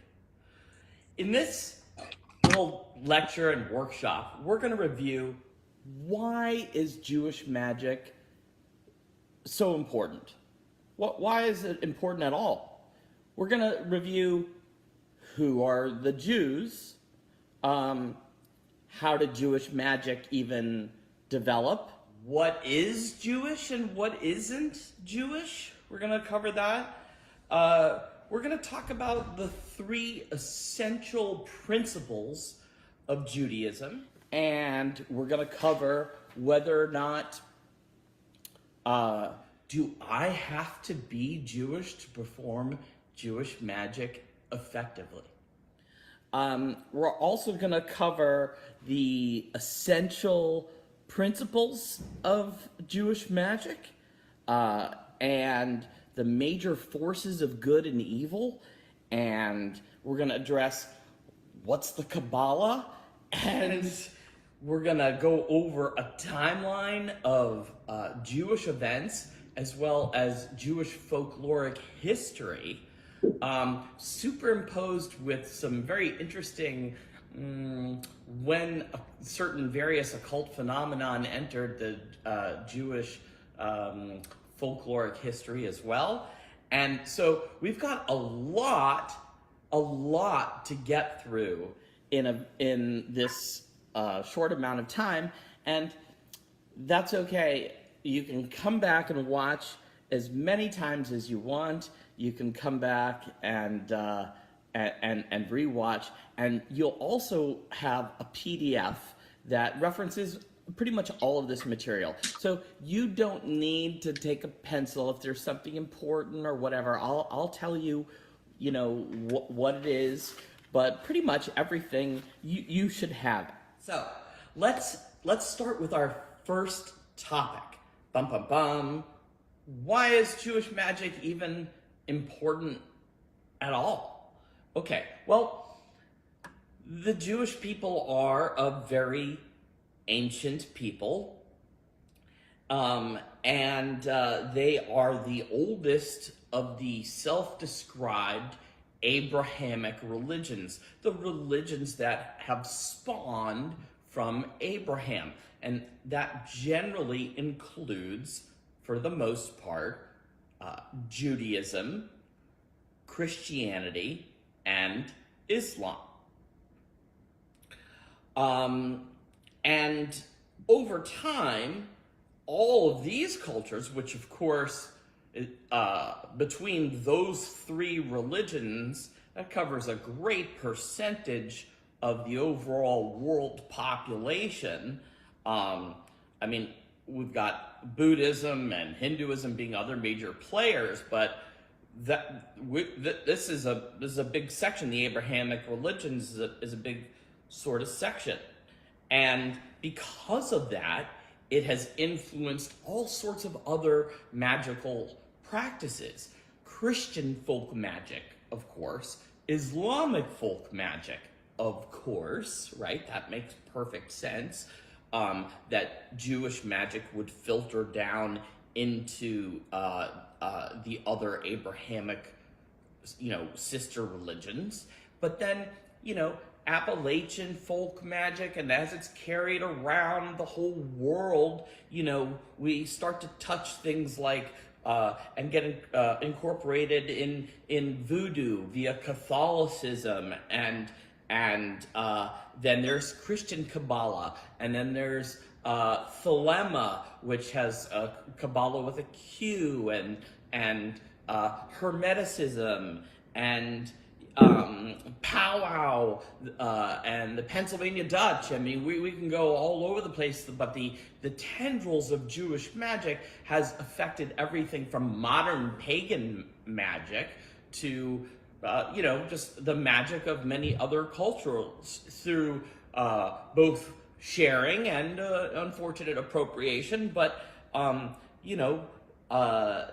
these beliefs have penetrated other cultures, both through generational inheritance, and also there's a little bit of a difference because they are regional. So things like the evil eye are really a regional belief, say, of the Mediterranean area, that was carried with the Jewish diaspora elsewhere.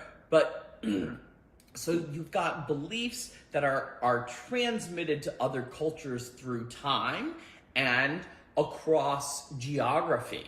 So that is why Jewish magic is important, because it affects so many other different magical practices. Let's move on. Who are the Jews? This is a very difficult question. And I'm going to address this question in an extremely specific but vague way, because we're really going to be talking about, for the purposes of this lecture series, and we've got to define, who are the Jewish people. And there's problems, right? Because people can convert to Judaism and people can be born into Judaism. So okay, let's try to get as specific as we can and as inclusive as we can at the same time. And this is what I have reached. For the purposes of this festival, at least. A Jew is a member of an ethno-religious group of people who trace their genetic, maternal origins and or cultural heritage to Abraham of Ur. You are Ur. And the ancient people whose traditionally monotheistic religion is Judaism. And that includes a belief in the validity of the first 5 books of Moses, called the Torah. So Judaism is an ethnicity, okay? You can be born into being Jewish, and when I took my FTDNA and Ancestry.com genetic testing, I was freaked out when it came back 100% Jewish. I was like, what? That's a religion. That's not a thing. And they were like, no, you're ethnically Jewish. Okay, so it is an ethnicity, but it's also a religion. Okay, and because it's an ethnicity and a religion, there are converts to religious Judaism. And the corollary is also true, right? The backwards is also true. Because Judaism is an ethnicity, right? There are ethnic Jews who are atheist, or who have become Christian or Buddhist, and everything in between. So now there's no one type of Jew. There are even various religious sects and denominations within Judaism, and they can even be regional differences. And so there are different customs and different laws and different languages spoken by the various Jewish peoples. And unlike the Christian, really the defining thing, unlike the Christian religious construct, the Jewish people believe that Jesus was, say, a very, very great man, but they have not accepted him as the Messiah. The Jewish people are still waiting for the Messiah. So hopefully we are inclusive while being specific, and you have now a reasonable understanding of what we're going to be talking about for the purposes of this festival and what, Jewish magic is. So that brings us to our next topic, of course, which is, how did Jewish magic develop? So because Judaism is both an ethnicity and a religion, right? It's gotta have developed its own culture. People are practicing various beliefs and things and ideas, and that's going to spawn a community and culture. And like every culture, it's gonna develop its own magical traditions, things for good luck and things for protection and magical beliefs. Some, of course, are going to be original to Judaism, right? And some practices reflect influences from outside cultures, right? Maybe they picked something up from their neighbor. And so what is and isn't Jewish? Boy, that's another kind of gray area. So what has left Judaism and become something else, like candle magic, for instance, has been greatly influenced by Jewish magic, and Psalmic magic, and So there are, in fact, biblical prohibitions, of course, against the performance of various magical practices in Judaism. We're going to address some of those. I've extensively discussed these exceptions in my book, the Grimoire of Practical Jewish Magic for Everyone, and I'm not going to really get into an argument here about the legitimacy and the validity and the allowability of Jewish magic and Jewish witchcraft, and what's the difference between witchcraft and religion, and what's the difference between a prayer and an incantation and a spell,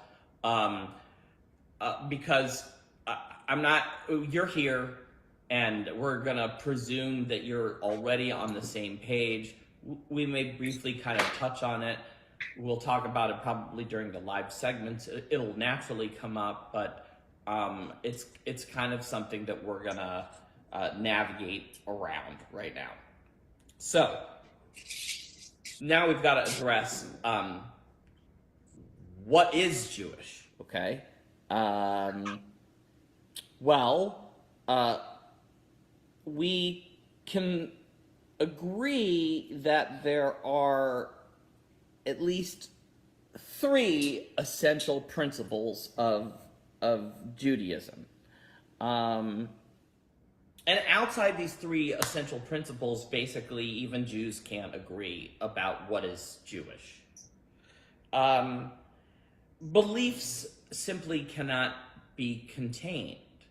So, since there's a diversity of people, there's a diversity of opinions, and how you can say this is not a Jewish opinion and this is a Jewish opinion, very hard to say, because some non-Jewish ideas, of course, are incorporated into Judaism, and some Jewish beliefs are abandoned along the way. We stopped practicing there. It used to be that we believed this, but now we don't. So now what's that? It was something that once was a Jewish belief, but now maybe is more aligned with a pagan belief, or more aligned with a Buddhist belief, or who knows what. So ideas are transient and regional. So so what are the three essential principles that at least most Jewish people agree kind of define Judaism? Okay, one, Judaism is a monotheistic religion, worshipful of a deity known as Yahweh, and it's the people who can trace their genetic maternal origin back to Abraham of Ur. That's what we said. So that's kind of the standard. And some people even fight about the idea of monotheism as being the defining component of Judaism. I would say that it kind of, I'm in the camp where I believe that is in fact must be one of the defining principles of Judaism, and that if there is Yahwehism, which is different, where there are multiple deities. So the second principle of essential principle of Judaism is the three unbreakable laws. And the three unbreakable laws are murder, idolatry, and non-consensual sexual activity. Those are the unbreakable, unforgivable, must not do laws. And the third defining principle of Judaism really can be distilled down into kind of one sentence. It was my 66th great-grandfather, Hillel, who summarized all of Judaism. A person who was not Jewish came to the great Rabbi Hillel, who was a famous medieval scholar and sage, and said, if you can explain to me the principles of Judaism and all the tenets of Judaism while I stand here on one foot, I will convert to your religion. And the great sage Rabbi Hillel thought for a moment, and he said, "What is hateful to you, do not do unto your neighbor. The rest is commentary. Now go study."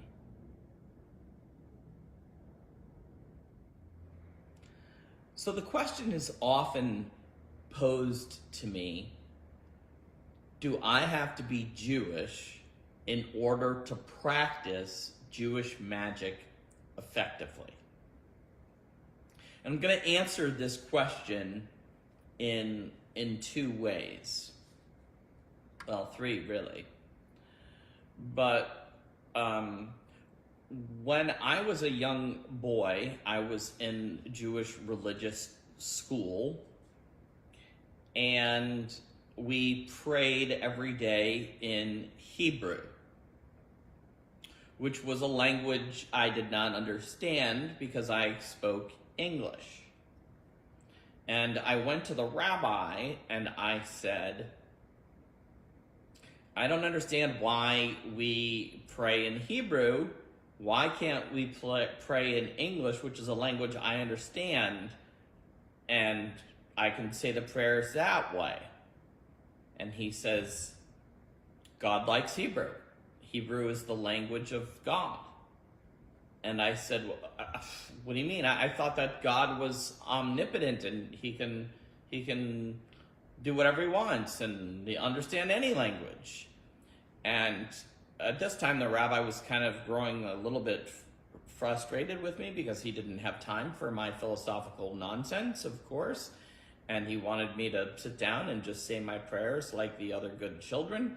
And he said, young man, there once was a sage named Rabbi Abraham Abulafia. And he said that it was the sounds that were important, that needed to be said. And that you didn't actually have to understand the language. You have to just be able to say the sounds.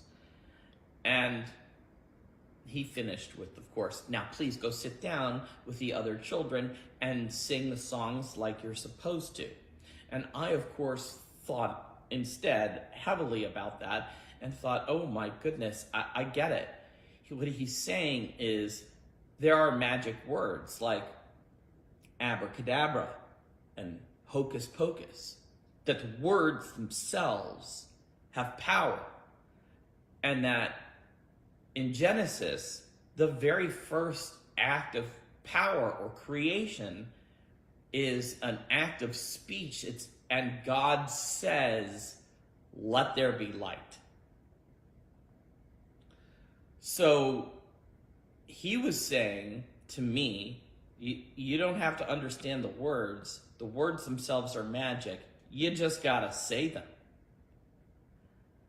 And he was reflecting thousands of years of Jewish thought, because people think that the Jewish language is Hebrew, but that's not really the case. The Jewish language, for the most part, has been Yiddish, which is a different language. It's a mixture of Hebrew, a little bit of Hebrew, like 10%, and mostly German, or sometimes Polish and a little Russian. But that was the colloquial language, and Hebrew was just the language of prayer. And then when Israel became a state, they had to choose a language, and they decided to make Hebrew, which was the language of prayer, the national language. And subsequently it has supplanted Yiddish, which was the colloquial language of the Jewish people, or one of the colloquial languages of the Jewish people. Other languages such as Judesmo and Ladino were also spoken.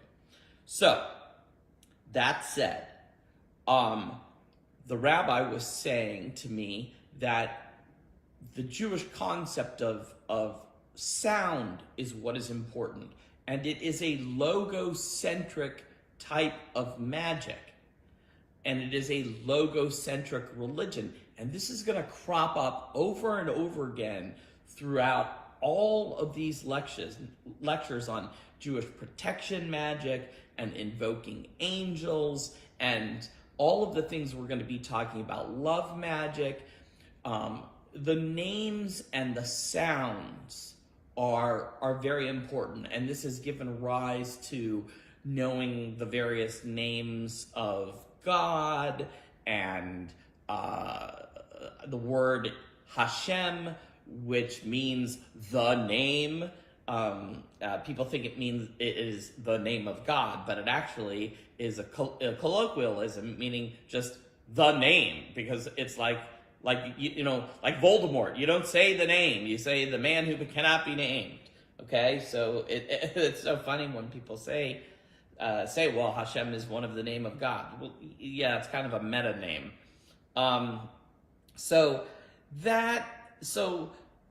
That's the first part of the answer, which is just saying the words and doing the actions correctly should be effective. Now, think about that for a moment. That carries us into another concept.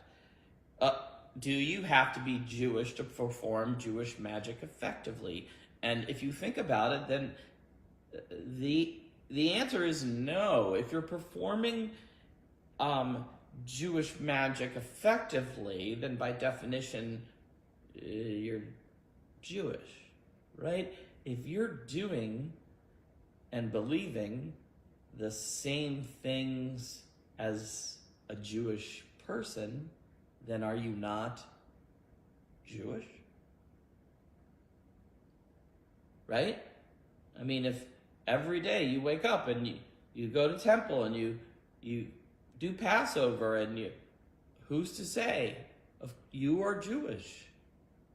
So this argument is, as far as I'm concerned, is over, and when I hear it, it's not very inclusive.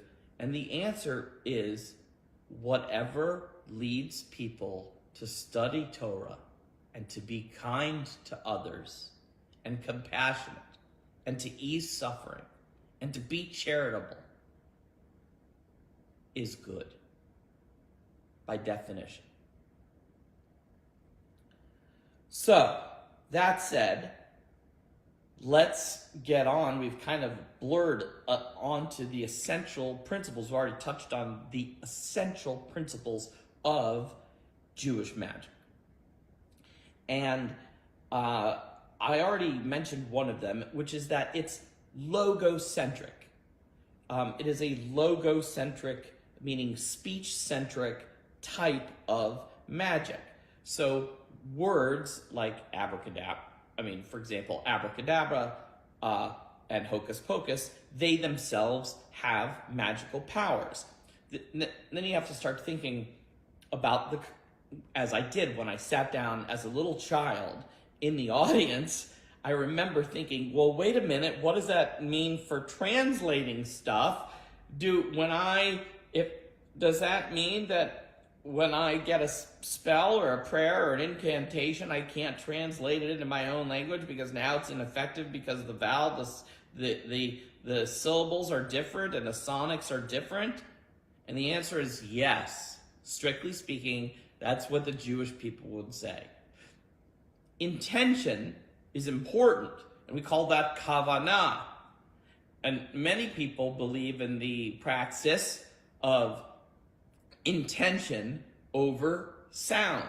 That, oh no, we can take a German spell and translate it to English, and if we pray hard enough and use our energies in the same way, it's the setting, the intention that matters. But in the Jewish magico-religious tradition, we are going to come back to this principle over and over and over again, that it is logocentric, and that understanding is not important as much as, kavanah is important. Kavanah is focused intention for effective prayer. So you, of course, have to have a focused intention. But what is are the words themselves. Words have power. So, words that have power. Names. So, right, we all know that, like, Plato, or maybe we all don't know, but Plato was a Greek philosopher kind of guy, and he had this idea of the Platonic ideal, and we all walk around with various ideals of what things are in our mind. Like, there's no like true one defining table, for instance, but we all have a concept of what a table is in our mind. In reality, a table could have 3 legs, it could have 4. I've seen them with 5, you've seen them with 8. So we've seen them with flat tops, we've seen them with curved tops, we've seen them with angled tops. So when you start getting around, like, what defines a table? But we all know what a table is. It's this sort of Platonic ideal this theoretic idea. Okay, so that similar concept applies to names and words, and knowing the names, the true name, the Platonic name, the true name of something gives the speaker power and command over that thing, which is why it becomes very important to know the names of the angels so that you can invoke them and communicate with them, because otherwise they're not going to listen, and the various names of Hashem. And so those become very important. And this whole logocentric thing takes another form, not just in speech and in names, speaking names, but of course in writing. And so most Jewish amulets and Jewish magical techniques involve either speaking or writing. And you're like, well, what else is there? Oh, there's plenty, okay? There's gestural magic. And we do have some gestural magic, but very, very little. So there's magical music. There's all sorts of different magical practices. So don't get hung up on that there's only speaking and there's only writing. Of course, there's ecstatic dance, all right? So, again, features of Jewish magic, logocentric, and we because of that do a lot of writing, and there are a lot of sigils. Now, Jewish magic also contains sympathetic magic. That's another principle that is often utilized in Jewish magic, is sympathetic magic, meaning what is happening is here is going to happen over here. So as the candle burns hot, may someone's heart burn hot with love for me. So like this, then this. So that's a sympathetic magic.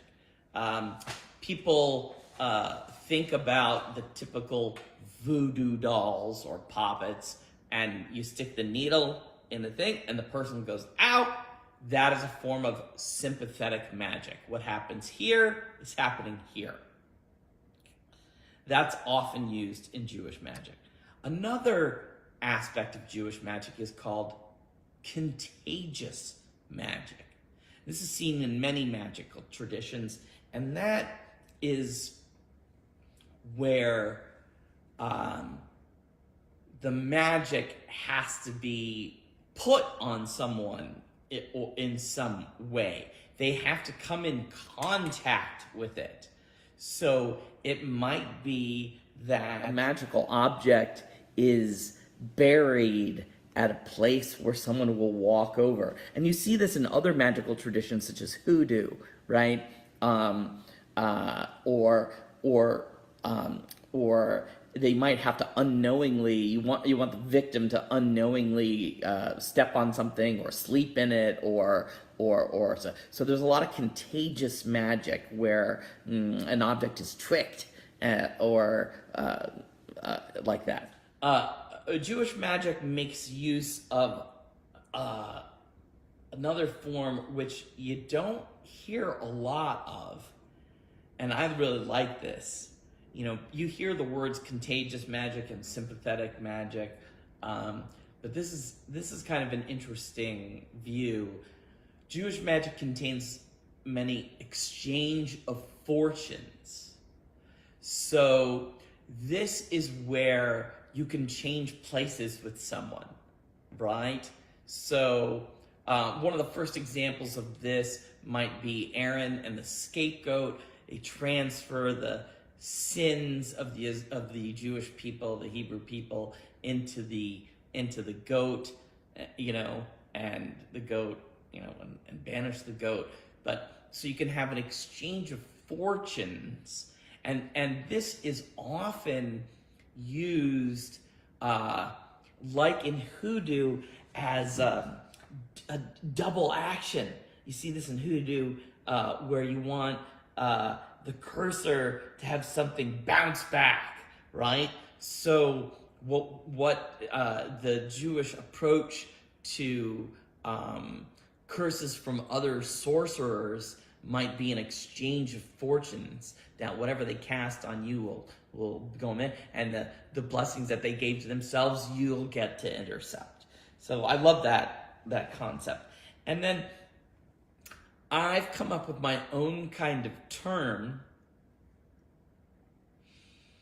that Jewish magic makes use of. And I haven't checked anywhere, so I don't know if it's my term. I don't, so I'm not going to claim it. I'm just going to say I came up with it independently. So if it's out there, great, whatever. I call it compassionate magic or charitable magic.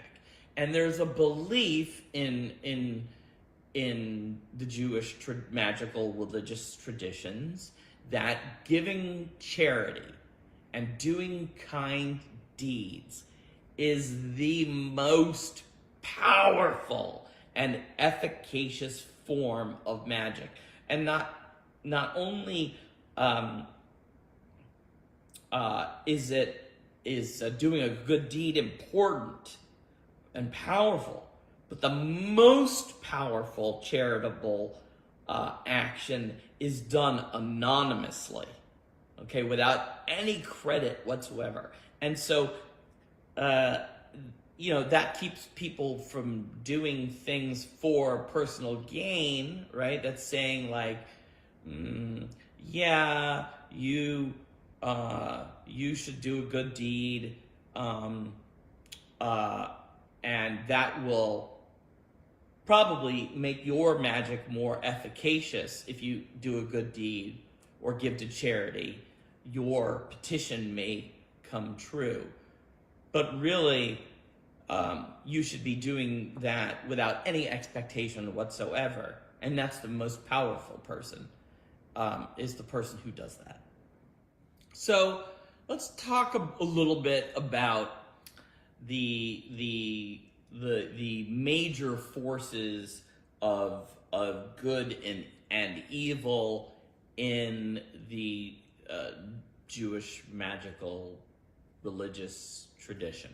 Okay, just so we can have a nice kind of basic, quick rundown and understanding. So obviously there is God, which is Yahweh. Okay, that is the deity of worship. Then there are angels, and angels. There's in the Bible, there are only 3 named angels in the Old Testament, and they are Michael, Gabriel, and Satan.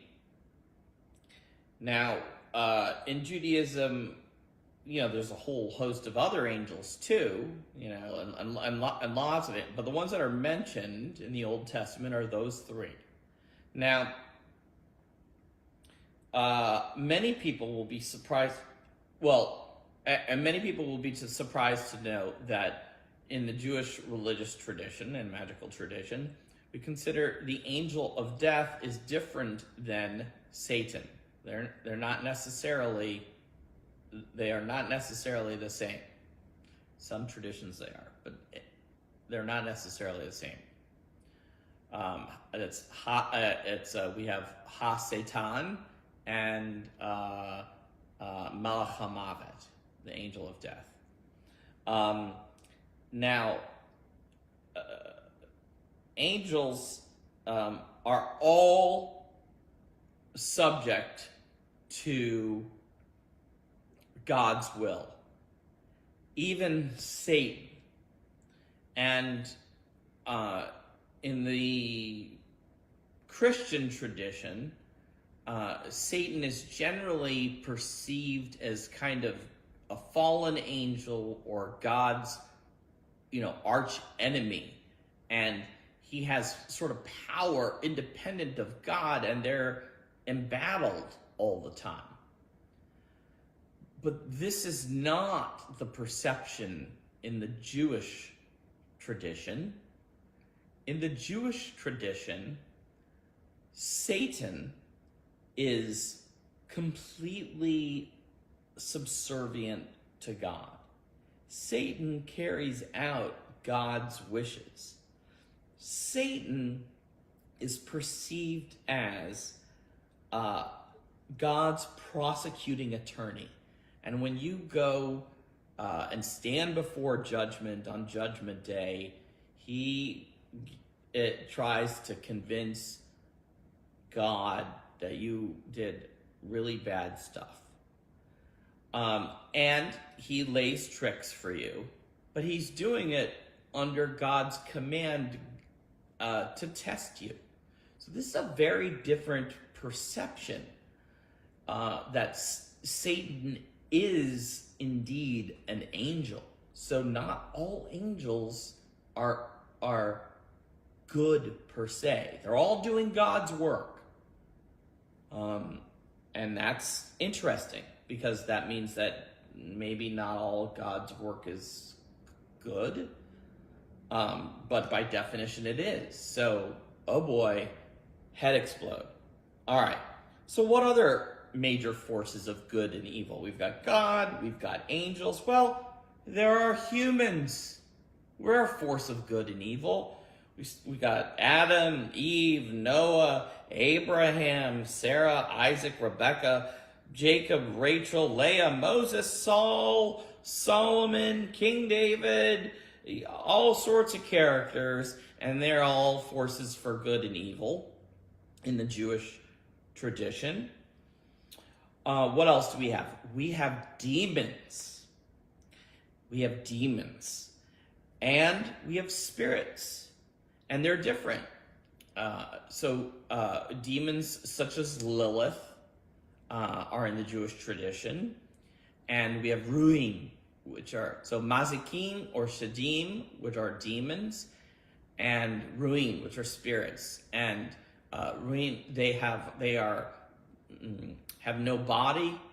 They are like a simulacra, something like a ghost or a spectral phenomenon, whereas demons actually have bodies. They're invisible. They, eat and poop and mate and do their own little things, but we can't see them. And that's the traditional canonical Jewish perspective there. What other evil things? We have the evil eye. That's Ayin Hara. Ayin is I, Ha is the, and Ra is bad. So like Ha Satan is the Satan. Ha Shem, the name. Ha is just the, okay? So we have Ayin, I, of Ra. Ayin Ha Ra. And Ayin Hara, the evil eye, comes in kind of two flavors. Because it's a Mediterranean idea that really sort of entered Judaism very early. One concept is that it's its own thing, kind of floating around, and it's like random bad luck entity, okay? The other type of evil eye is one that can be cast by someone, usually because of jealousy. They look at someone and they are angry, they're in a bad state, and it's an accidental curse.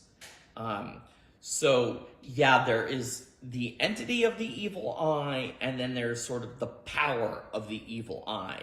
And those are often kind of conflated together, or two arms of the same thing, shall we say, but they're distinct enough that a person can cast the evil eye on someone, and the evil eye is sort of floating around minding its own business and can just do a whammy on you. The last one, force of good and evil, that really kind of is important enough to touch on in this introduction to Jewish magic is Yetzer Hara. And remember, we just said ha is the and ra is bad. And so Yetzer. Yetzer means this is your selfish impulse or selfish desire, your desire to do selfish things. You have Yetzer HaTov, your desire to do good, Tov is good, and your desire to do evil, selfishness. And people are born with Yetzer Hara, okay? You're thirsty, you're hungry, okay?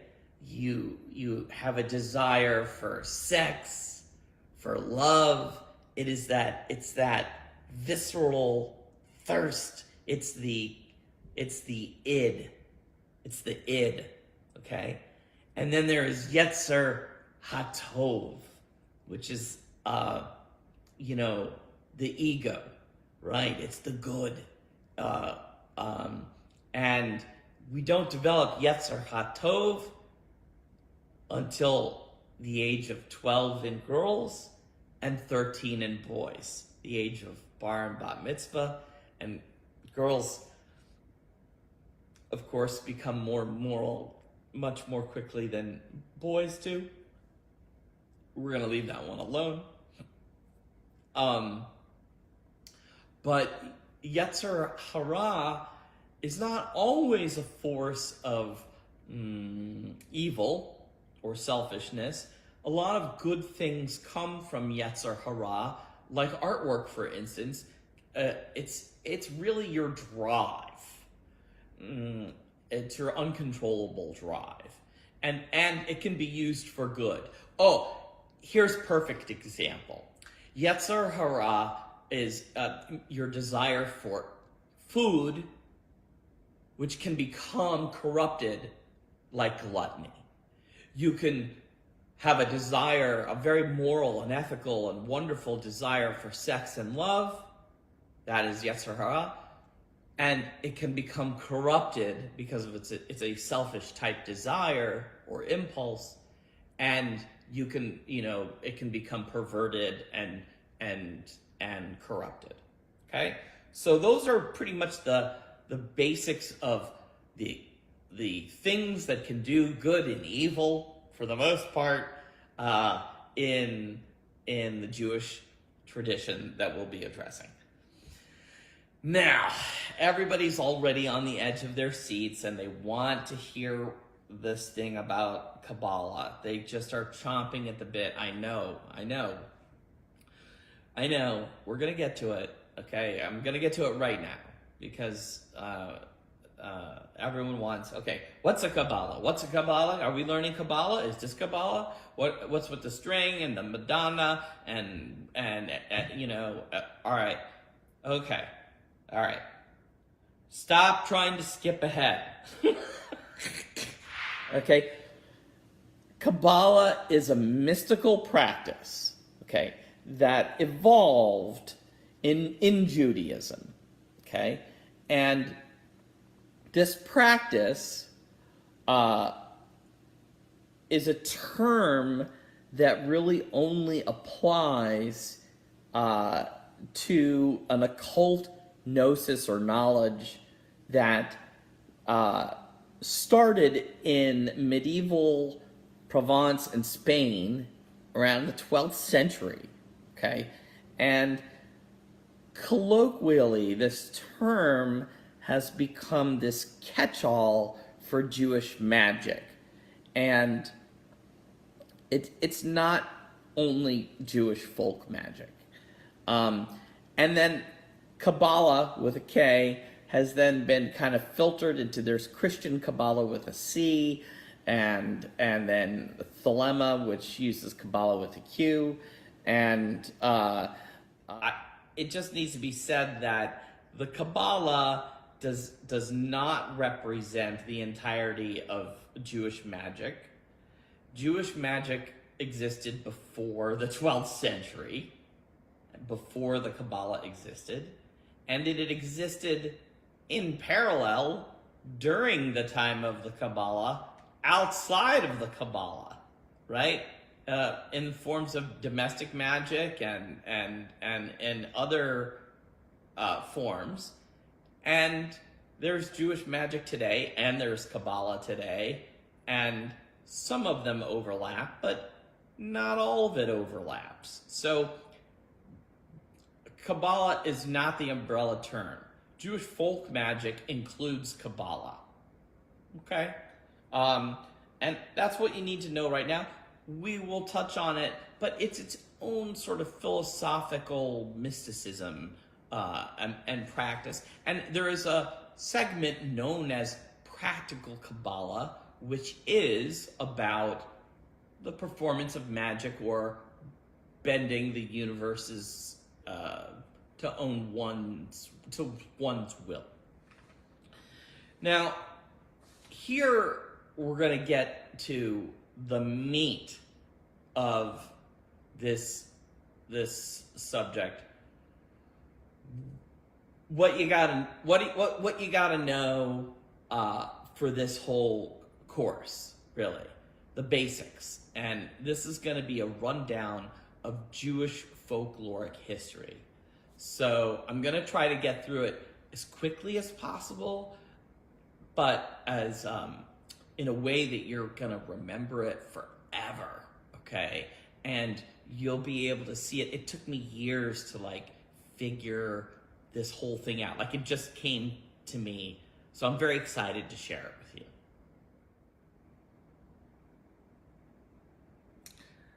You see, you're not going to believe this, but the Jewish folkloric history, it is very much like the epic movie series Star Wars, because it has two beginnings, and it starts in the middle, and it spawns tons of little parallel universes and timelines and that sort of thing. But it essentially starts, as I said, episode 4, in the middle, with the world being recreated again for the second time. And what happens is there's a huge flood, a tremendous flood that wipes everything out. And this guy named Noah, okay, with his menagerie of animals, restarts the whole world, okay? And a descendant of this guy, Noah, is born around 1800 BCE, and his name is Abraham. And he lives in a town called Ur.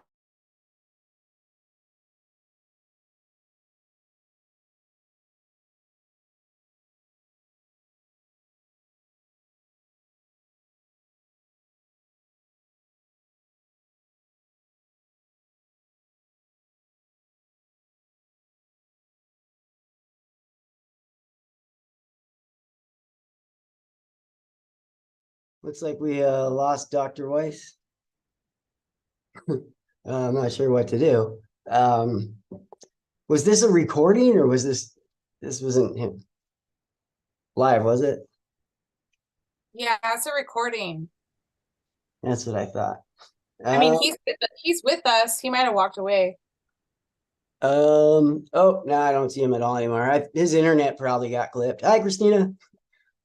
Hello, Rick. Good to How's see it you. going? All Nice right. to not I don't see you, but nice to hear you. I found it really interesting that Dr. Jeremy Weiss was saying that if we practice any kind of Jewish magic, then we're Jewish. And so it was news to me, but I was really excited. Leo stepped away, but I was like, hey, Leo, I just found out I'm Jewish. That was cool. A cool moment. I think you have to be bat mitzvah to be like officially. I don't really. We'll let you in as an honorary, at least for the night.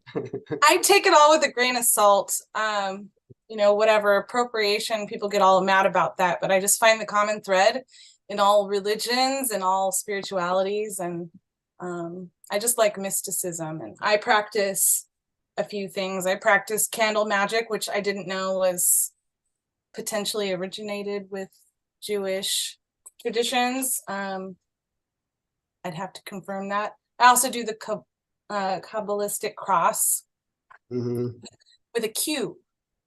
Right. Oh yeah, the Kabbalah. Yeah, chicken Kabbalah.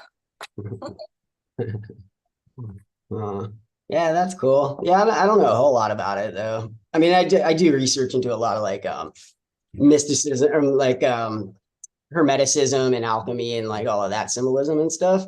So yeah, that's my main thing. Right. Yeah. Like you can't be into that and not bump into the Kabbalah somewhere, here and there. Exactly.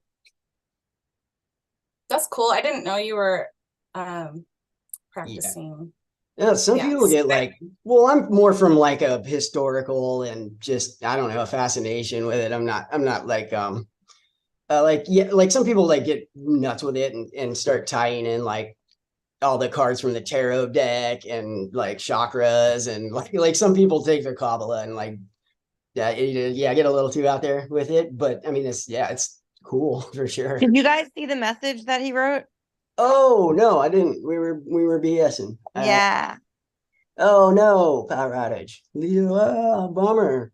Well, let's see. Oh, well, it looks like the hour was turning anyways, right? So we should have a new speaker up. I haven't been sent a schedule yet, but yeah. Does anyone know who's on next? No. I feel like maybe you should let him like just finish what he was doing, because he was pretty. Yeah.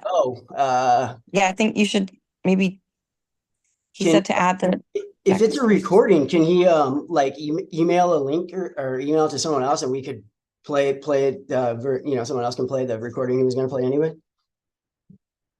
I mean, he's not answering. He's right. His video. I'm not seeing it. I'm right here. Yeah. Oh, you're here. Okay. Oh yeah, I didn't even see it. I was okay. Oh, well, it looks like we have you back then.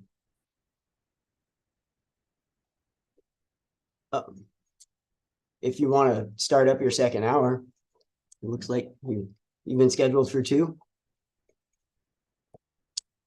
Okay, did we lose him again? Well, I'm not sure what to do. Maybe we'll just give him a few minutes, see if he comes back. Is he here? He just said hi, like maybe about less than a minute ago, but then went silent again. Oh, okay. Yeah, and the account's made co-host now, so right. Maybe he's just getting something ready on his phone. You know what I mean? Are you not able to? Are you all not hearing it? No. Oh yeah, there he is. Yeah, now we can hear you. We can hear you, but no movie yet. Okay. Hold on, just a second. I will fix. If Leo can make this account co-host, then I should be able to share my screen. Yep. the one that says Dr. Jeremy Weiss? Yeah, I got it. No problem. No problem. Okay. Yeah, so it says now you're a co-host. Okay, now you're sharing your screen. Okay.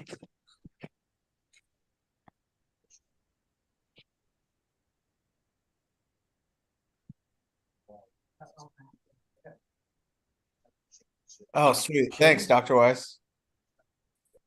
Hey man, I got you. I've run these things before. And Empire Strikes Back and that work? Return of the Jedi. And yeah, perfect. Perfect. That return to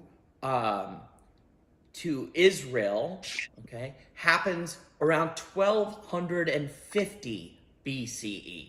So Abraham is 1800 BCE, and time marches on, and then they return to Israel, and Israel crystallizes around 1250 BCE. That's when Moses returns the people to the land of Israel. Now Moses doesn't get a chance to go there. That for other reasons he's left outside to it, so we're going to now proceed with what happens. Well, Moses then writes the prequel. All right. He writes episodes 1, 2, and 3 because he writes the story about what happened up until that point of Noah, right? So Moses writes the story of Adam and Eve and all of the business that happens up until Abraham. All right, so he's recalling all of these things. So he writes episodes 1, 2, and 3, and now we're at the end of 4, 5, and 6, and it is now 1250 BCE. Okay, and now this is where with the action has already started, but this is where it really heats up.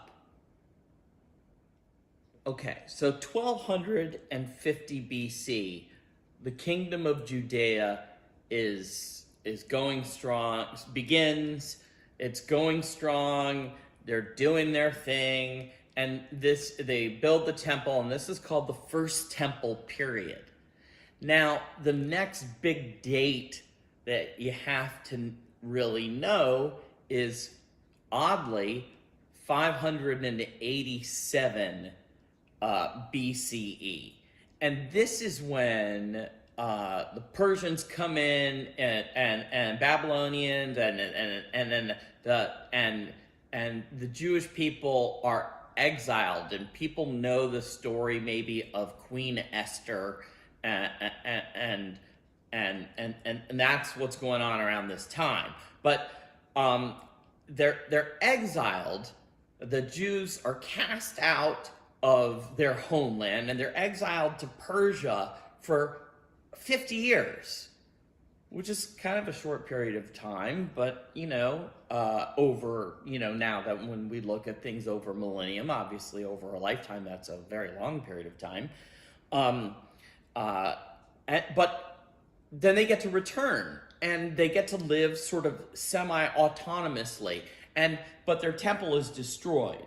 Okay, their temple has been destroyed. And so that marks from 1250 BCE to, or 1250 BCE to 587 BCE marks the First Temple period. Okay, then the Jews return to Israel pretty much right away, and begins the Second Temple period, which is 50 years later, like 580, 530, and then you got 500 some odd years of the Second Temple period, and then year 0, where Jesus is born, essentially, and that's how we currently mark the calendar. So that's year 0, which happens in the temple period, second temple period. And then the next date that you have to know, obviously 0 is important, many reasons, is year 70. Year 70 marks the end of the second temple period and where the Romans invaded. And the Romans come in and they kick the Jewish people out of Israel. What is Israel? And that becomes the Jewish diaspora. And they're scattered all across Europe, and they pick up and leave. They go to North Africa, and they're going, scattered, and that's when the Jewish people scattered, and then that would be episode 4, 5, and 6, 7, and 8, and then finally, one might like to say, it closes the gap when they get a chance to, after World War II, maybe is they get to return back to Israel, and the story is, neatly wrapped up. Okay, so now you have this very simple, quick idea, but I want to draw out this whole timeline thing really quickly for you and show you where all of these really interesting ideas, occult ideas and folk magic traditions came about, and their relationship to these particular events of the Jewish folkloric history. I don't want to frighten you, but there's going to be a lot of information here, and I did not include this in the PDF handout. I want you to look at the video, because the video is so helpful in explaining everything that you're really going to need to know. And we're going to be touching on some concepts which won't make sense right now, because they're concepts that we're going to talk about later on in the festival. And you're going to want to come back to them. Things like mezuzahs and amulet bowls and the evil eye and other concepts like that, which we can't and don't have time to define right now. So let's first start with our timeline. Way to the left, off of the page, is Adam and Eve. And they begat so-and-so, who begat so-and-so, who begat so-and-so, and all this stuff happened, and they ended up with Noah, and a descendant of Noah, a bunch of stuff happened, a descendant of Noah named Abraham of Ur was born around 1800 BCE. Like I said, in exchange for his devotion and his foreskin, he and his descendants are entitled to a land deal from the deity known as Yahweh, who also watches over them and has them under his protection. Unfortunately, some trouble happens, and they end up both exiled and enslaved in the land of Egypt. But fortunately, heroic Moses rescues the Jewish people and returns them back to their land of Israel. The kingdom of Judea is formed around 1250 BCE. This was the time of King Saul, King David, and King Solomon. This was when the first temple was built.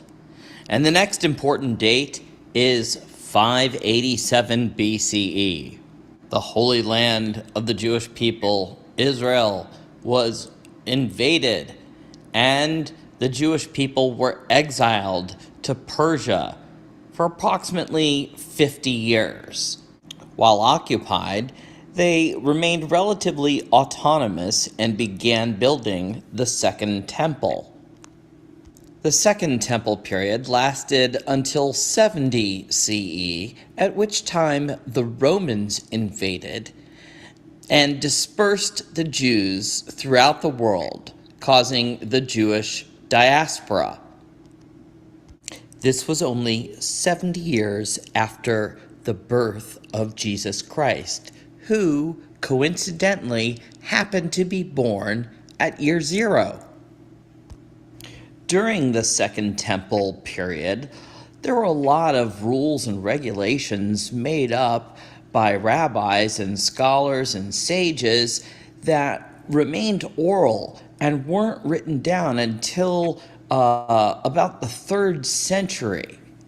This is called the Oral Mishnah, although it's written down now, and it gives us a pretty interesting and accurate description of life around that time. Finally, around 350 CE, a bunch of rabbis started to write all their commentaries down and assembled them into what's called the Jerusalem Talmud. Another set of commentaries cropped up around 500 CE and continued to be refined by many sages and rabbinical scholars until around the year 700. This is called the Babylonian Talmud and is considered by most Jewish people to be the more authoritative of the 2 Talmudic texts. A third enormous compendium of Jewish thought arose between the years 400 and 1200.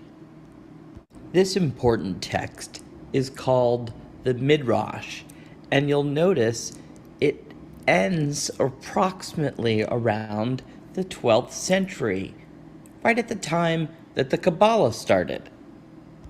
You're probably saying to yourself, okay, enough is enough right now, but I promise you, I'm about to tell you something mind-blowing. The very first written amulet ever found is a tubular amulet found approximately 600 BCE, and it contained excerpts of the priestly benediction, which are known to be anti-evil eye. The Jewish people were the first to incorporate the Hamsa as a protective symbol against the evil eye. They probably borrowed it from Tanit. A definitive Hamsa has been found in Jerusalem at the very end of the First Temple period and prior to the invasion. Of course, I also wanted to find out when the earliest mezuzah, or protective amulet for a home, was ever found. Of course, contemporary religious Jews insist that these were used during the First Temple period. However, the earliest mezuzah that I can find on record was found approximately 50 BCE. Finally, people know that I am a specialist in Jewish amulet and incantation bowls, and they often ask me, well, when were those found? And those were found from approximately 500 BCE to about 750 CE, right before the Muslim invasions. Now, I'm going to tell you a fascinating secret. You can see that amulet bowls were contemporary with the Oral Mishnah, the Jerusalem Talmud, the Babylonian Talmud, and at least the early part of the Midrash. And while we have amulet bowls with incantations made out to many of these rabbinical scholars of the Talmud and Midrash and Mishnah, We have no mention of these amulet bowls in any of those texts. And I will leave you to wonder why that could be.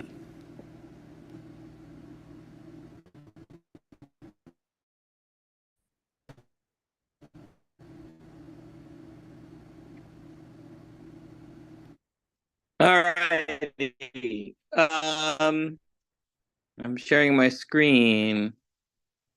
Hold on a second. I assume you guys can hear me now. Stop sharing. We can hear you. I will start my video. You can hear me? Great. Well, it is pitch black here in Capitol Hill. All of Capitol Hill has gone down.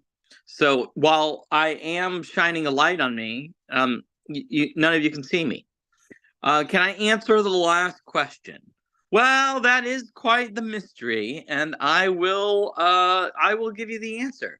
The answer really is just recently been thought about, and and it's probably because this was again domestic magic, and amulet bowls were probably made by women.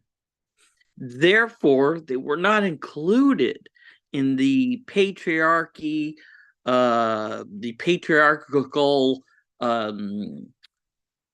putting together of the midrash and these texts. They were just ignored. These were just things that were domestic religion, which is religion. Domestic religion is usually, household religion. Yep. Grr. Everyone is grrring. And I concur with the grr. I concur with the grr. So I feel like I have another 40 minutes, but it's pitch black here. I'm happy to do a Q&A in the dark if you want to open up. Someone says, I'm descended from the Vilna of Gaon. Well, so am I. And I'm pretty sure I'm chosen for a big mission. Me too. Oh, yes, that was, well, yes, yes, I'm descended from a direct great, King David is my direct 92nd great grandfather. I've got, like Hillel is my direct 66th. I've got Judah ben Lo. Nachman is my cousin. I mean, Baal Shem Tov is a cousin. So I understand. Yeah. Yeah. So what does all this mean, though? I don't know. What do you mean? What does it mean? It means that we have a lot of ancestral links to a lot of very spiritual people who thought about a lot of interesting things. Yeah, but I lost it this year. I was in a mental hospital. It got dark. Yeah, well, it's I also did ayahuasca, so that was part of it. Yeah, I mean, spirituality is tough, right? I mean, it's hard. It's come easy. But I am the scapegoat of my family. Okay, well, I mean, that may be. That's something for you to examine. But and there's also like the Holocaust. The enlightened ones often are, right? I mean, people who are geniuses are often, crazy also, right? I mean, you have to have a mix of both to have interesting, new, not outside the box thoughts, right? You have to be a little different. So do you want to answer some of the questions that were in the chat for you, but also like you were going to talk about frankincense and myrrh and the history of like special substances that created different states of existence within Jewish history? I don't know if you can say anything about exorcisms, but I feel like sometimes when people are doing psychedelics, they're entering portals and allowing themselves to be exposed to like demonic entities or things that they may not understand that are getting attached to them, and you work with exorcisms and demon bowls and stuff like that. And people don't often know that Judaism has those things. But also, I'd like you to touch on the myrrh and frankincense. Okay, well, let me start it with frankincense and myrrh. There are okay, so incense is used in Jewish magic in many different ways. The most famous incenses are myrrh and frankincense, and they are used to calm people down before execution, get them a little high, give them a nice buzz. And myrrh in particular is an opiate. So if you've ever worked with it, and you aerosolize it or whatever, if you're grinding it up, you'll definitely find yourself a little confused. And so it's highly effective, and traditionally, women who were prostitutes might throw myrrh on the ground and have a myrrh smell, which would was considered an aphrodisiac. But there's a blend, the Keteret, which recent information has been uncovered to show that was cannabis in it. And Jews have a long tradition of both essential oils, oil making, and incense making. And they play a role. All sensory alteration plays a role in creating different mental states that may be conducive to spirituality. Right? Whenever in the Jewish tradition, the Hekkalot tradition, and their Merkava traditions, the early traditions of Judaism, pre-Kabbalah, before the Kabbalah, rituals to ascend or descend the Merkava, the chariot, to go and enter the palaces, meaning the celestial heavens, the celestial palaces.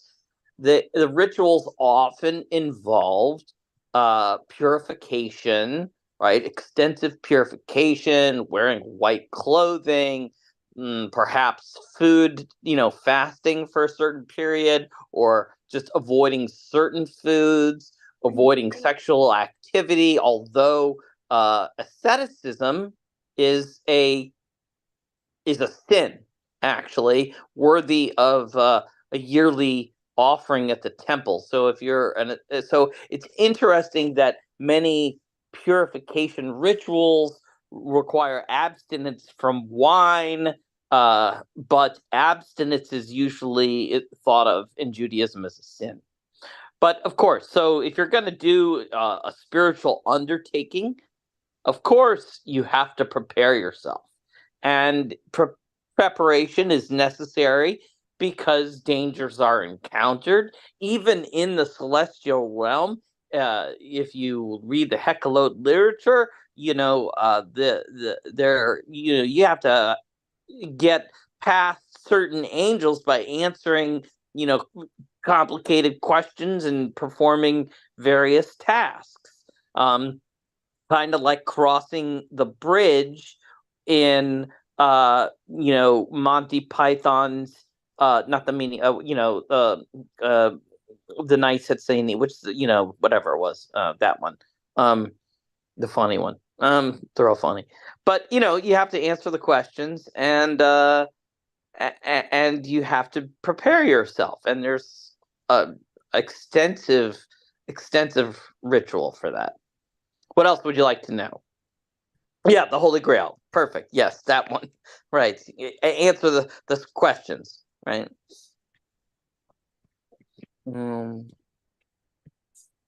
Anything else? Incense is never to be burned. That is a law. One of the laws is that incense is never to be burned for the benefit of a demon or malevolent entity. Only to annoy them and banish them. Other things you can use as an enticement, promises, but you cannot promise to make a good smell for them. See, so there you go.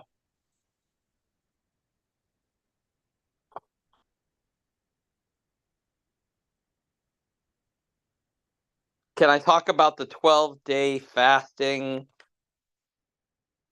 ceremony to call in the chariot? Yes. Yeah. Right. Okay. Oh, there's a couple of questions here. I'm sorry. The 12-day fasting ceremony to call in the chariot. Yeah, we're trying to. It doesn't necessarily have to be 12 days of fasting, but we are talking. Leo and I think Aaron Romano would like to put together a collective experience of recreating some of the Heckalot literature to travel to the palaces so that we could all, have a little one-to-one and say, hey, what's going on in the Middle East needs to be, worked out peacefully. This is too much disruption for everybody.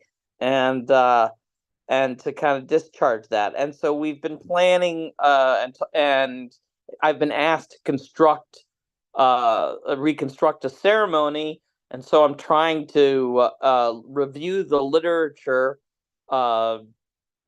and put together an actual ceremony that is not as onerous, requiring an onerous 12 days of fasting. There is a lot of chanting, though.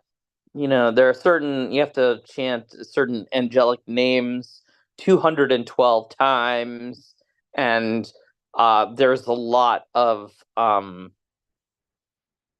it's very complicated. What can I tell you? It's very process heavy. What do I enjoy about Jewish magic? I enjoy helping people. I mean, I was a physician, and I am a physician, a practicing. I'm a retired physician. I was a practicing physician, a vascular and interventional radiologist, and I no longer, I've retired from that, and now I enjoy magic and the magical practices of many cultures. I study the magical practices of many cultures, but particularly Jewish magic, and um, I use it to both help people and to empower people. I use it to help people do good and to gain self-confidence and to achieve their goals and to get peace of mind and to teach them literally, how to do it themselves, because I believe that they shouldn't have to go through clergy. They should be able to light the candles themselves and do the divination, the candle divination themselves. They don't need anybody else. Advice for encountering dark forces while in psychedelics. Yes, I put in the chat, I think earlier, a whole thing for the 5 different spiritual defenses that are essentially the Jewish methods of spiritual defense, and there's defending against the spiritual attack So you already have, so that resource is in there. And that's everything from circles of protection, prayers of protection, you know, Psalms 91 is probably the most famous, anti-demonic and most protective. 121, 67. I mean, psalmic magic is very, very powerful. Could I put it in the chat again? I don't know if I can, because I'm on this, you know, I'm doing this by my cell phone now. And before I was able to, like, I also need to put in the proper PDF. I put in a different PDF than I was supposed to. With spiritual defenses, let me see. Blog, malevolent entities. There it is. Strategies for defending against spiritual attack. Okay, Zoom. There we go. Oops, no. Now we got to everyone. Oh, look, someone else did it. My gosh, see, someone beat me to it. Thank you very much. So I'm so sorry that there's a power outage here. I think that's kind of crazy. Maybe that's a spiritual attack. Yeah, because the spirits don't want me to tell you. You know, give all the goodies away. Yeah, they just didn't know about batteries. You're one up on them. I know, but and now I have the backup. Yeah. Question. Sure. So I don't know a lot about the Kabbalah. I have a lot of mentors, and I study all kinds of mysticism. And one of my most potent mentors introduced me to Thelema and the Chicken Kabbalah. Mm-hmm. And she started us out with the Kabbalistic cross, and then she's tacked on a bunch of other things to that. And I always feel super awkward about it, but like people are having the most transformational experiences. Like, I mean, you just can't lie about this. I mean, it's just like all like this huge group of people are just having all kinds of amazing experiences. And I always felt like I really needed to talk to a real Jewish person before I started really diving deep into that. But I do practice it sometimes, and I do notice energy shifts in the room. It seems like a really good way to set the stage for more magic. Yeah.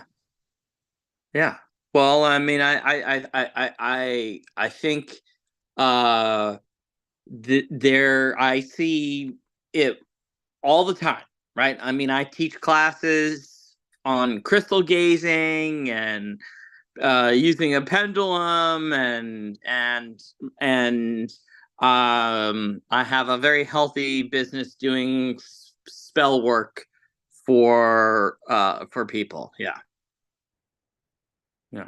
Candle services. I guess what I meant was, is it okay to be practicing these things without diving so deep into the Kabbalah and like? Well, I don't think that the Kabbalah of Thelema is the same. It really isn't. It's, I mean, that, you know, you're talking about now the Hermetic Order of the Golden Dawn, and they've kind of appropriated you know, a bunch of stuff, and you know, so it's its own I'm not saying it's invalid. I'm saying it's its own thing. It's really apples and I don't know, maybe I wouldn't go so far to say oranges, but you know, it's not exactly it. All right, it's more like an orange. It's like more like a lemon and a lime, I would say. That's probably more analogous. Right? I mean, and there's the Christian Kabbalah too, which would be like, you know, kind of like you know, it's a third one. It would be like another citrus. You know, maybe that would be an orange. Yeah, citron, exactly. Well, exactly. Well, yeah, I think the etrog would be the Jewish one, and it would be the Jewish Kabbalah, and then the other two would be the lime and the lemon, probably. So, yeah. I appreciate And then, that. yeah, sure. I mean, I totally get it. I mean, and I understand. I came from a background where I started off, and I was studying hoodoo, which is, um,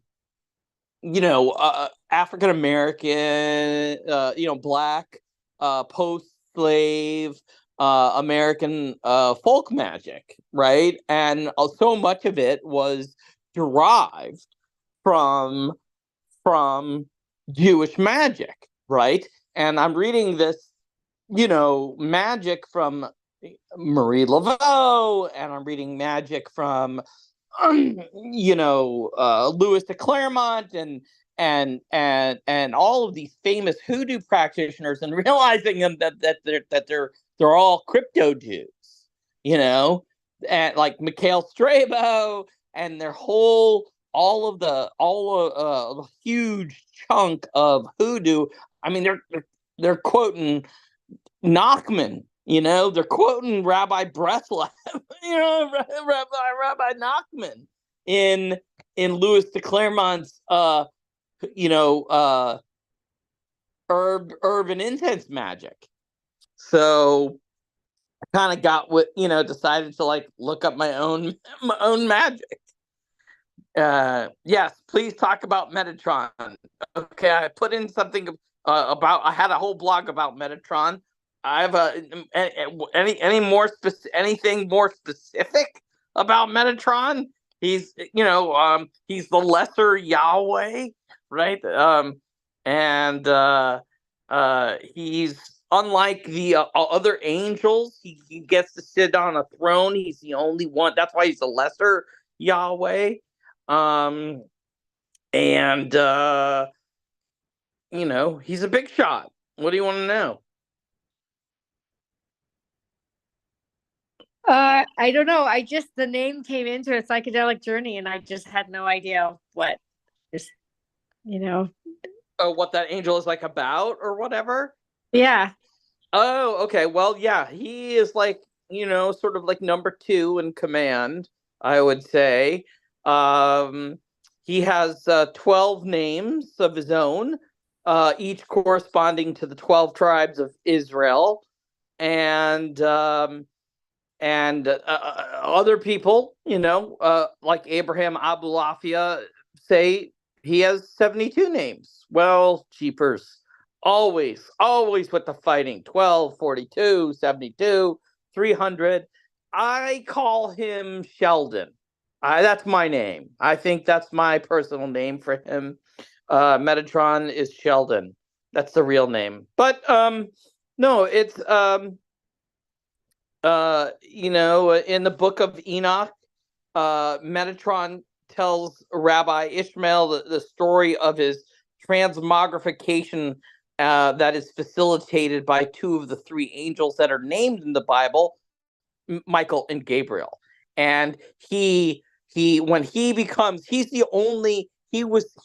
the few angels that was actually human at first and then became an angel. See, we in Judaism, in modern day Christianity, Judo-Christian thought, right? People die and then they become angels. But that's not how it was. An angel was a separate thing in Judaism, and he's the first and only in the Jewish tradition person that like becomes an actual angel. And when he does this, Metatron fills the entirety of the whole universe, and he has 72 wings and 365,000 glowing eyes, 1,000 eyes for each day of the year, which shows that he's omniscient, sort of like it can see everything, like Malach HaMavet, the angel of death. So he's big and scary looking, and he also takes on the appearance of a rainbow. so he is seen at gay pride all the time.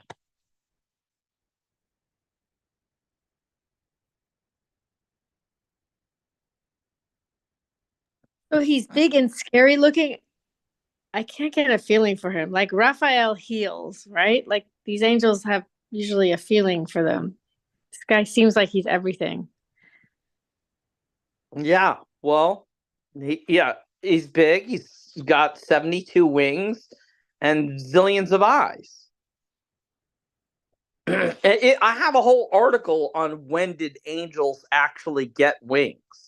And they weren't depicted as having wings until the 4th century. There's 7 classes of angels, 2 of which have wings. Those are the Sephirim and the Cherubim. And the other classes of angels, the Ophanim, which are wheels, and the Iranim, and all this stuff, whenever they're described in the Bible or wherever else, up until the 4th century, they are described as people, indistinguishable from human beings. The only ones that are described are those 2 are the seraphim and the cherubim, and they're wacky looking with, and they also don't actually have. They have specific. Those 2 groups of angels actually have a specific function that no other angels have, which is why they're so distinct looking and sort of look like chimeras. But all the other angels are variations of messengers, and they are described as being indistinguishable from humans, which is why you should always be nice to everybody you see, because you never know if you're talking to an angel or not.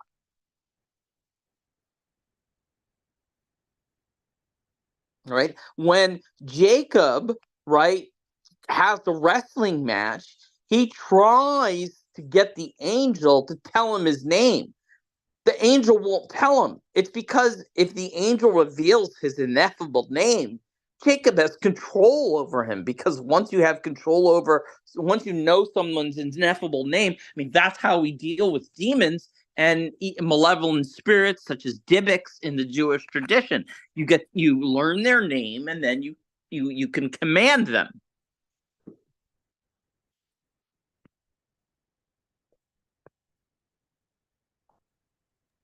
Thank you.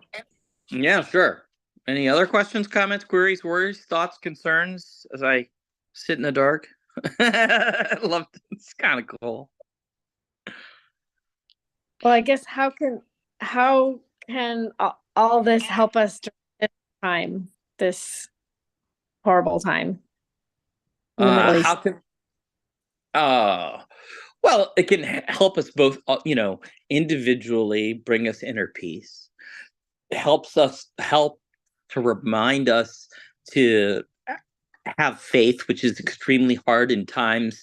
I mean, the very definition of having faith is when you are in doubt, right? I mean, so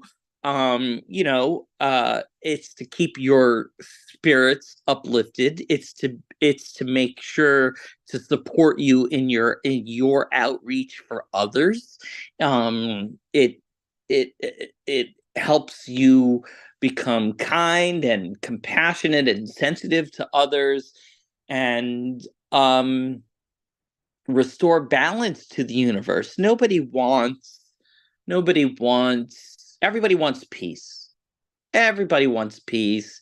Even the people who are being disruptive right now are being disruptive for the wrong reasons, or they're being disruptive because those are the only recourse that they feel.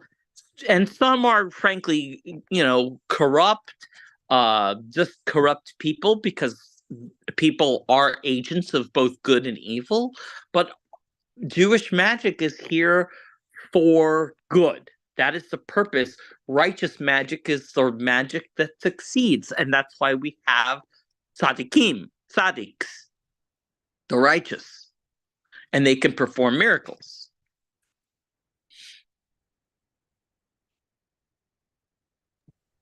I have a question. Okay.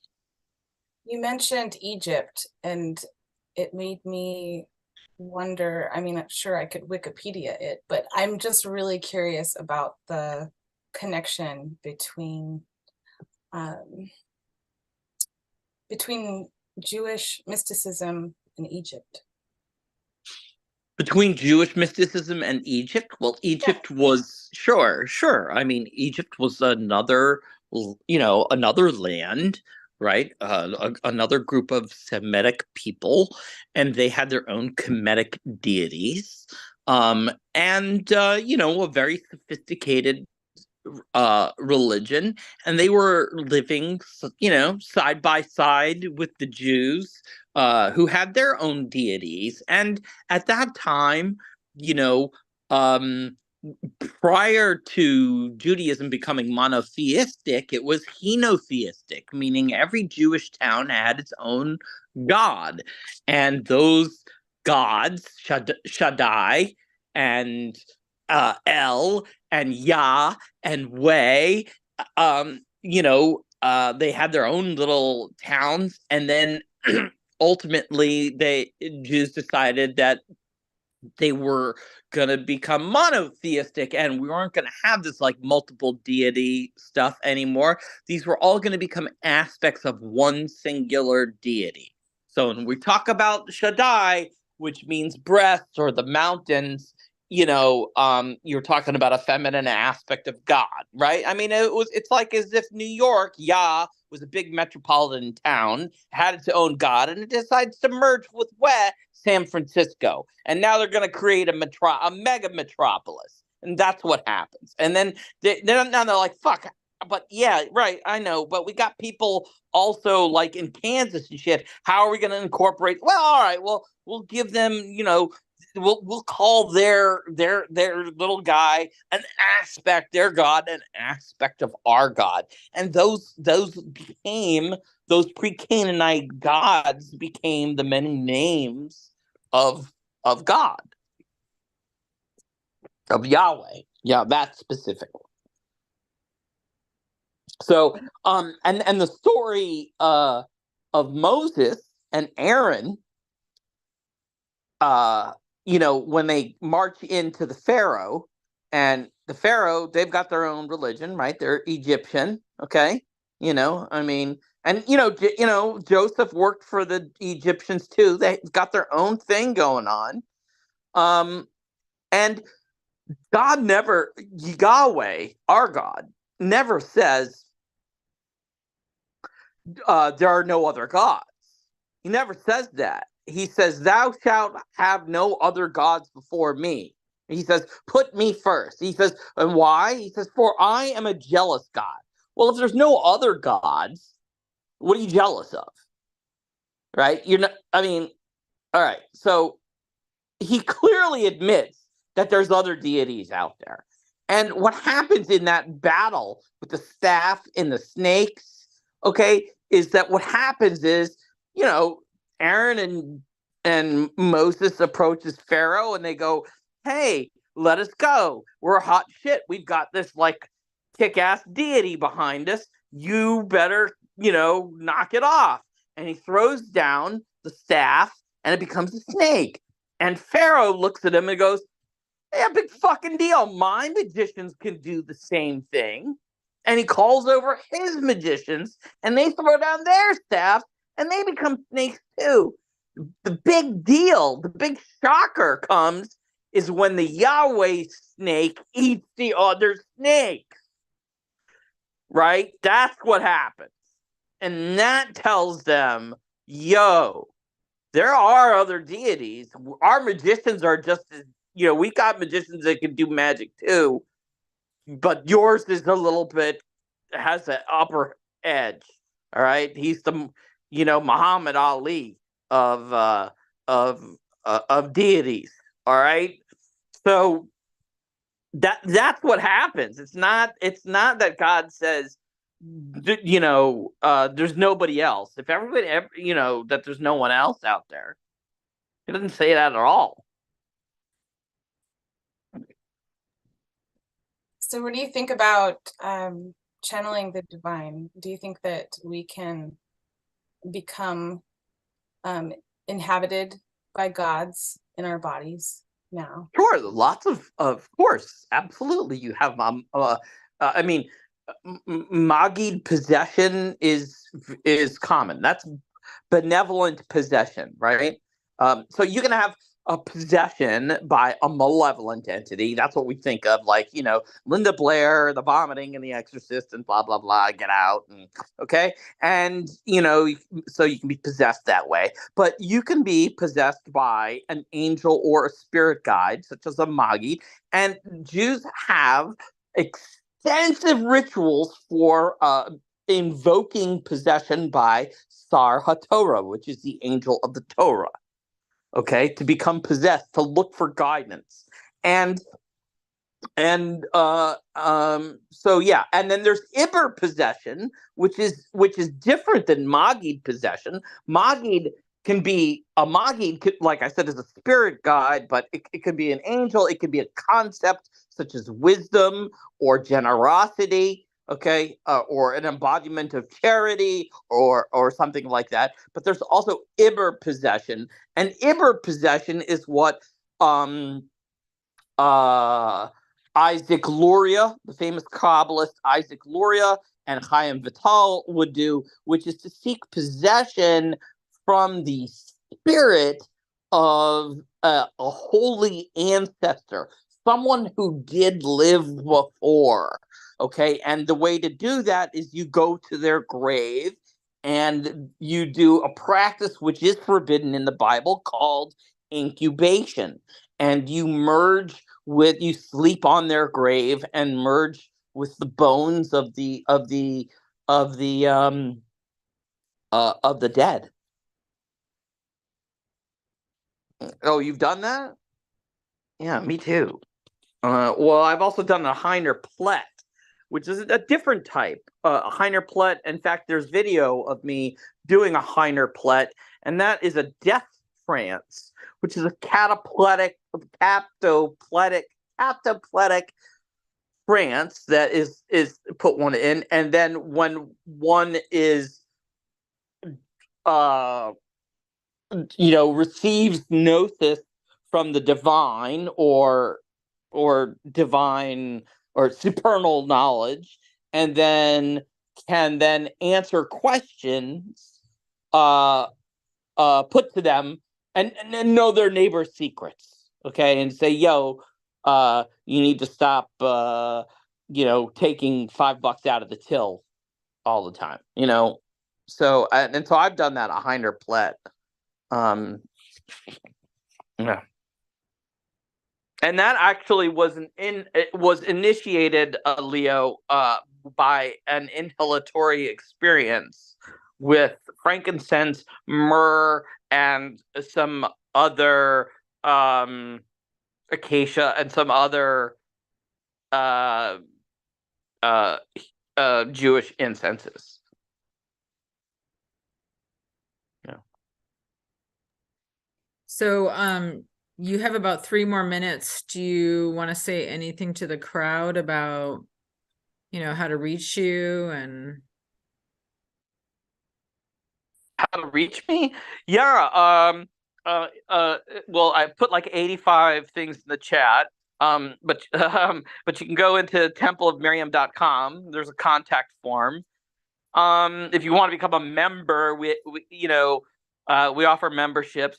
It's like a 20 a month, and we have we offer okay, let me just back up and just say we have a book club for free. Everybody can come. We have a Ma'ariv services twice a month. Anybody can come. We on our Discord, anybody can join, and we will light candles on people's behalf, small chime candles. If you're looking for a real candle service with a candle divination, then that's a different. We have that. And then so those are the things, and then we often happen to have programs that are free. then we have a membership, and the members are entitled to special privileges. We have about 50 different books on mysticism and Jewish magic and other types of magic in our library. And we have instructional videos, everything from how to make poppets. I just did a workshop on how to make poppets, to love magic, or whatever. And yeah, and just check us out. Yeah. Thank you so much, Dr. Weiss. Thank you so much. Thank you. It was lovely to be here. I appreciate it. I want to welcome our next moderator to the stage. We are at the 10 o'clock mark. Roman Hannes is our next moderator. So welcome, Roman, and the stage is yours. Thank you, Leo. Wonderful to be here with everyone. I've been trying to tune in a little bit earlier, and I love all the conversations that are happening. And I'll give a little bit of a background. So I am a co-founder of Pt.2 Institute, and I've been working with Amazonian and Andean sacred plant traditions for the past a bit over 20 years, like 23 years or so. And my Jewish heritage has played a big part of it. I grew up in Moldova, which used to be part of Soviet Union. And as a child, I experienced a lot of persecution and racism growing up in a lot of prejudice. And this is something that I haven't seen many Jewish people in the United States that have experienced it. And because I have experienced it, my grandmother would always tell me that because there's so much hatred in the world, it's very important to never forget to embody love, specifically because of that. And then coming, I grew up in Israel. When at the age of 12, my family, we went as refugees to Israel. And I grew up in Israel. I lived there for 7 years. And then I haven't been on a spiritual path at that time. And at the same time, I've experienced also a lot of turmoil in my life. I think also because of my childhood, and I had a terminal illness, and in Israel it got worse, and at a certain point nothing that could be done, and my family decided to immigrate into the United States. And in the United States, I came into the psychedelic culture. That was my first kind of emergency resuscitation, because I just couldn't see, in growing up in Israel also, there was, without any spiritual connection, there's also been a lot of commotion and very hectic life. And then coming into the psychedelic culture, my eyes got opened for the first time. And I had a very dear brother who introduced me to psychedelics. And yeah, it opened up a whole new world and dimension for me at that time. And he was specifically working with self-exploration with psychedelics. It wasn't so much recreational. And we would do a lot of psychedelics together, and all kinds. I think I've tried many different kinds and very big doses. And then that prepared me, because in the psychedelic culture also, coming into it, I've experienced that I like to see what happens to people after they do something for a long time. And at that time, I didn't really resonate with what I saw. I saw people getting very eccentric and not very grounded and present. And I started hearing about the Amazonian tradition, and with the condition that I had, I decided to give it a try.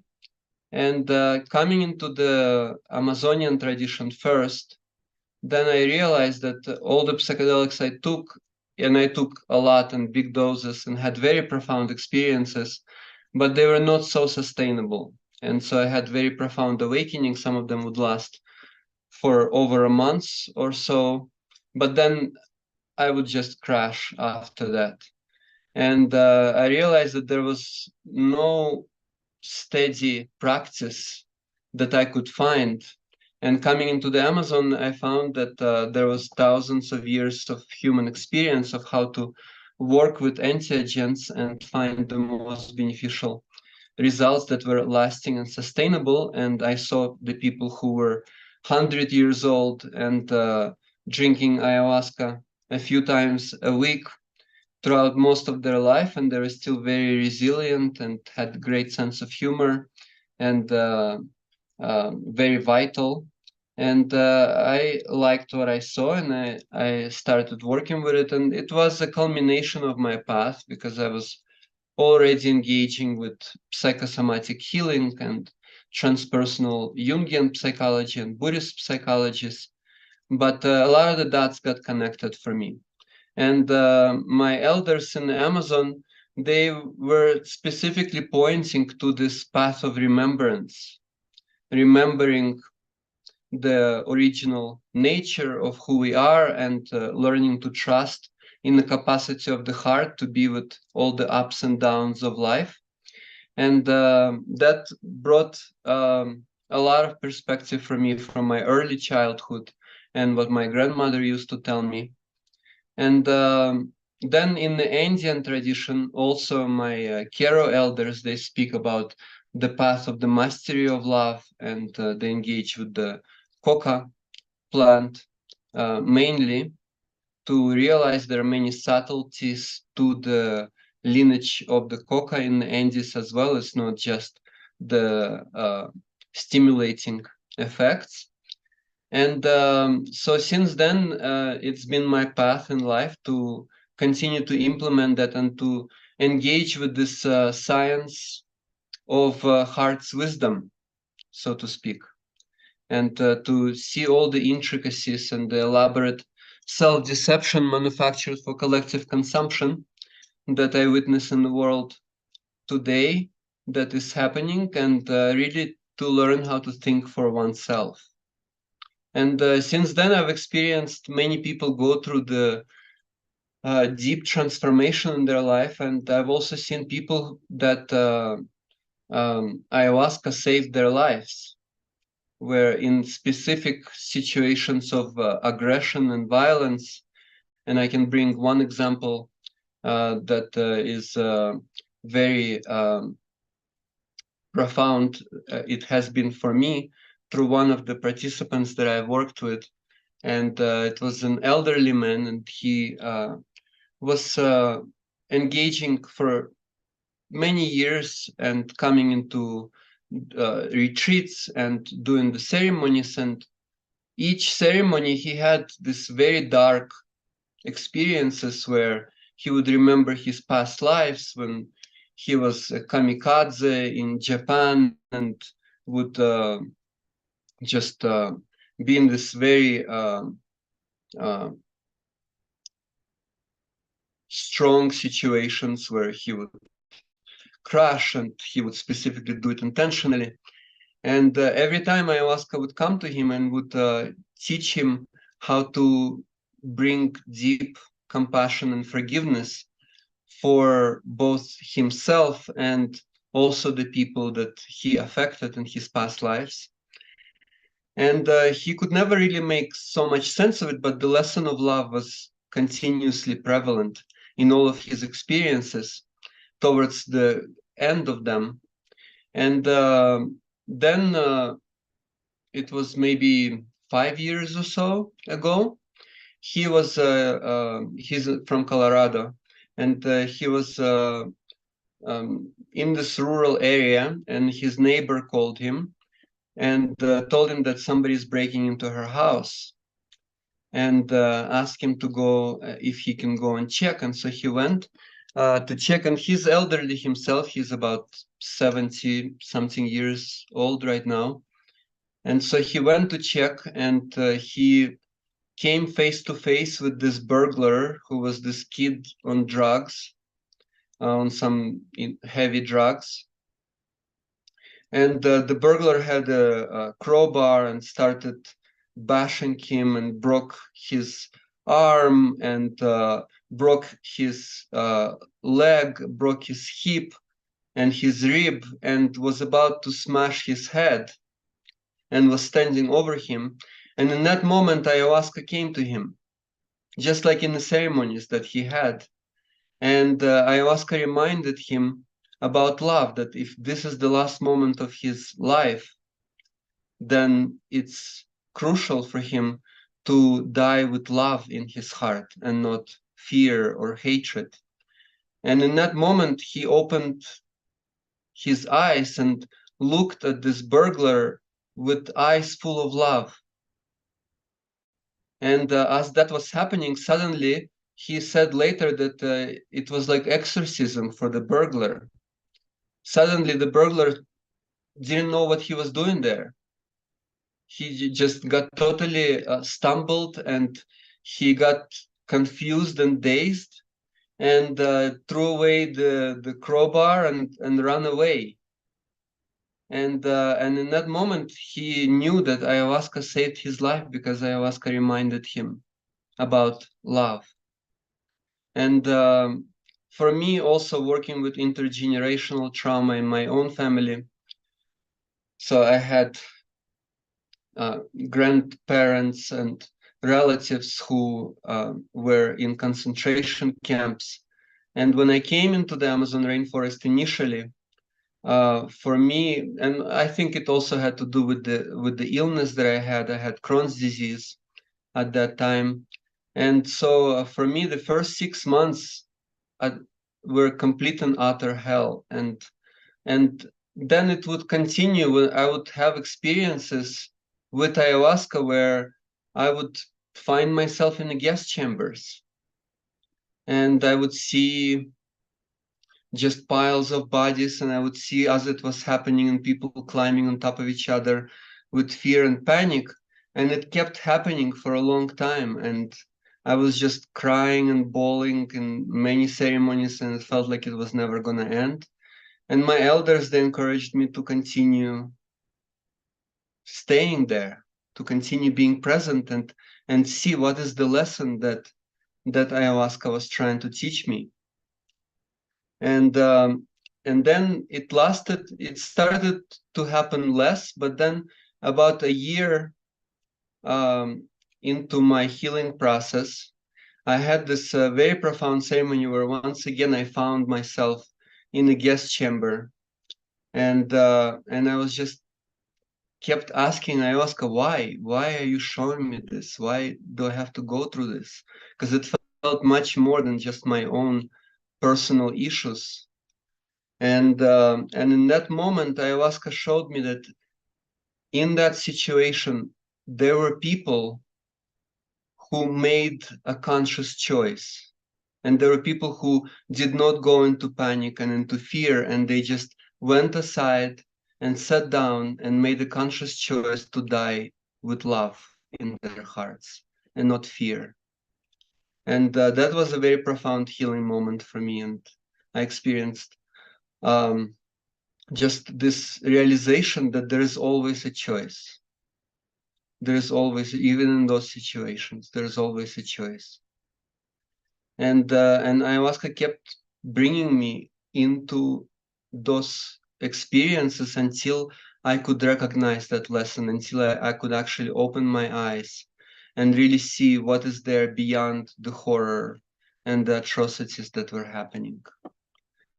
And so that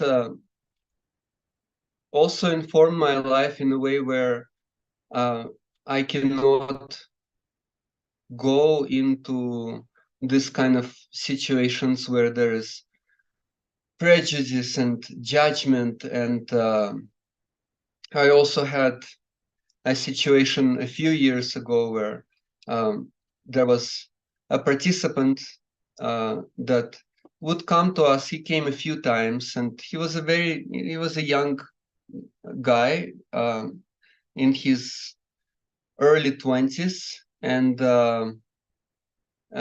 he was very nice, but he did share with me that he had gang history, and but he was always very respectful, very humble and open. And then during COVID, actually, yeah, that happened in the beginning of COVID.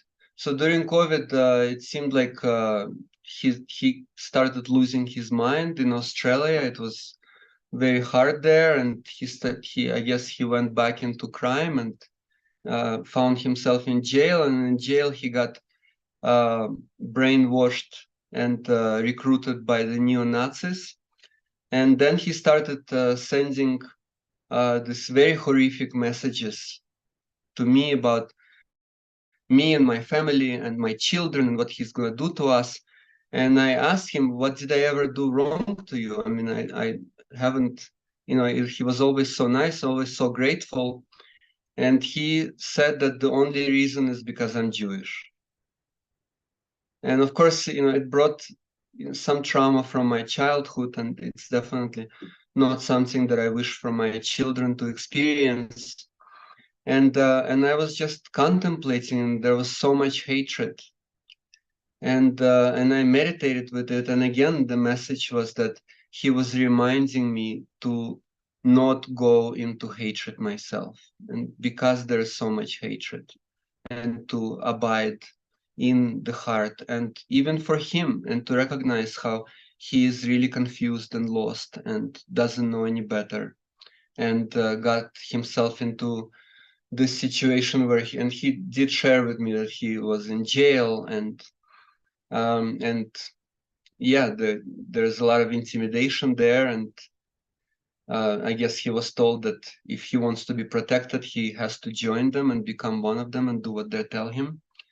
And so that was a very powerful experience as well, that just keeps rippling, how there's all of those messages to keep remembering, to abide in the heart and not to lose that, not to become that which intimidates us, that which threatens us. And of course, also my Buddhist teachers. I've been working with Tibetan Buddhist lineage since before I came to the Amazon, for about 25 years now. And my first teacher, he would share as well that when situations happen, he was saying that Buddhism is about nonviolence, but it doesn't mean that you can't protect yourself and your family.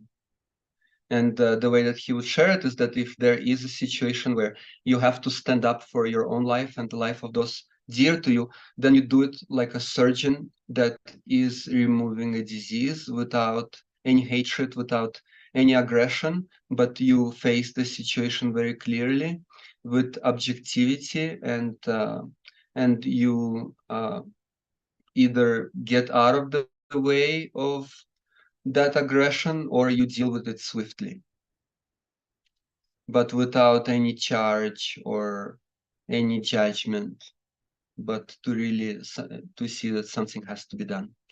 So those are some of the lessons that I have been continuing to get throughout my life, and it's just continuing to get deeper and deeper, and with everything that is happening in the world. And I don't believe that politics can save the world. I believe that it's the critical mass consciousness that can make it happen.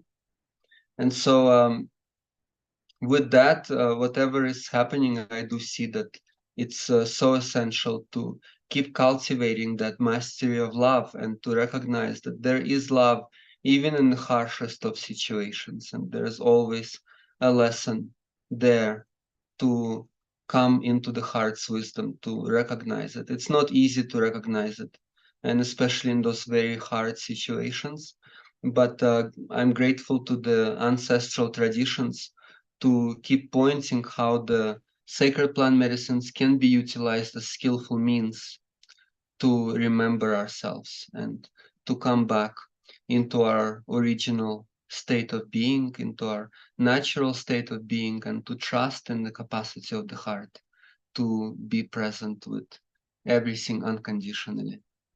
So this is something that I was inspired to share in this event, because it's been also difficult for me to share even about my Jewish heritage, because I had to hide it and it was a great secret. And I had to really mask myself throughout most of my life, growing up in an environment in society where I was a child, and just because of my ethnicity, I was persecuted and hated, and I never did anything to deserve that. And at the same time, that's the reality that that I found myself in from small age, and so since then I've been slowly working through that trauma and reconciling and finding the strength to share about my heritage and who I am with people despite everything that is happening. And definitely that's also been my path, as somebody mentioned. It's I specialize with people that come with healing the wounded innocence. And I see that it's everything that is happening in the world, and all the wars and diseases and all of the problems that are happening, it's a result of the collective wounded innocence that we experience as humanity. And I find that I can do my part to heal that.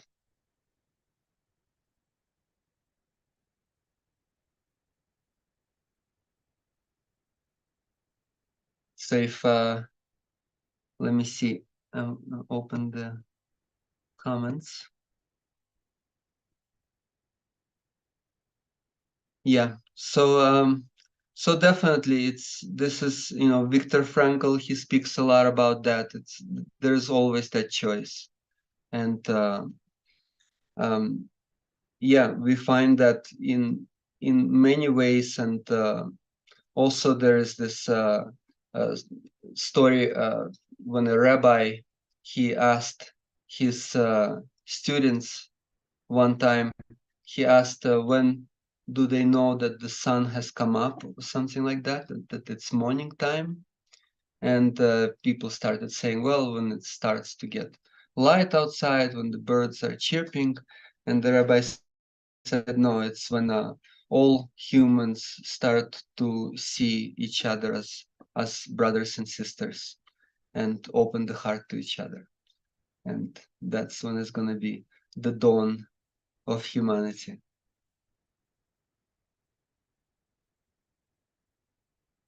And so then definitely in this recent situation and unfolding, I've been reflecting a lot about that, and just seeing that it's a result of this collective woundedness and conditioning, and this entire populations of people that are raised in fear and hatred. And it's all part of ignorance and just a lot of confusion in the world today. And I do see that the only way to transform that is one individual at a time, and we can all do our part in that, and then raise that frequency on a collective level for the critical mass consciousness to start spreading throughout the world.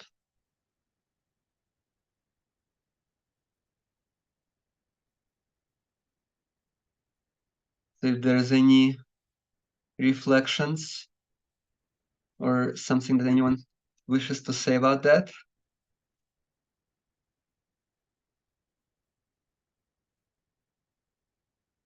I see someone is saying, do you feel like Jews need to receive healing from other Jews?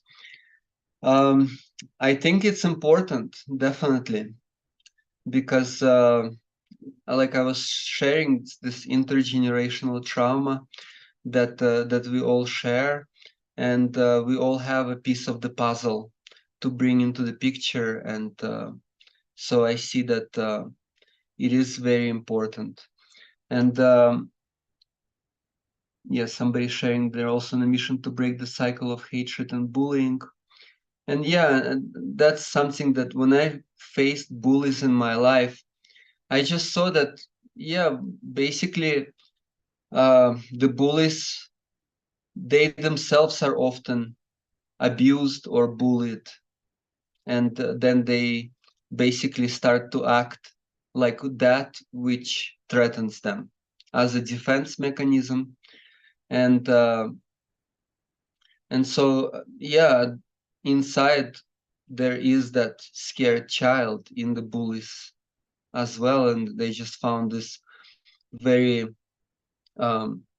irrational defense mechanism just to be that which scares them and to become that, and then it just perpetuates the vicious cycle. Somebody asked, how do you think psychedelic use has affected Israeli society? I think it has affected Israeli society very positively. And I see that because I also have quite a few friends that have gotten traumatized from the military service. I was dismissed from the military service because of my terminal illness at that time. And at that time, actually, because I was not on a spiritual path, I was quite patriotic, and I wanted to volunteer anyway, where a lot of my friends, they wanted to skip the military service, and they did all kinds of things. They would bring, Fanta into the drug testing room and would put Fanta in their urine test, and then they would say that they were in Chernobyl and things like that. And so there are all kinds of stories. Or one guy brought like a little fly on a string, and he said that that's his best friend, and the only way he's gonna go to the military is if the fly is gonna come with him and is gonna get an official rank alongside with him. So all kinds of things my friends were doing at that time. But I actually wanted to volunteer, and they did not admit me. And then later on, I was grateful that I didn't have to go through that, and I went through my own spiritual warrior process in the Amazon rainforest. And I'm grateful for that, because I do believe in the inner discipline, which is the discipline of being in tune with oneself and facing oneself in life, and not just external things that have to be done. But I do know that a lot of people who have gotten traumatized, who have received PTSD, and I've worked with quite a few war veterans in my line of work in my life, and it has been very beneficial for them. And I've seen quite a few who've gone through the psychedelic assisted therapy and found it to be very profoundly healing, and were able to turn their lives around. And so, yeah, I do think that it has brought a lot of positive impact to the Israeli society, and continues to do so. And yeah, it was actually very very sad for me, and I was grieving for what happened in the music festival, where people actually came to pray for peace, and were engaging with entheogens and with psychedelics while that happened. And that's horrific when people actually come with that intention. And so what is the Jewish community like in Peru currently? I haven't really been in touch with the Jewish community here in Peru. I've been mostly a hermit, and I have 2 small children that I have been focusing on raising, and the retreats are quite intense, so I take a lot of time to myself.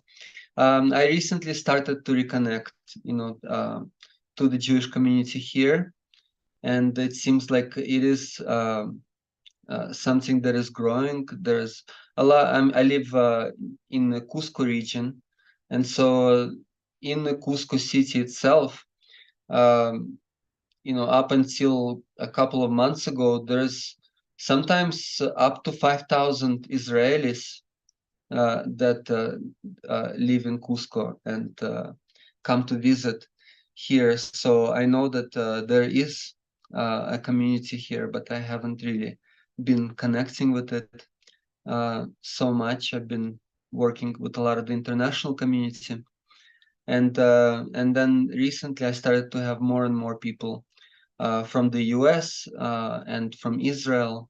I've been working with Jewish people, and it's been very inspiring. I also have people from all over and all kinds of walks of life, and I've had also retreats where there were quite a few like Israelis and Lebanese, and we're all human beings, when we come out of the herd mentality. And so I've also seen very profound healing and resolution that has been happening, and it's been very inspiring for me to witness that. So if I subscribe to concerns about intermarriage, assimilation, personally, again, because of my background and because of how I grew up, I've learned not to have prejudice. And my wife is not Jewish, and I've also felt that there's been healing in that, and I don't believe that anything is getting lost. I do believe that the genetic pool is actually able to bring some of that uniqueness that the Jewish ethnicity has, and so I don't believe in I do think that it's important that some people choose that, but I don't think that it has to be like that for everyone. And my parents, they were quite how to say judgmental of me initially. So when we first came to the United States, because my parents, they were so adamant about only I have to only go out with Jewish girls and things like that, and I kind of was a rebellious teenager, and so then I got myself an African American girlfriend when I moved to New York, and then I got robbed in her neighborhood when I was like it was like 1 month. I was living in New York, and that was the end of our relationship. But my parents got quite pissed off when I brought her home. But I felt that it was an essential part of the healing, is to come out of that prejudice that we have experienced so much in our lives, and not to perpetuate that. So that's been my approach. Oh, Brian? Oh, so I was just having a number of thoughts as you were talking, and it's very late, so I'm gonna go off soon. So I'm sorry if I'm not very fluid, but first of all, I wanted to say that everything you said was very powerful, and I commend you for being so vulnerable and open. I think that when somebody does that, it not only is healing for the individual, but for those that the person shares it with. I think that it shows that there is strength in vulnerability. So I just wanted to let you know that everything you said was very powerful. But the ideas that were coming in my mind as you were speaking, I had a lot of flashes of Carl Jung as you were talking, and I jotted down a couple of notes on things that you said that I find have interesting correlations. So like one of the Jungian notions is shadow integration, and the other that came to mind most prominently is the act of projection. So, for example, when you were talking about people who are hurt and then they take that out on other people. I mean that's what the notion of projection is. When we ignore our own shadow self and we are blind to our own capacity to commit evil or to do wrong, then we will find an external source to pin it on. And I think that, well, I mean, for example, when you look at the persecution of the Jews during the Holocaust, I think that was a prime example of that happening on a larger scale. You also made references that loosely associated with the collective unconscious, which found incredibly interesting. And then yeah, then the other the other sort of thought experiment that I find interesting, sort of from a Jungian stance, is like recognizing that if we were to be born in Germany during the Nazi period, um, you know, we would all like to say that we would be the ones who would stand against it, but chances are, if you were born in those circumstances during those times, that you would be a part of the atrocities. And so if you're able to recognize that, I believe that in recognizing that, you can see that that one of the things that you said is, like, you don't fight evil with hatred. You said something really wonderful. I forget how you phrased it, but like, if you need to defend yourself, do it surgically, but with compassion. And I think that was just very well put, because um, it there's a lot of inner work that needs to be done when we are healing from trauma. And I think it's interesting that the psychedelic experience can have that healing potential for trauma, because that implies that the processes for healing is internal, and that we don't need to get apologies from the ones who hurt us, or get back at the ones who hurt us, but that we can internally reframe how we conceptualize what occurred, and how we can attempt to understand evil that exists. And so I'm sorry if I'm sort of rambling on my own little tangent, but No, it's great. I love the points you're making. well, thank you very much. So yeah, those were the thoughts that I had. And again, I just want to say how wonderful and powerful your talk was, and I appreciate that. Thank you, Brian. Yeah, definitely.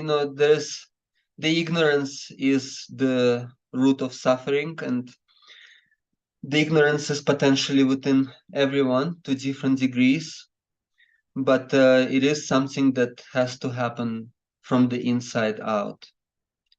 And it's through that also, love in these traditions is not something that is just a nice thing to have, but for the indigenous elders that I worked with, for them, love was crucial for survival, growing up in harsh circumstances.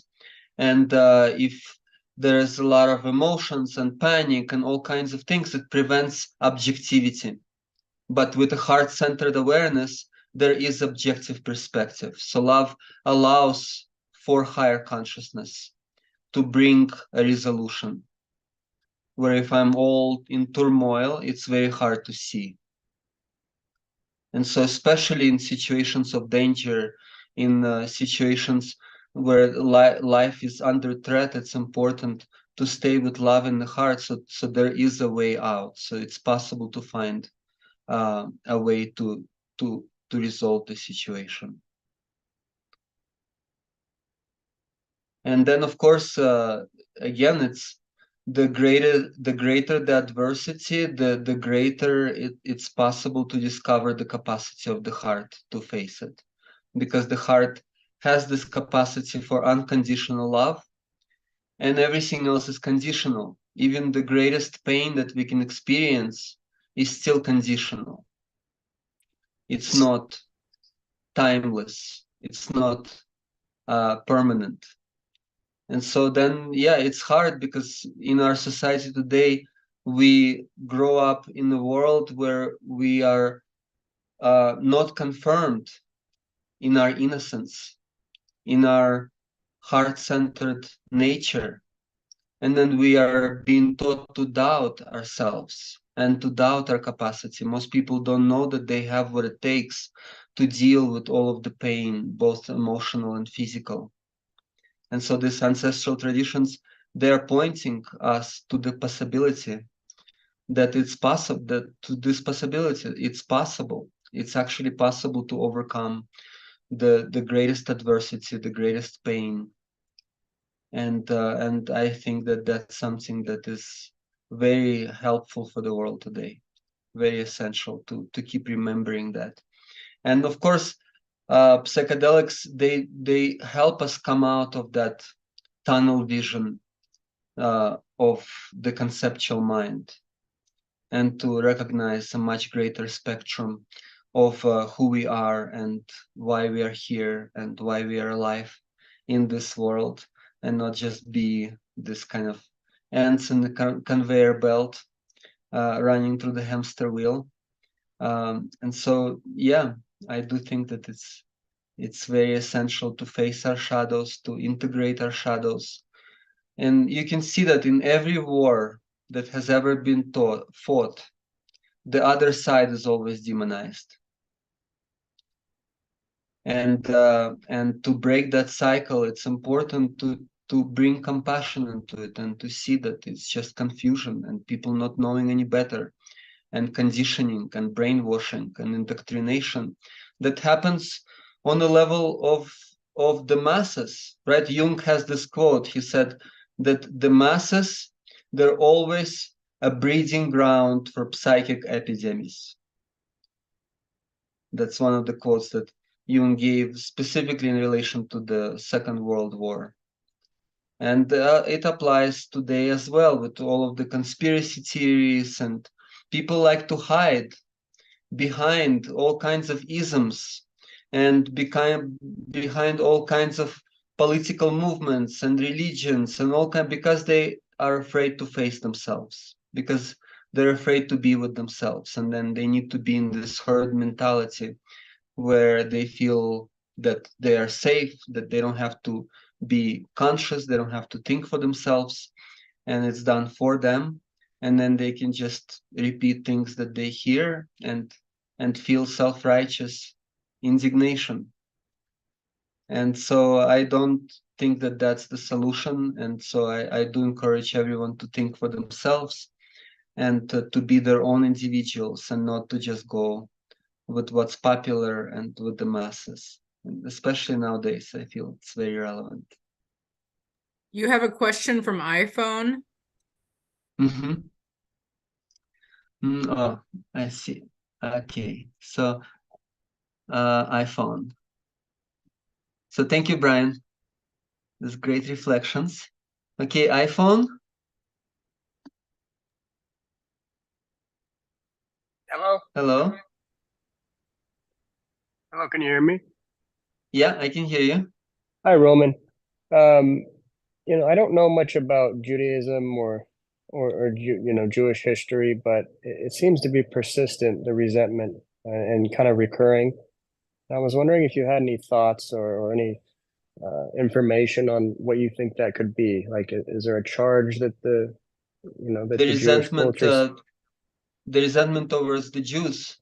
Yeah, yeah, it seems to be, you know, persistent Mhm. throughout history, and I'm just wondering, what's the charge there, if there is one? I mean, does it have anything to do with Christ?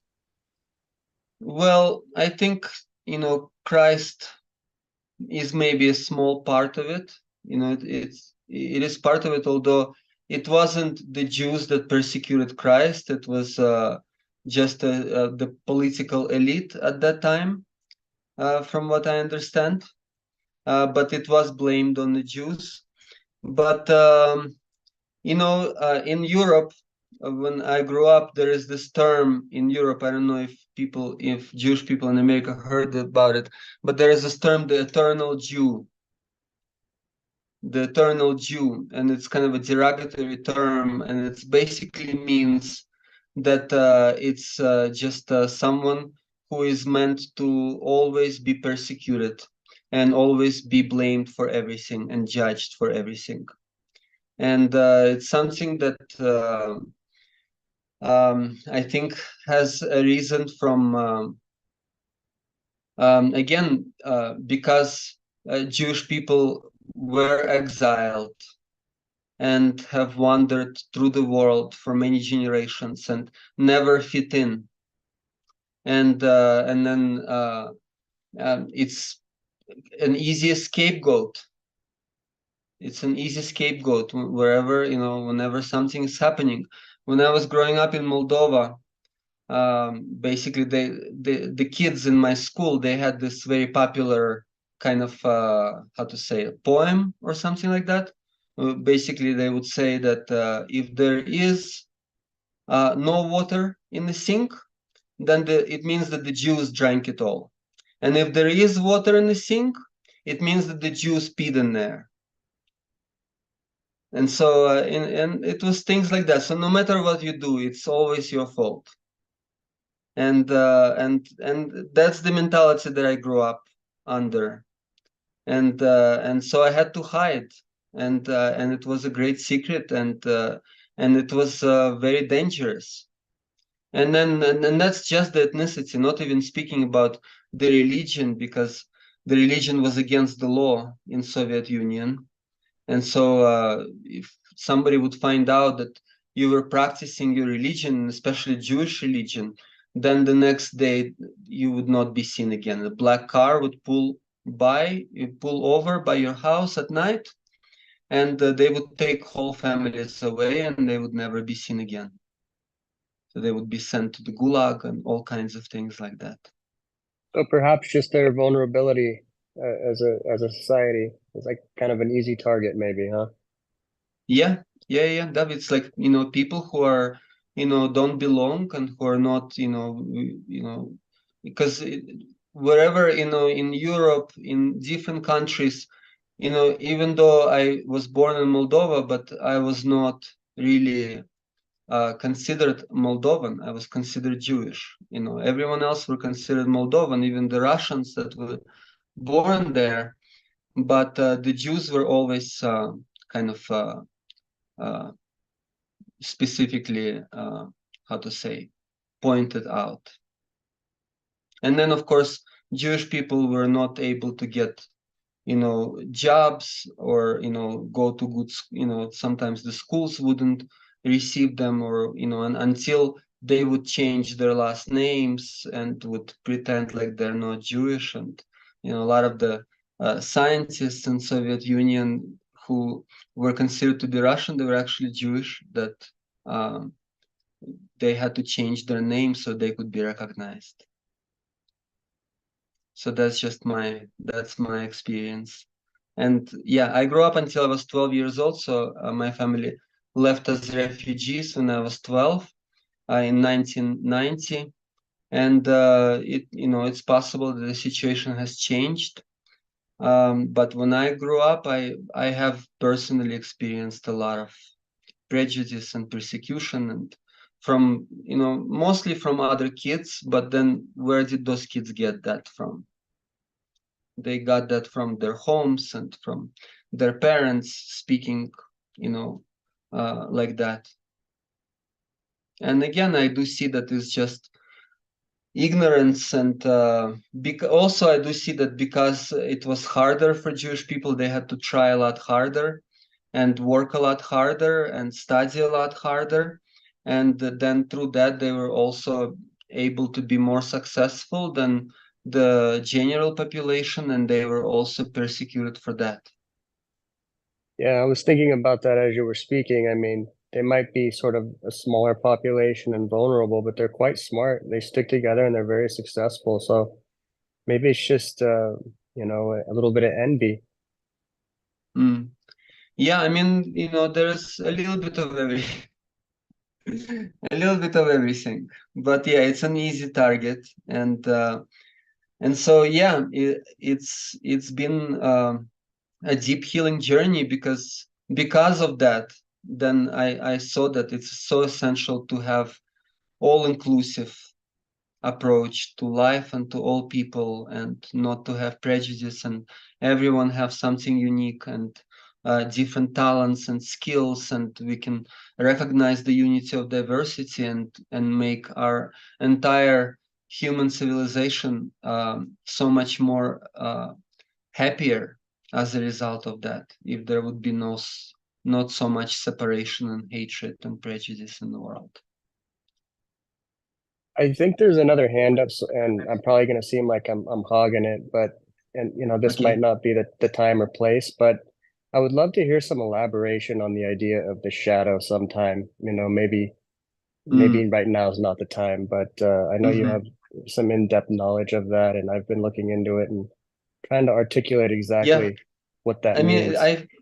from my experience, the shadow, just to say briefly, the shadow integration, it is part of that mastery of love, where we have all kinds of experiences in life and all kinds of emotions that they we tend to think of them as negative, but then all of those emotions have a higher aspect to them.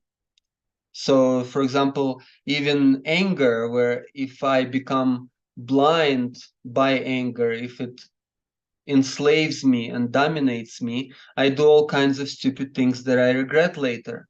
But then if I am not lost in anger and I feel the anger, but I can channel it through my heart, the anger becomes a sense of determination. And so then if I don't get enslaved by anger, I can use that anger to do some hard manual labor and to persevere and to work through the challenges. And it's like that with all kinds of emotions. If I'm not completely giving myself, if I'm not get swallowed by those emotions, but I can stay present with them, then I can actually harness those energies and see how they can be utilized in service of the heart. That's really a great way to say it. You know, it sounds so abstract, but normally, but the way you just described it is very clear. So thank you. What is your name?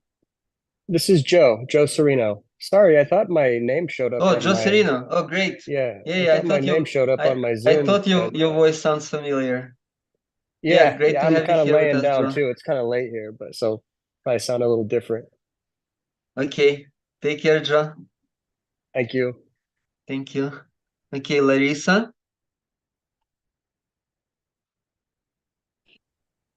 Hey, it's really nice to that you have these meetings, and it's the right time. And I just wanted to tell you that,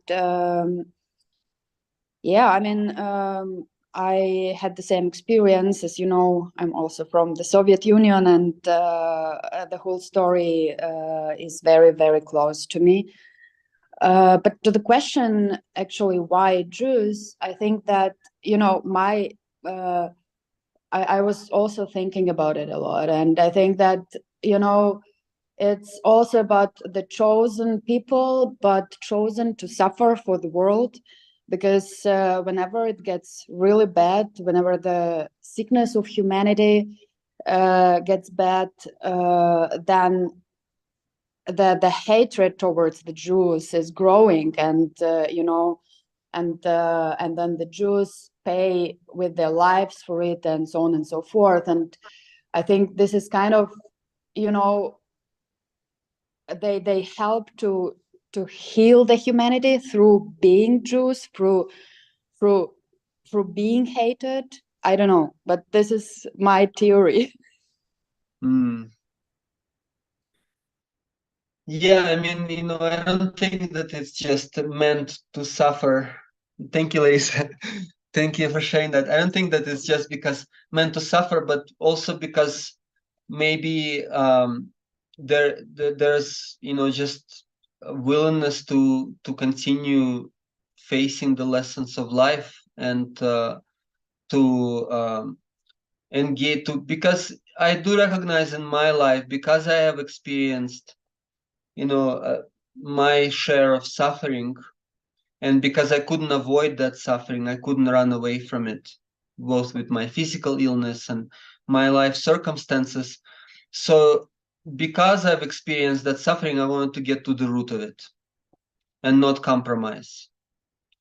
And people who don't experience so much of it, then there's all kinds of instant gratifications and coping mechanisms. And for me, I really tried to avoid it. And I tried to do anything I could to avoid it and not face it. And I was still continuously hitting that wall.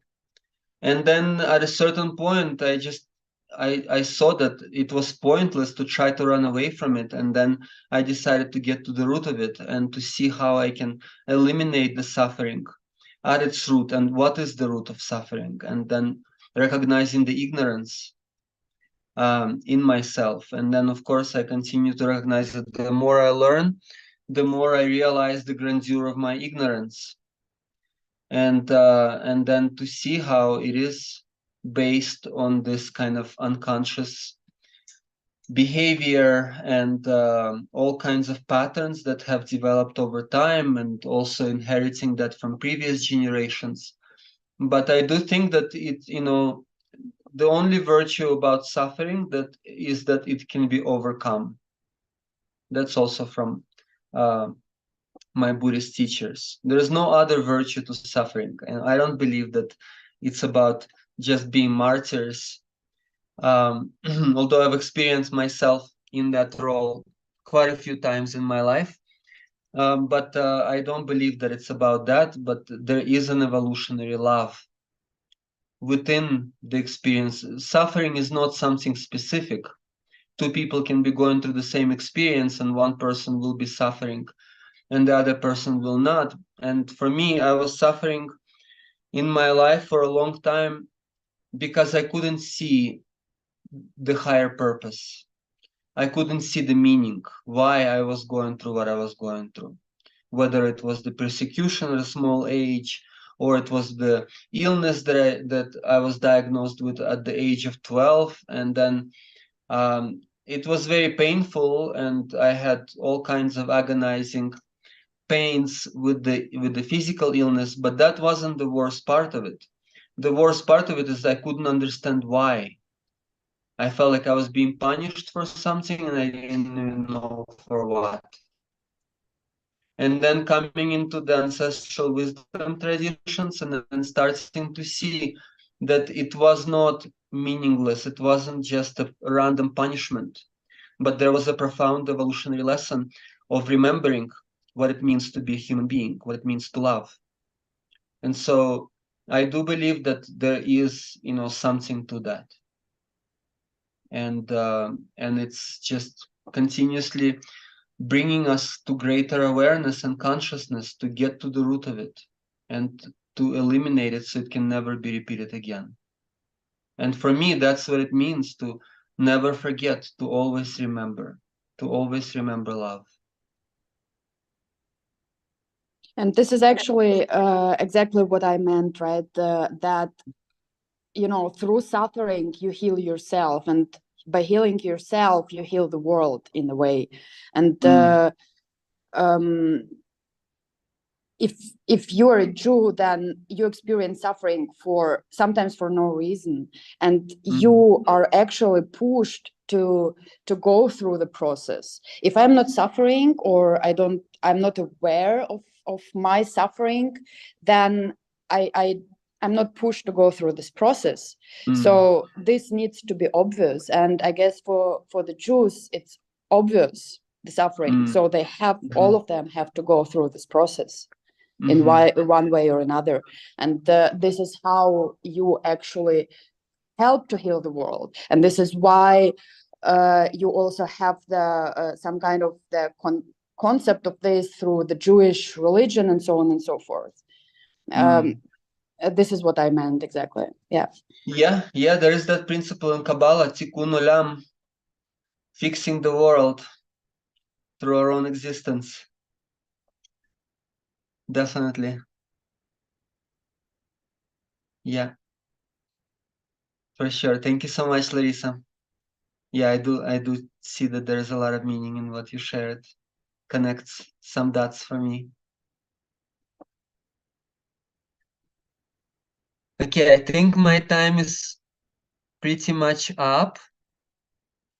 But yeah, I really appreciate to be here. I'm grateful for everyone gathering together and reflecting and really seeing that there is a deeper meaning and we can all do our part in healing the world.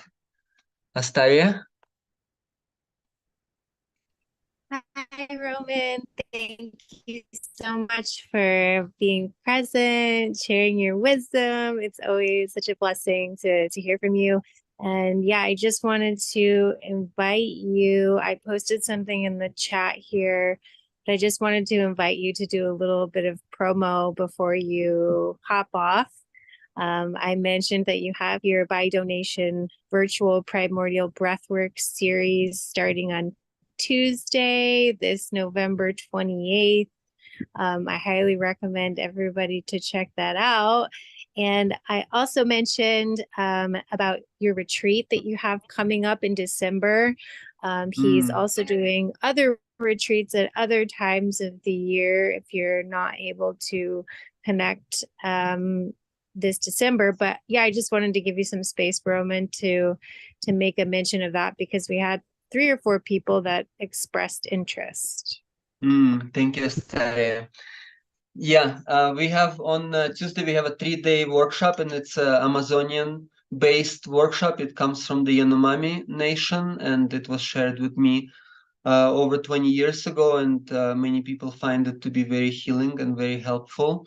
It is so yeah, it's going to be a 3-day series, and then in December, on December 21st, we have a 16-day retreat. I only share the medicine in retreat settings, so I don't do individual ceremonies. We do 10 or 16-day retreats right now, and it's a whole process and initiation into the mystery schools from the Amazon and the Andes. And so it's not just the medicine, but it's the whole transformation process and a lot of insights from the intercultural bridges that we create.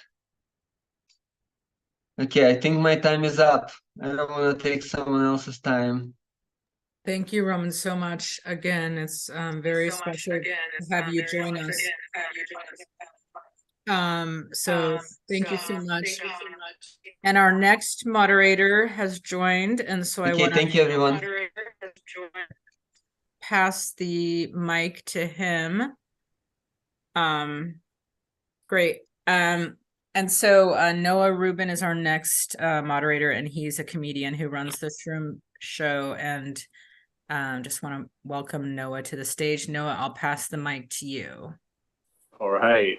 I don't know how much I don't know. I can talk about what got me into this. I can talk about the community. I don't know. There's a lot of different things that I guess I could talk about. It might not be as meaningful as the previous speaker, but what am I? I'm a guy who has been working mostly in behavioral health since I moved to Seattle in 2008, and then always had an interest in comedy. And then like in 2020, I started doing stand-up comedy.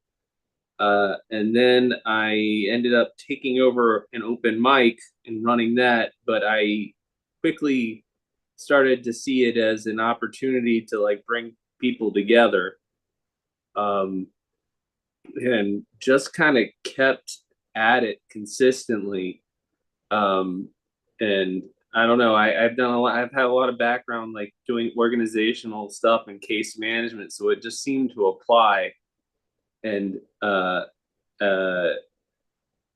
it took me a while to kind of accept that I'm actually good at producing shows and things like that, and bringing people together. Because I also tried to like do different shows where that they were kind of culturally themed, whether it was having a show where it predominantly was like Indian and Indian comedians, or and Pakistani comedians, a Desi night of comedy, and I did just other culturally like focused shows, and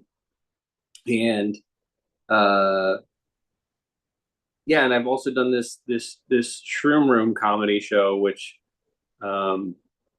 has done well as well. People are very interested in seeing other people's experience on shrooms lately as well.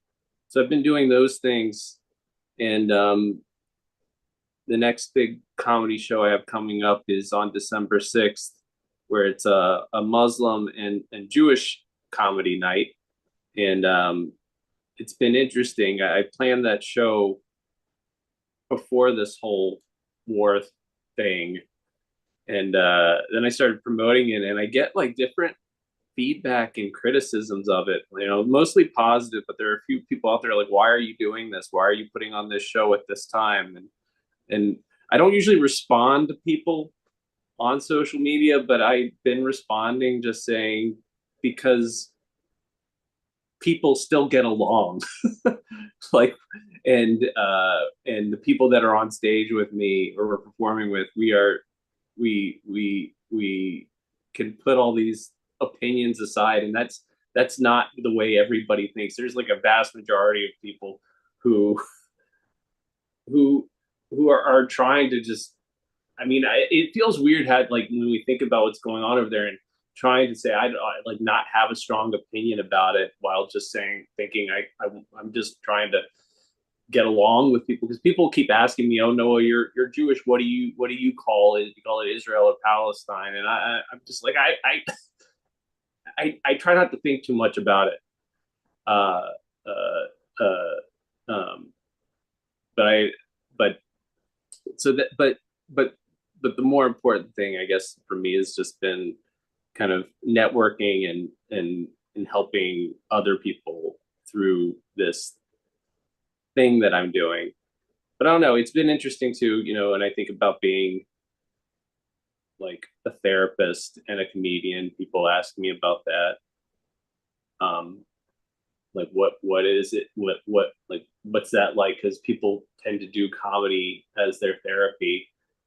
And I guess for me, what I have noticed and I think about is that I've done a lot of, it's just a lot of, you just spend a lot of time reflecting and thinking and seeing people, because I work at the local kids hospital, and you see patterns of what's going on and what's impacting kids and families, and everything's in waves.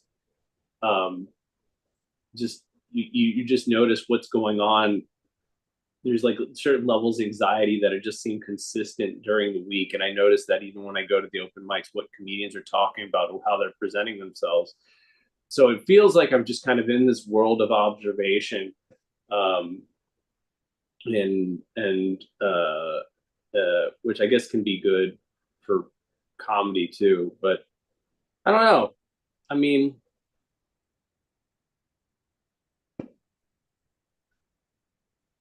this has just kind of been my world for 2 years. I don't know how deep I go into who I am with this. I mean, I've had my own like crises and traumas in the past 2 years. So comedy has really, like, it's been my thing to do to kind of keep me focused on a goal and motivated about something that's other than work.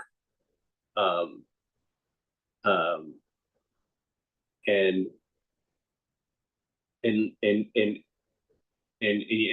with anything, you're trying to figure out like what is like, people discover their passions or what they're doing, and I don't really know what my calling is or whatever. Every now and again, somebody who seems enlightened will talk to me, and they'll say, no, you're really onto something. You're doing so much for the community. There's something out there for you that I don't know what it is. And I don't know what it is. I'm just trying to focus on whatever I think that I'm good at with this. And trying like consistently to be a decent human being. But there's just, when you're around so many people, you see the toxicity out there that people try to project, and you don't realize it right away. So you also try to set boundaries too with so many people that you end up running into, which I guess is just part of it. This is a real interesting forum to do. I don't know who I'm talking to, or what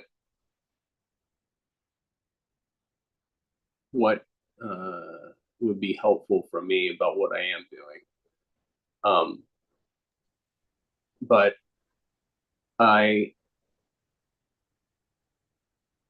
it's interesting how most comedians. Oh, now I get to see the questions. Okay, it's your hour. Tell us about Jewish identity. That's a good thing to start. So, I grew up in Lynchburg, Virginia, and there's a very Southern Baptist place with a small Jewish community, and there were just a handful of Jews, some from New York and all that stuff. And my father, he was raised Orthodox, so he kind of tried to raise me to understand Judaism. My mom was pretty, reform or secular, not very religious. It was interesting growing up in that town, because there was such a strong, like, Southern Baptist influence in that town, in that city. I remember thinking sometimes, because if I told people that I was Jewish, sometimes I would get told what I needed to do to be saved. and there would be times where I thought I should just probably not say that I'm Jewish, because I don't want to have to like go through explaining to people whatever it means to be Jewish, whatever and sometimes the interesting thing is sometimes people would know that I was Jewish, and it was always strange. I remember, like, my parents would go out and I'd be at home, and then I get these phone calls from these evangelical people who would want to read to me the whatever, the New Testament or whatever, and I didn't know how to get off the phone. Like, and that was just normal. Like, you just kind of think about these things growing up and in certain geographic areas, and that was part of the experience. My father was very, with the whole Palestinian thing. It's interesting because my dad loved Israel and loved everything about it. So I grew up kind of what he kind of taught me from what he enjoyed, and he practiced. He would daven every Saturday, and put the tefillin on. So he was very observant. I didn't ever get that much into it, but I did. After I graduated high school, I went to school in Arizona State, and then what I did was there was a birthright trip, and I took the birthright trip to Israel, and it was right after it was after September 11th happened.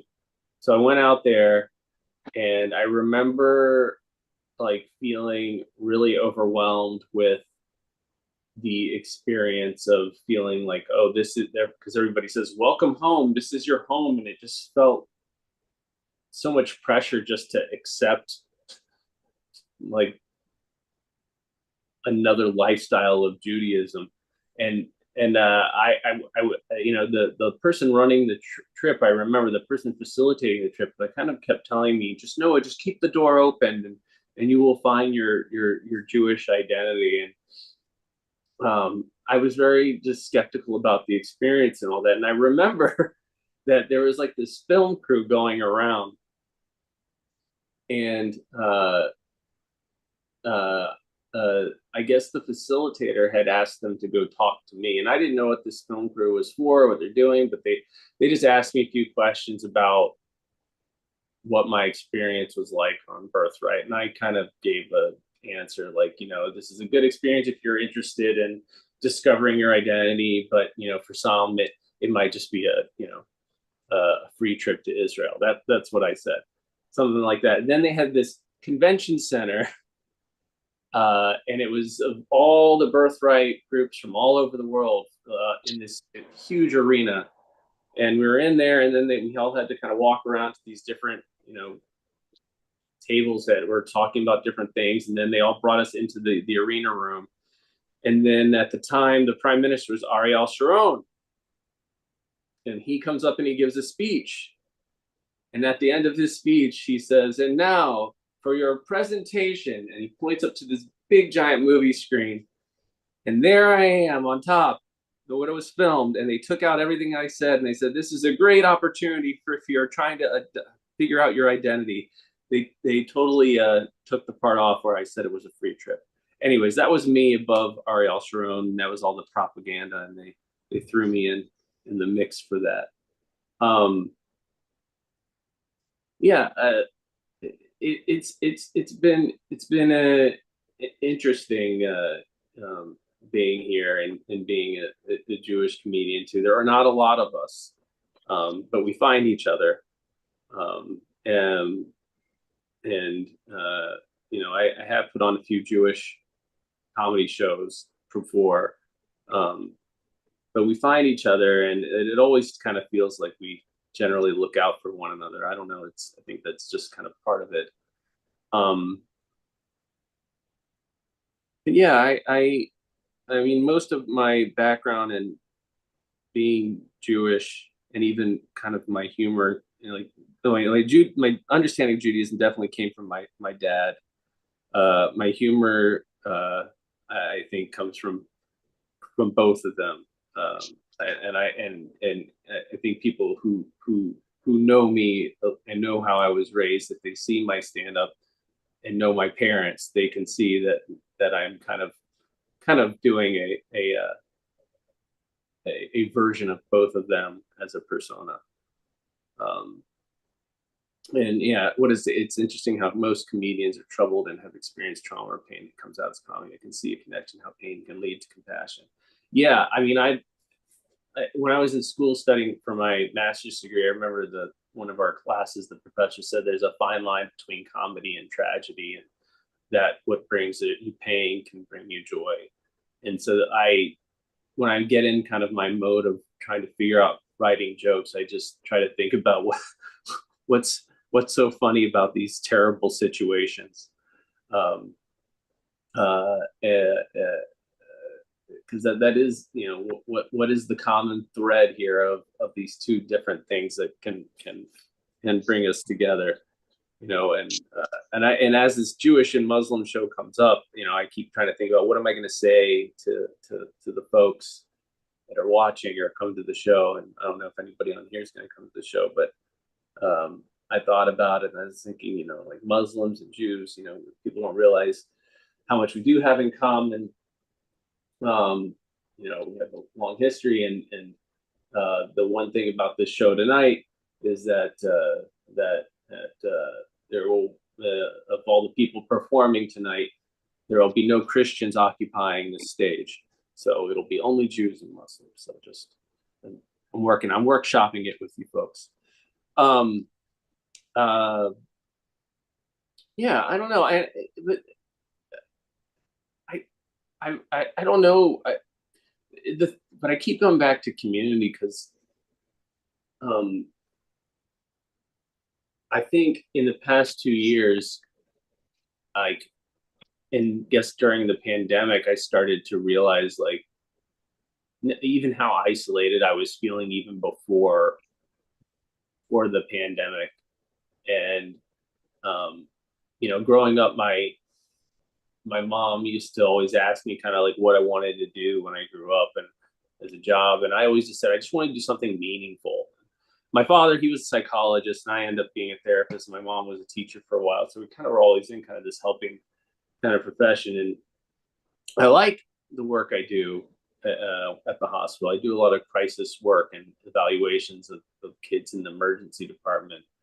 I like that work, but I always was interested in kind of entertainment. I just was never certain about taking the next step to do it.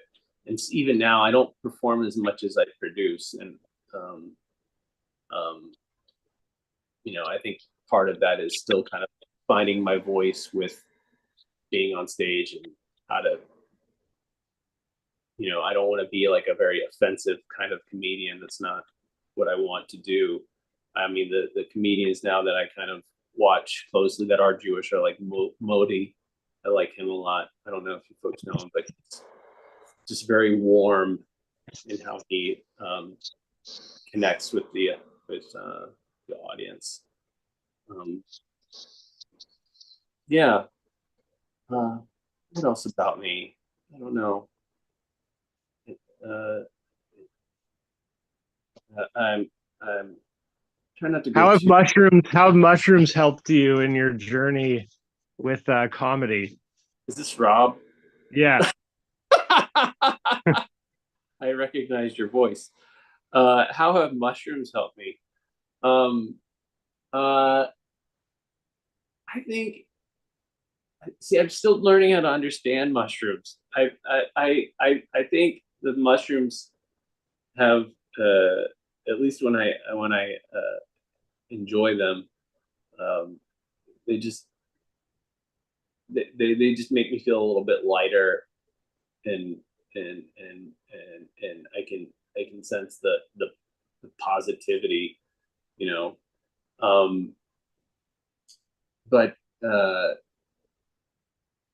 you know,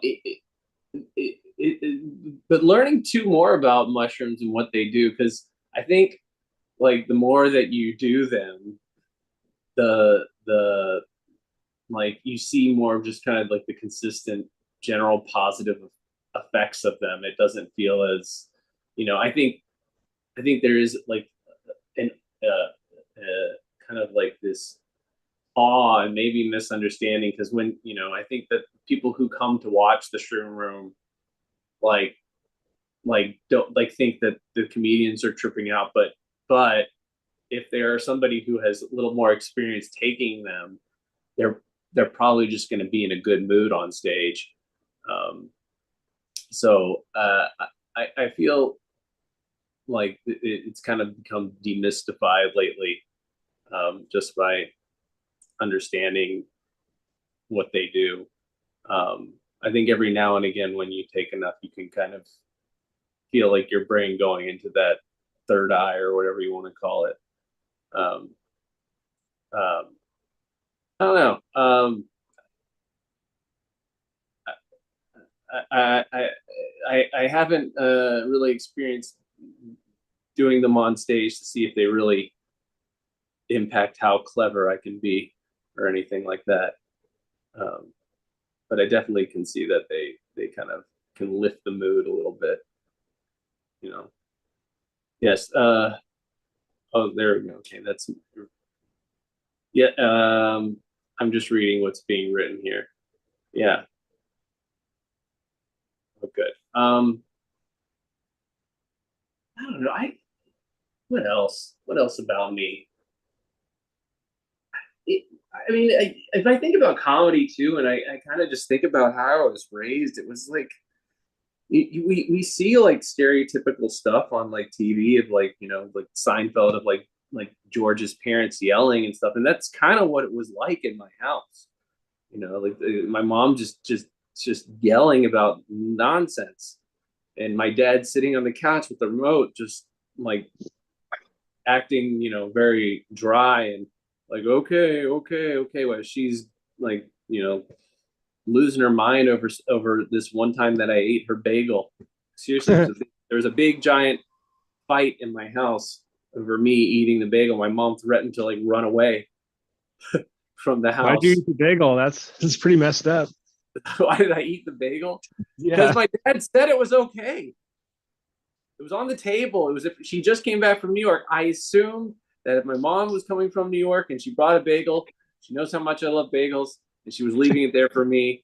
So I ate her bagel, and my mom walked over and said, "Who took my bagel?" And that was it. She left the house for about, I don't know, 30 minutes. I don't know where she went. She had her little thing, and then she came back, and it was just a real life crazy Seinfeld situation as well. She might have been hangry, but it was like, it may have been like New York Jewish lady angry. Sorry to you New York Jewish ladies that are in this group. I hope I'm not offending you. I hope you don't like leave and have a, like, I'm done with this Zoom conference. He ruined it. Yeah. Why'd you eat mushrooms? Huh? You ate my mushroom. I know. I need to send her some. Maybe that'll help. I don't know. She was here in Seattle, and she always asks for me to get her edibles. See if that takes the edge off of her. Yeah. I don't know. It was like that though. Being in this house of whatever, folks shouting over nothing. I don't know. But that was one aspect of the I don't know if it was being Jewish or just being in a loud home. Yeah. No. What else about being Jewish? This isn't exciting. I spent a year practicing for my bar mitzvah. My father was very much, he said, if anything's going to go right in this Jewish household, it's going to be Noah having a bar mitzvah, and he's going to be taught how to read from the Torah, because all the other Reformed Jewish kids, they would read the transliteration. My dad hated that kids were reading English Hebrew, so he made me do that for a year and a half. The transliteration, just English, just Hebrew written in English characters. So I had to practice and memorize Hebrew from the Torah for a year, and the Haftorah and all that stuff.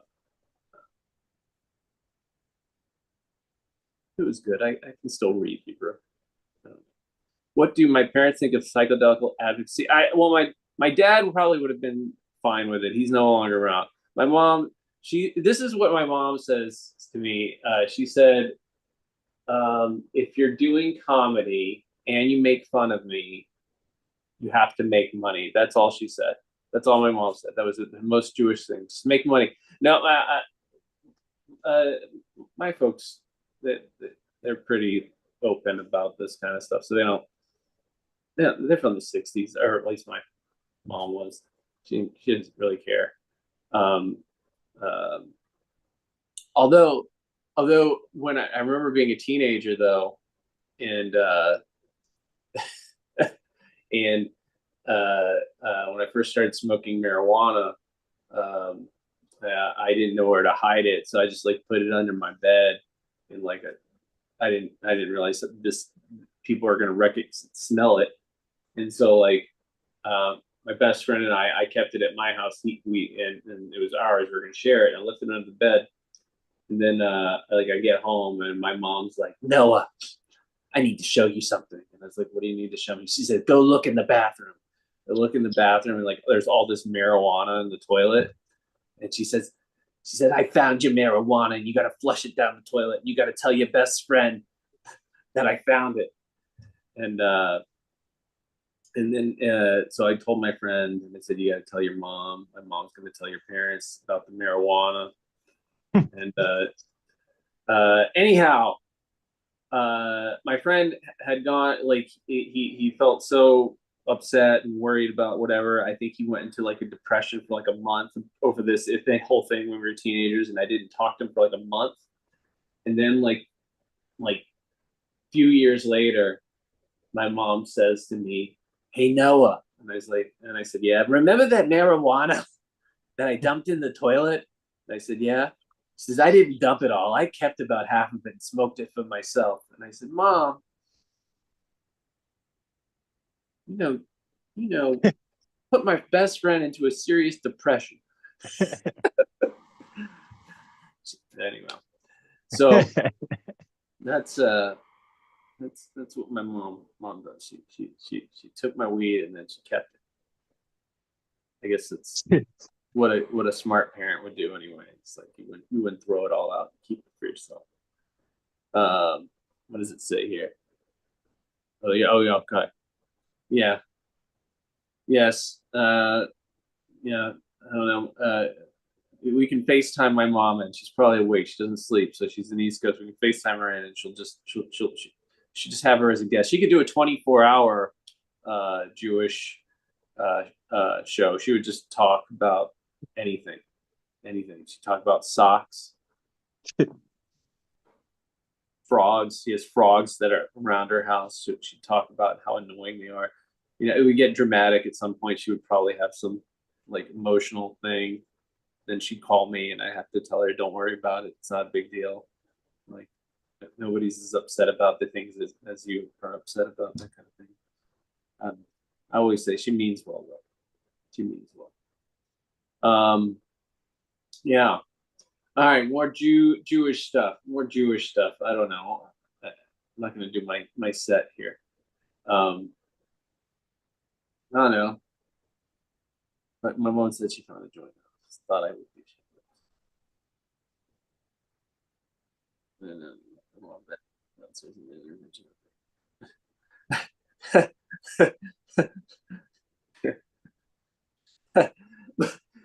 this see now you're jogging my memory, Leo. So couple things. My mom had the rabbi over once, and this is when I was like 10 or 11, and we had there was a woman rabbi at this time, and like I was like in the basement playing video games or whatever, and like my mom was like upstairs like having wine and drinking, and then like I hear some laughing upstairs, and my mom's with the rabbi, and my mom says, "Noah," and I was like, what, Mom?" She says, "Noah, come upstairs. I got a question for you." I go upstairs, and my mom is like laughing with the rabbi, and I say, "What?" And my mom goes, "Noah." I go, "Yeah." "Do you know what OS is?" And I was like, "What's OS?" And she laughs. She goes, "Oral sex." And I don't know why her and the rabbi were like, this is a good question to ask this 10-year-old boy. But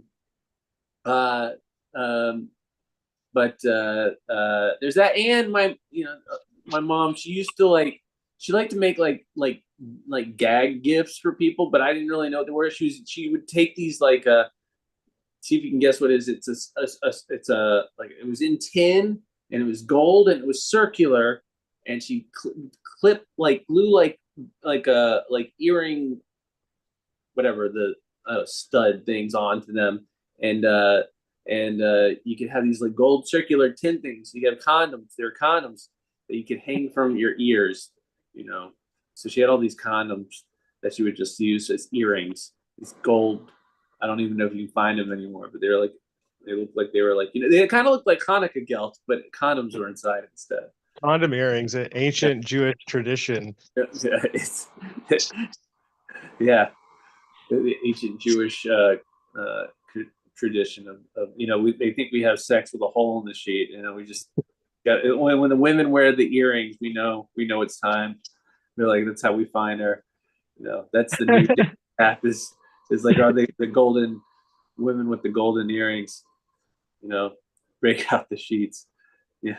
Break up. Yeah, You need to fuck.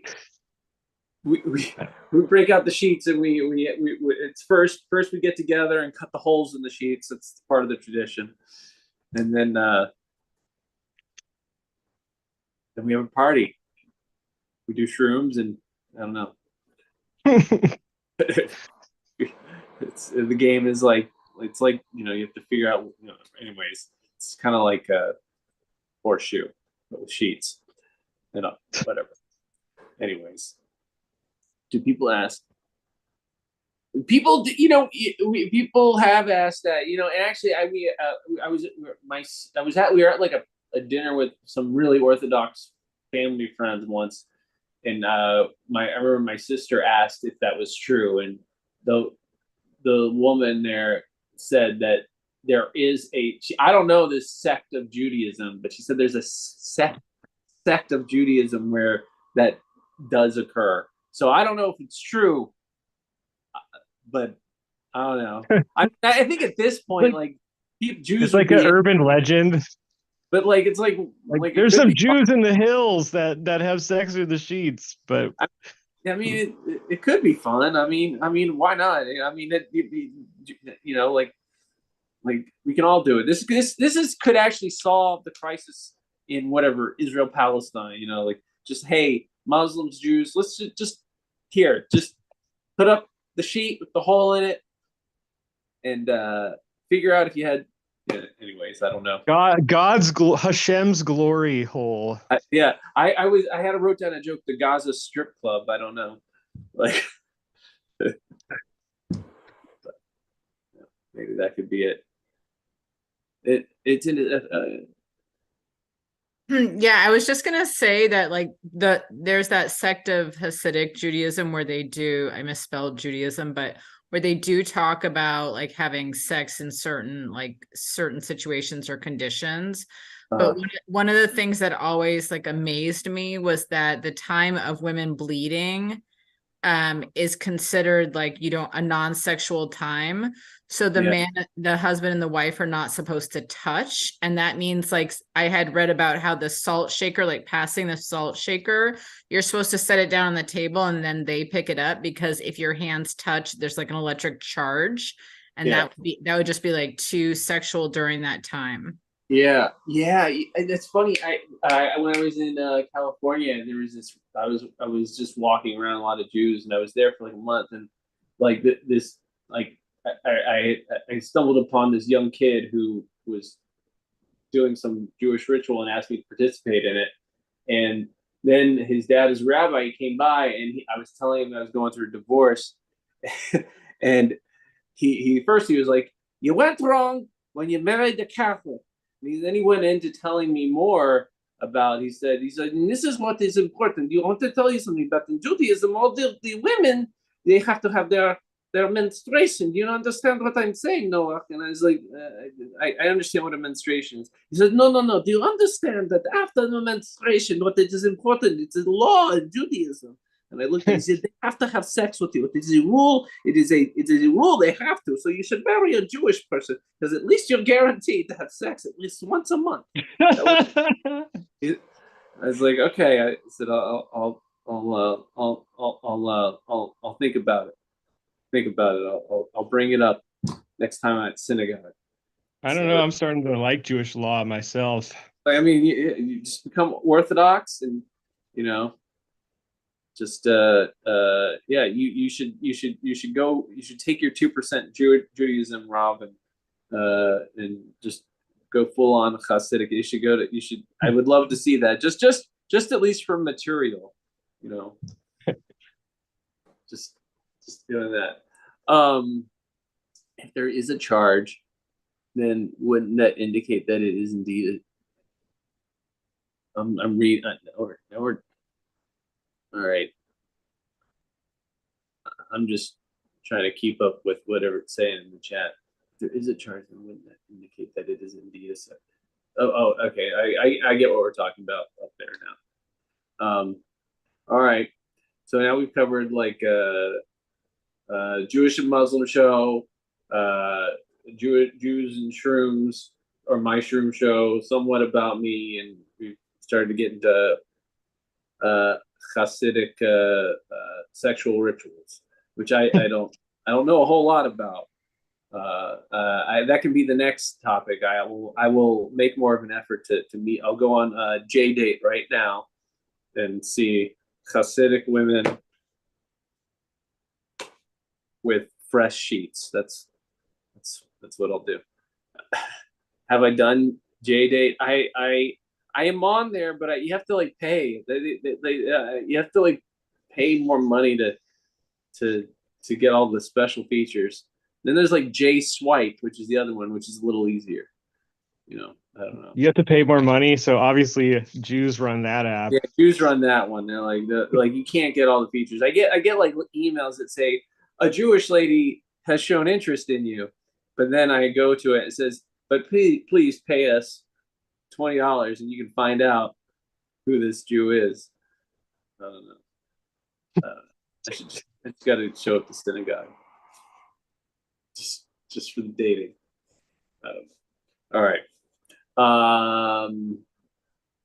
What else? What else, man? Oh, we've covered a lot of ground here.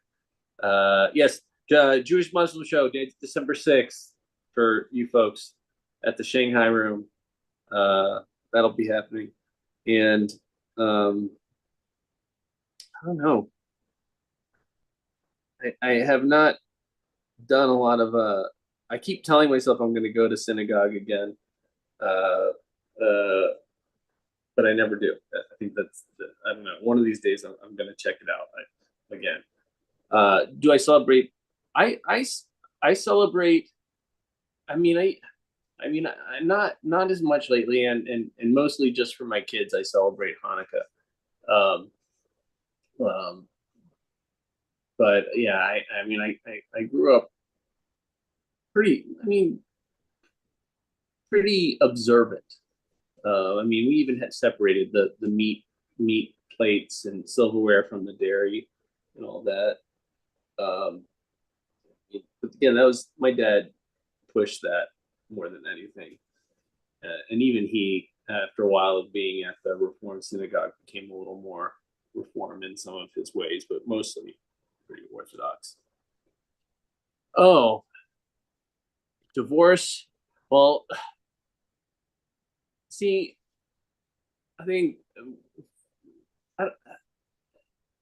I don't. I was married to a Catholic person, so and it was interesting because I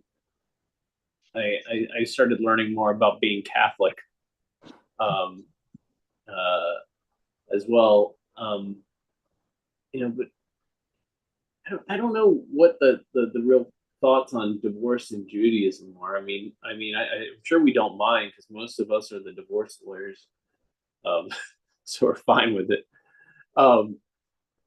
But I don't know. I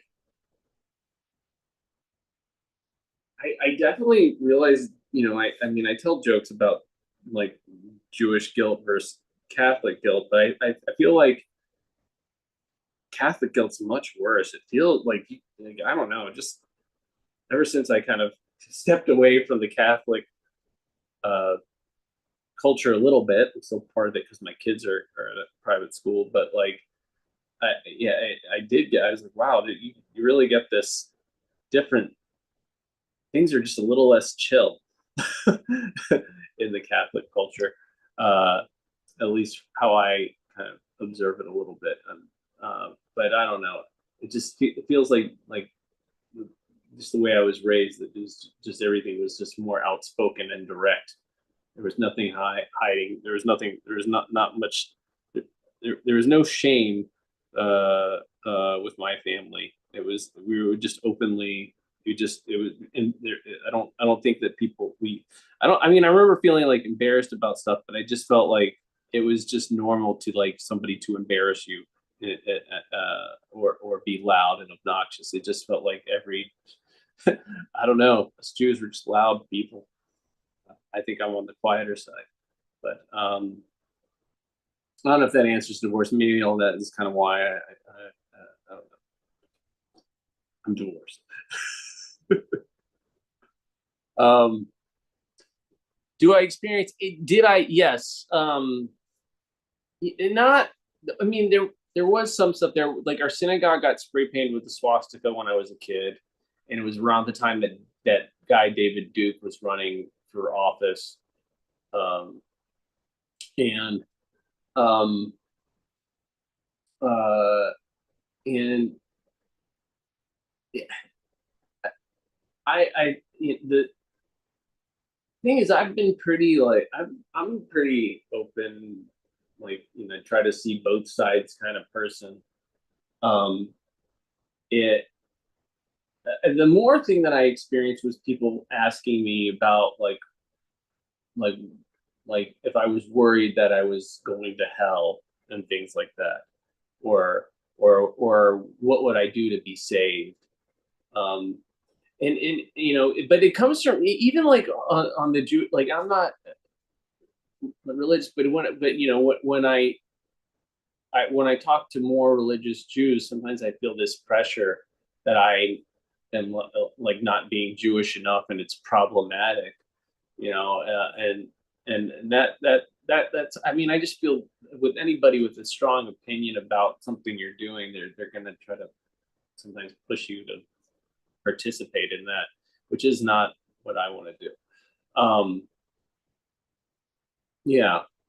Um, yeah. Just thinking about being a kid and being Jewish. I don't know. Oh, yeah. I mean, yeah.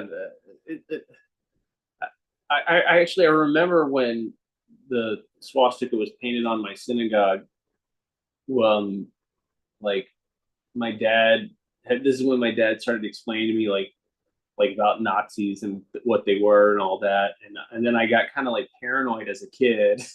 And I remember I went into my room and like had like this like big giant He-Man sword, and I started practicing for it. I told my dad like I'm ready. I'm ready if the Nazis come. I'm gonna like hit him with my He-Man sword. Um anyways, yeah. Um what else about what else about me is there that's interesting. I'm sure there's more for me to. There were two requests to make fun of Seattle a little bit. Oh, you want to make fun of Seattle? I feel okay. Can you make fun of yes? So Seattle culture. Um, this when I went to Chicago like in 2000, was it must have been in the 2000, sometime in 2020. And I was there, and and so what I recognize is that like in Chicago, like like the people there are warm and welcoming, and it freezes in the winter, but in Seattle it freezes year round. Like that's what I noticed. And almost like with the, like when people started wearing masks here, it was almost as if they like we were like, oh, like people weren't already like walking 6 feet away from each other. This is like this is a new thing. It seemed it like, and so I would actively try to say hi to people with my mask on, and you could see like people are so guarded here. I mean, we still are, you know. I mean, I remember I'd be out with my kids trying to like we'd been on our bikes and have our masks outside, and I try to lock up the bike, and then like I remember some older lady was just like shouting at us to like get out of the way, and I was like, what do you want me to do with my two kids here and have our masks? Like we're rushing, and I mean it was just I don't know, it the pandemic did it brought out like all the the the freezing characteristics of Seattle culture even more. And I don't know what's going on now. It's a different world. Yeah, I don't. I mean, I was never really single in Seattle, but I know that it's really hard to meet people here. When you go different places, it feels like people are just more willing to like start a conversation. Comedy culture here is weird too. I feel like you have to really win over people in Seattle. Oh, and if you say the wrong thing, people get upset very quickly. It makes it. I mean, it's good to practice being a comedian because then you're working harder at it. But it sometimes just it's demoralizing at times because you're just you don't know what's gonna offend people at all. And I feel that that as much as we are a very progressive city, I wish sometimes we could just look at ourselves and chill out a little bit, and not and like not go as far to whatever cancel people all the time. I think Seattle is very much wanting to. I don't know. We can come across pretty elite and snooty about thinking that we know more about the way things should be in the world than other people. I mean, it's good and it's bad, but it can be uncomfortable to reflect that back to people too. So I don't know. That's I don't know if that's funny, but it's just my observation. Is trying to like, and that's probably as me as like running open mics and trying to kind of find the balance of like giving comedians a place to speak, but also trying to figure out how to help an audience understand that these are people working on how to publicly speak. So yes, it's okay to like not like what they say, but at the same time, let's give them a chance and to figure out how to do this. I mean, or just don't laugh. I don't know. But yeah, I don't know. It's kind of generally it for me. I've just been plugging away, and I keep trying to do more shows. There's going to be more shroom rooms. Oregon is liking me bringing the shroom room there, so they've asked me to do another one in April at another venue in Salem, Oregon. But yeah, I think that the shroom room show is the one that I'm trying to more focus on because it seems to get more attention. It'd be neat to ring it across the country. I'm looking at comedy festivals because you can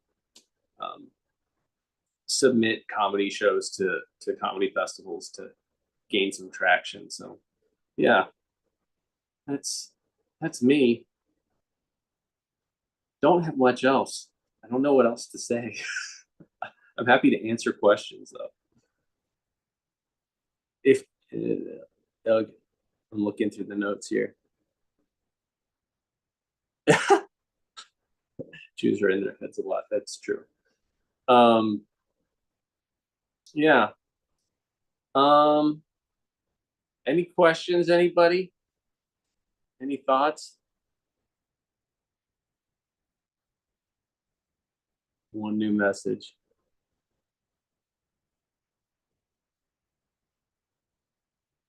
Oh yeah. Yeah. Cool. What else? It's almost midnight.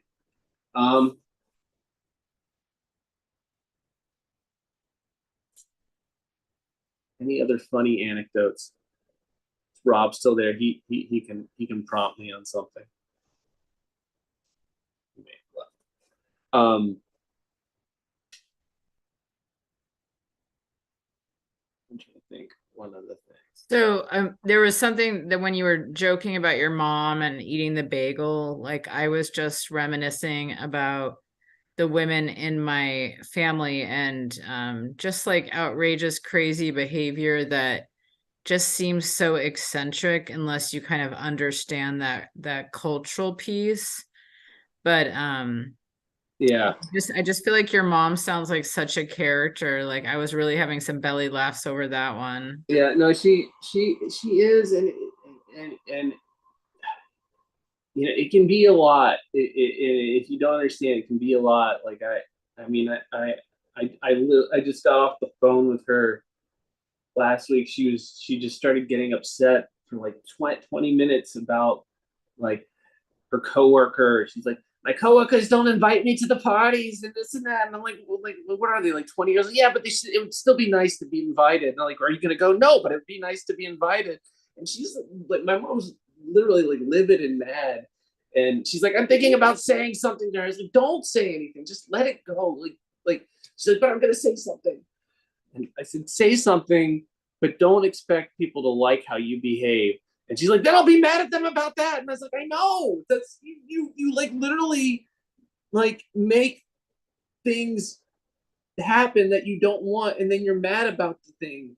I said, if you just like, I don't know, pay attention to the patterns. I don't know. She doesn't like it. She's getting better at me, like hearing me say, like, look, do you see that like people have like keep their distance from you sometimes? Do you see that? And she's like, well, it's their fault. And it's like, you know, it's never never hers, but she's starting to kind of see that. It's like, just chill out a little bit, just breathe. You know, I know this is a long history of of shouting to get your way, but it's clearly not working out for you. So I had also asked if you felt like the Seinfeld like Jewish genre as like the comedian, the Jewish comedian, like does that like hurt or help your career? Does that factor in at all? well, you know, people will sometimes say when I talk in certain ways, and then somebody's like, "Oh, you sound like Larry David" or whatever. I don't know. I mean, I think I think it's cultural. It's I mean, these stereotypes are based off of something, and I mean, I grew up around it, and um, uh, I think it could be helpful, just you know, in some ways, just because you know, I mean, you know, there's got to be some Jewish entertainer out there that leads the next generation. It could be me. I don't know. Who knows? It could be somebody else, but um, I don't think it hurts. I think it's fine, and you know, people still laugh at Seinfeld, and I still can relate to all that stuff. Yeah, yeah.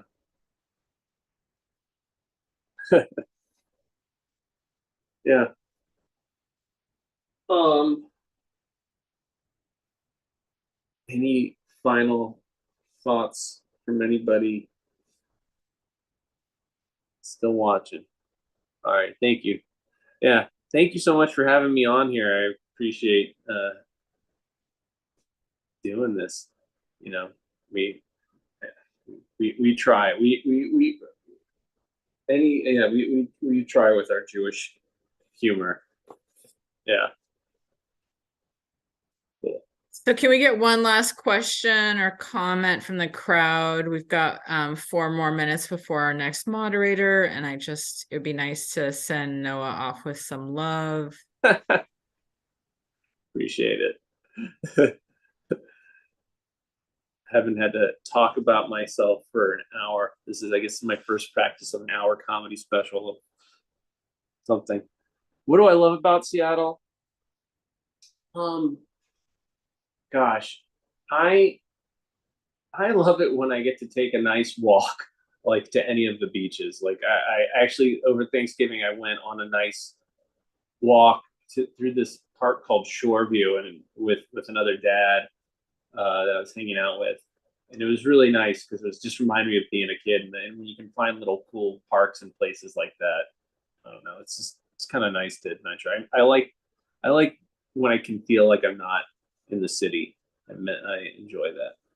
Yeah, thank you. That's a good question. Yeah, yeah, I enjoy. Yeah, anytime I'm near the water, I get to sit and just kind of reflect or whatever, be mindful, that kind of stuff. It's nice. I don't get enough time to do that. Cool. Well, thank you folks so much for having me here. And and to be part of your Jewish psychedelic forum of sorts. Nice to have an opportunity to connect. We are going 24 hours, so we may be looking haggard, but we'll be eating, sleeping, and resting, and also talking for 24 hours. So feel free to jump back in. Sure. Thank you so much, Noah, for your share. We do have a next moderator coming on, and he is someone that is that we're so grateful to have. But just want to give kind of like a thank you to Noah, because when I think about Jewish humor, I think about Jewish humor holding a real place in the world for showing us how to reflect on ourselves and laugh at ourselves, and the power of conflict. Within Judaism, there's a lot of discussion and disagreement, and I think a lot of other cultures in the world could learn a lot from how Jews are able to kind of agree to disagree, and everyone argues and has their own opinion, but we kind of uphold the concept that arguing isn't necessarily a negative, or conflict isn't necessarily a negative. We can disagree and share our different viewpoints. And comedy provides a real beautiful forum for that. So when I think about like sacred Heyoka medicine within Native American culture, and I think about the humor of Judaism, it's always like the kind of like the wise rabbi who makes a joke that makes me realize the rabbi is human, that reassures me spiritually. Like that humor can be such a place of bringing us to a place of just beauty, that it can make us laugh at ourselves and the seriousness of the world, and also see the ludicrousness of the world. And a lot of people believe that comedians are like our sacred clowns out there, So thank you, Noah, for bringing your humor. Like, you definitely brought me some belly laughs with your mom. This reminded me of my mom, so thank you. So we have we're going until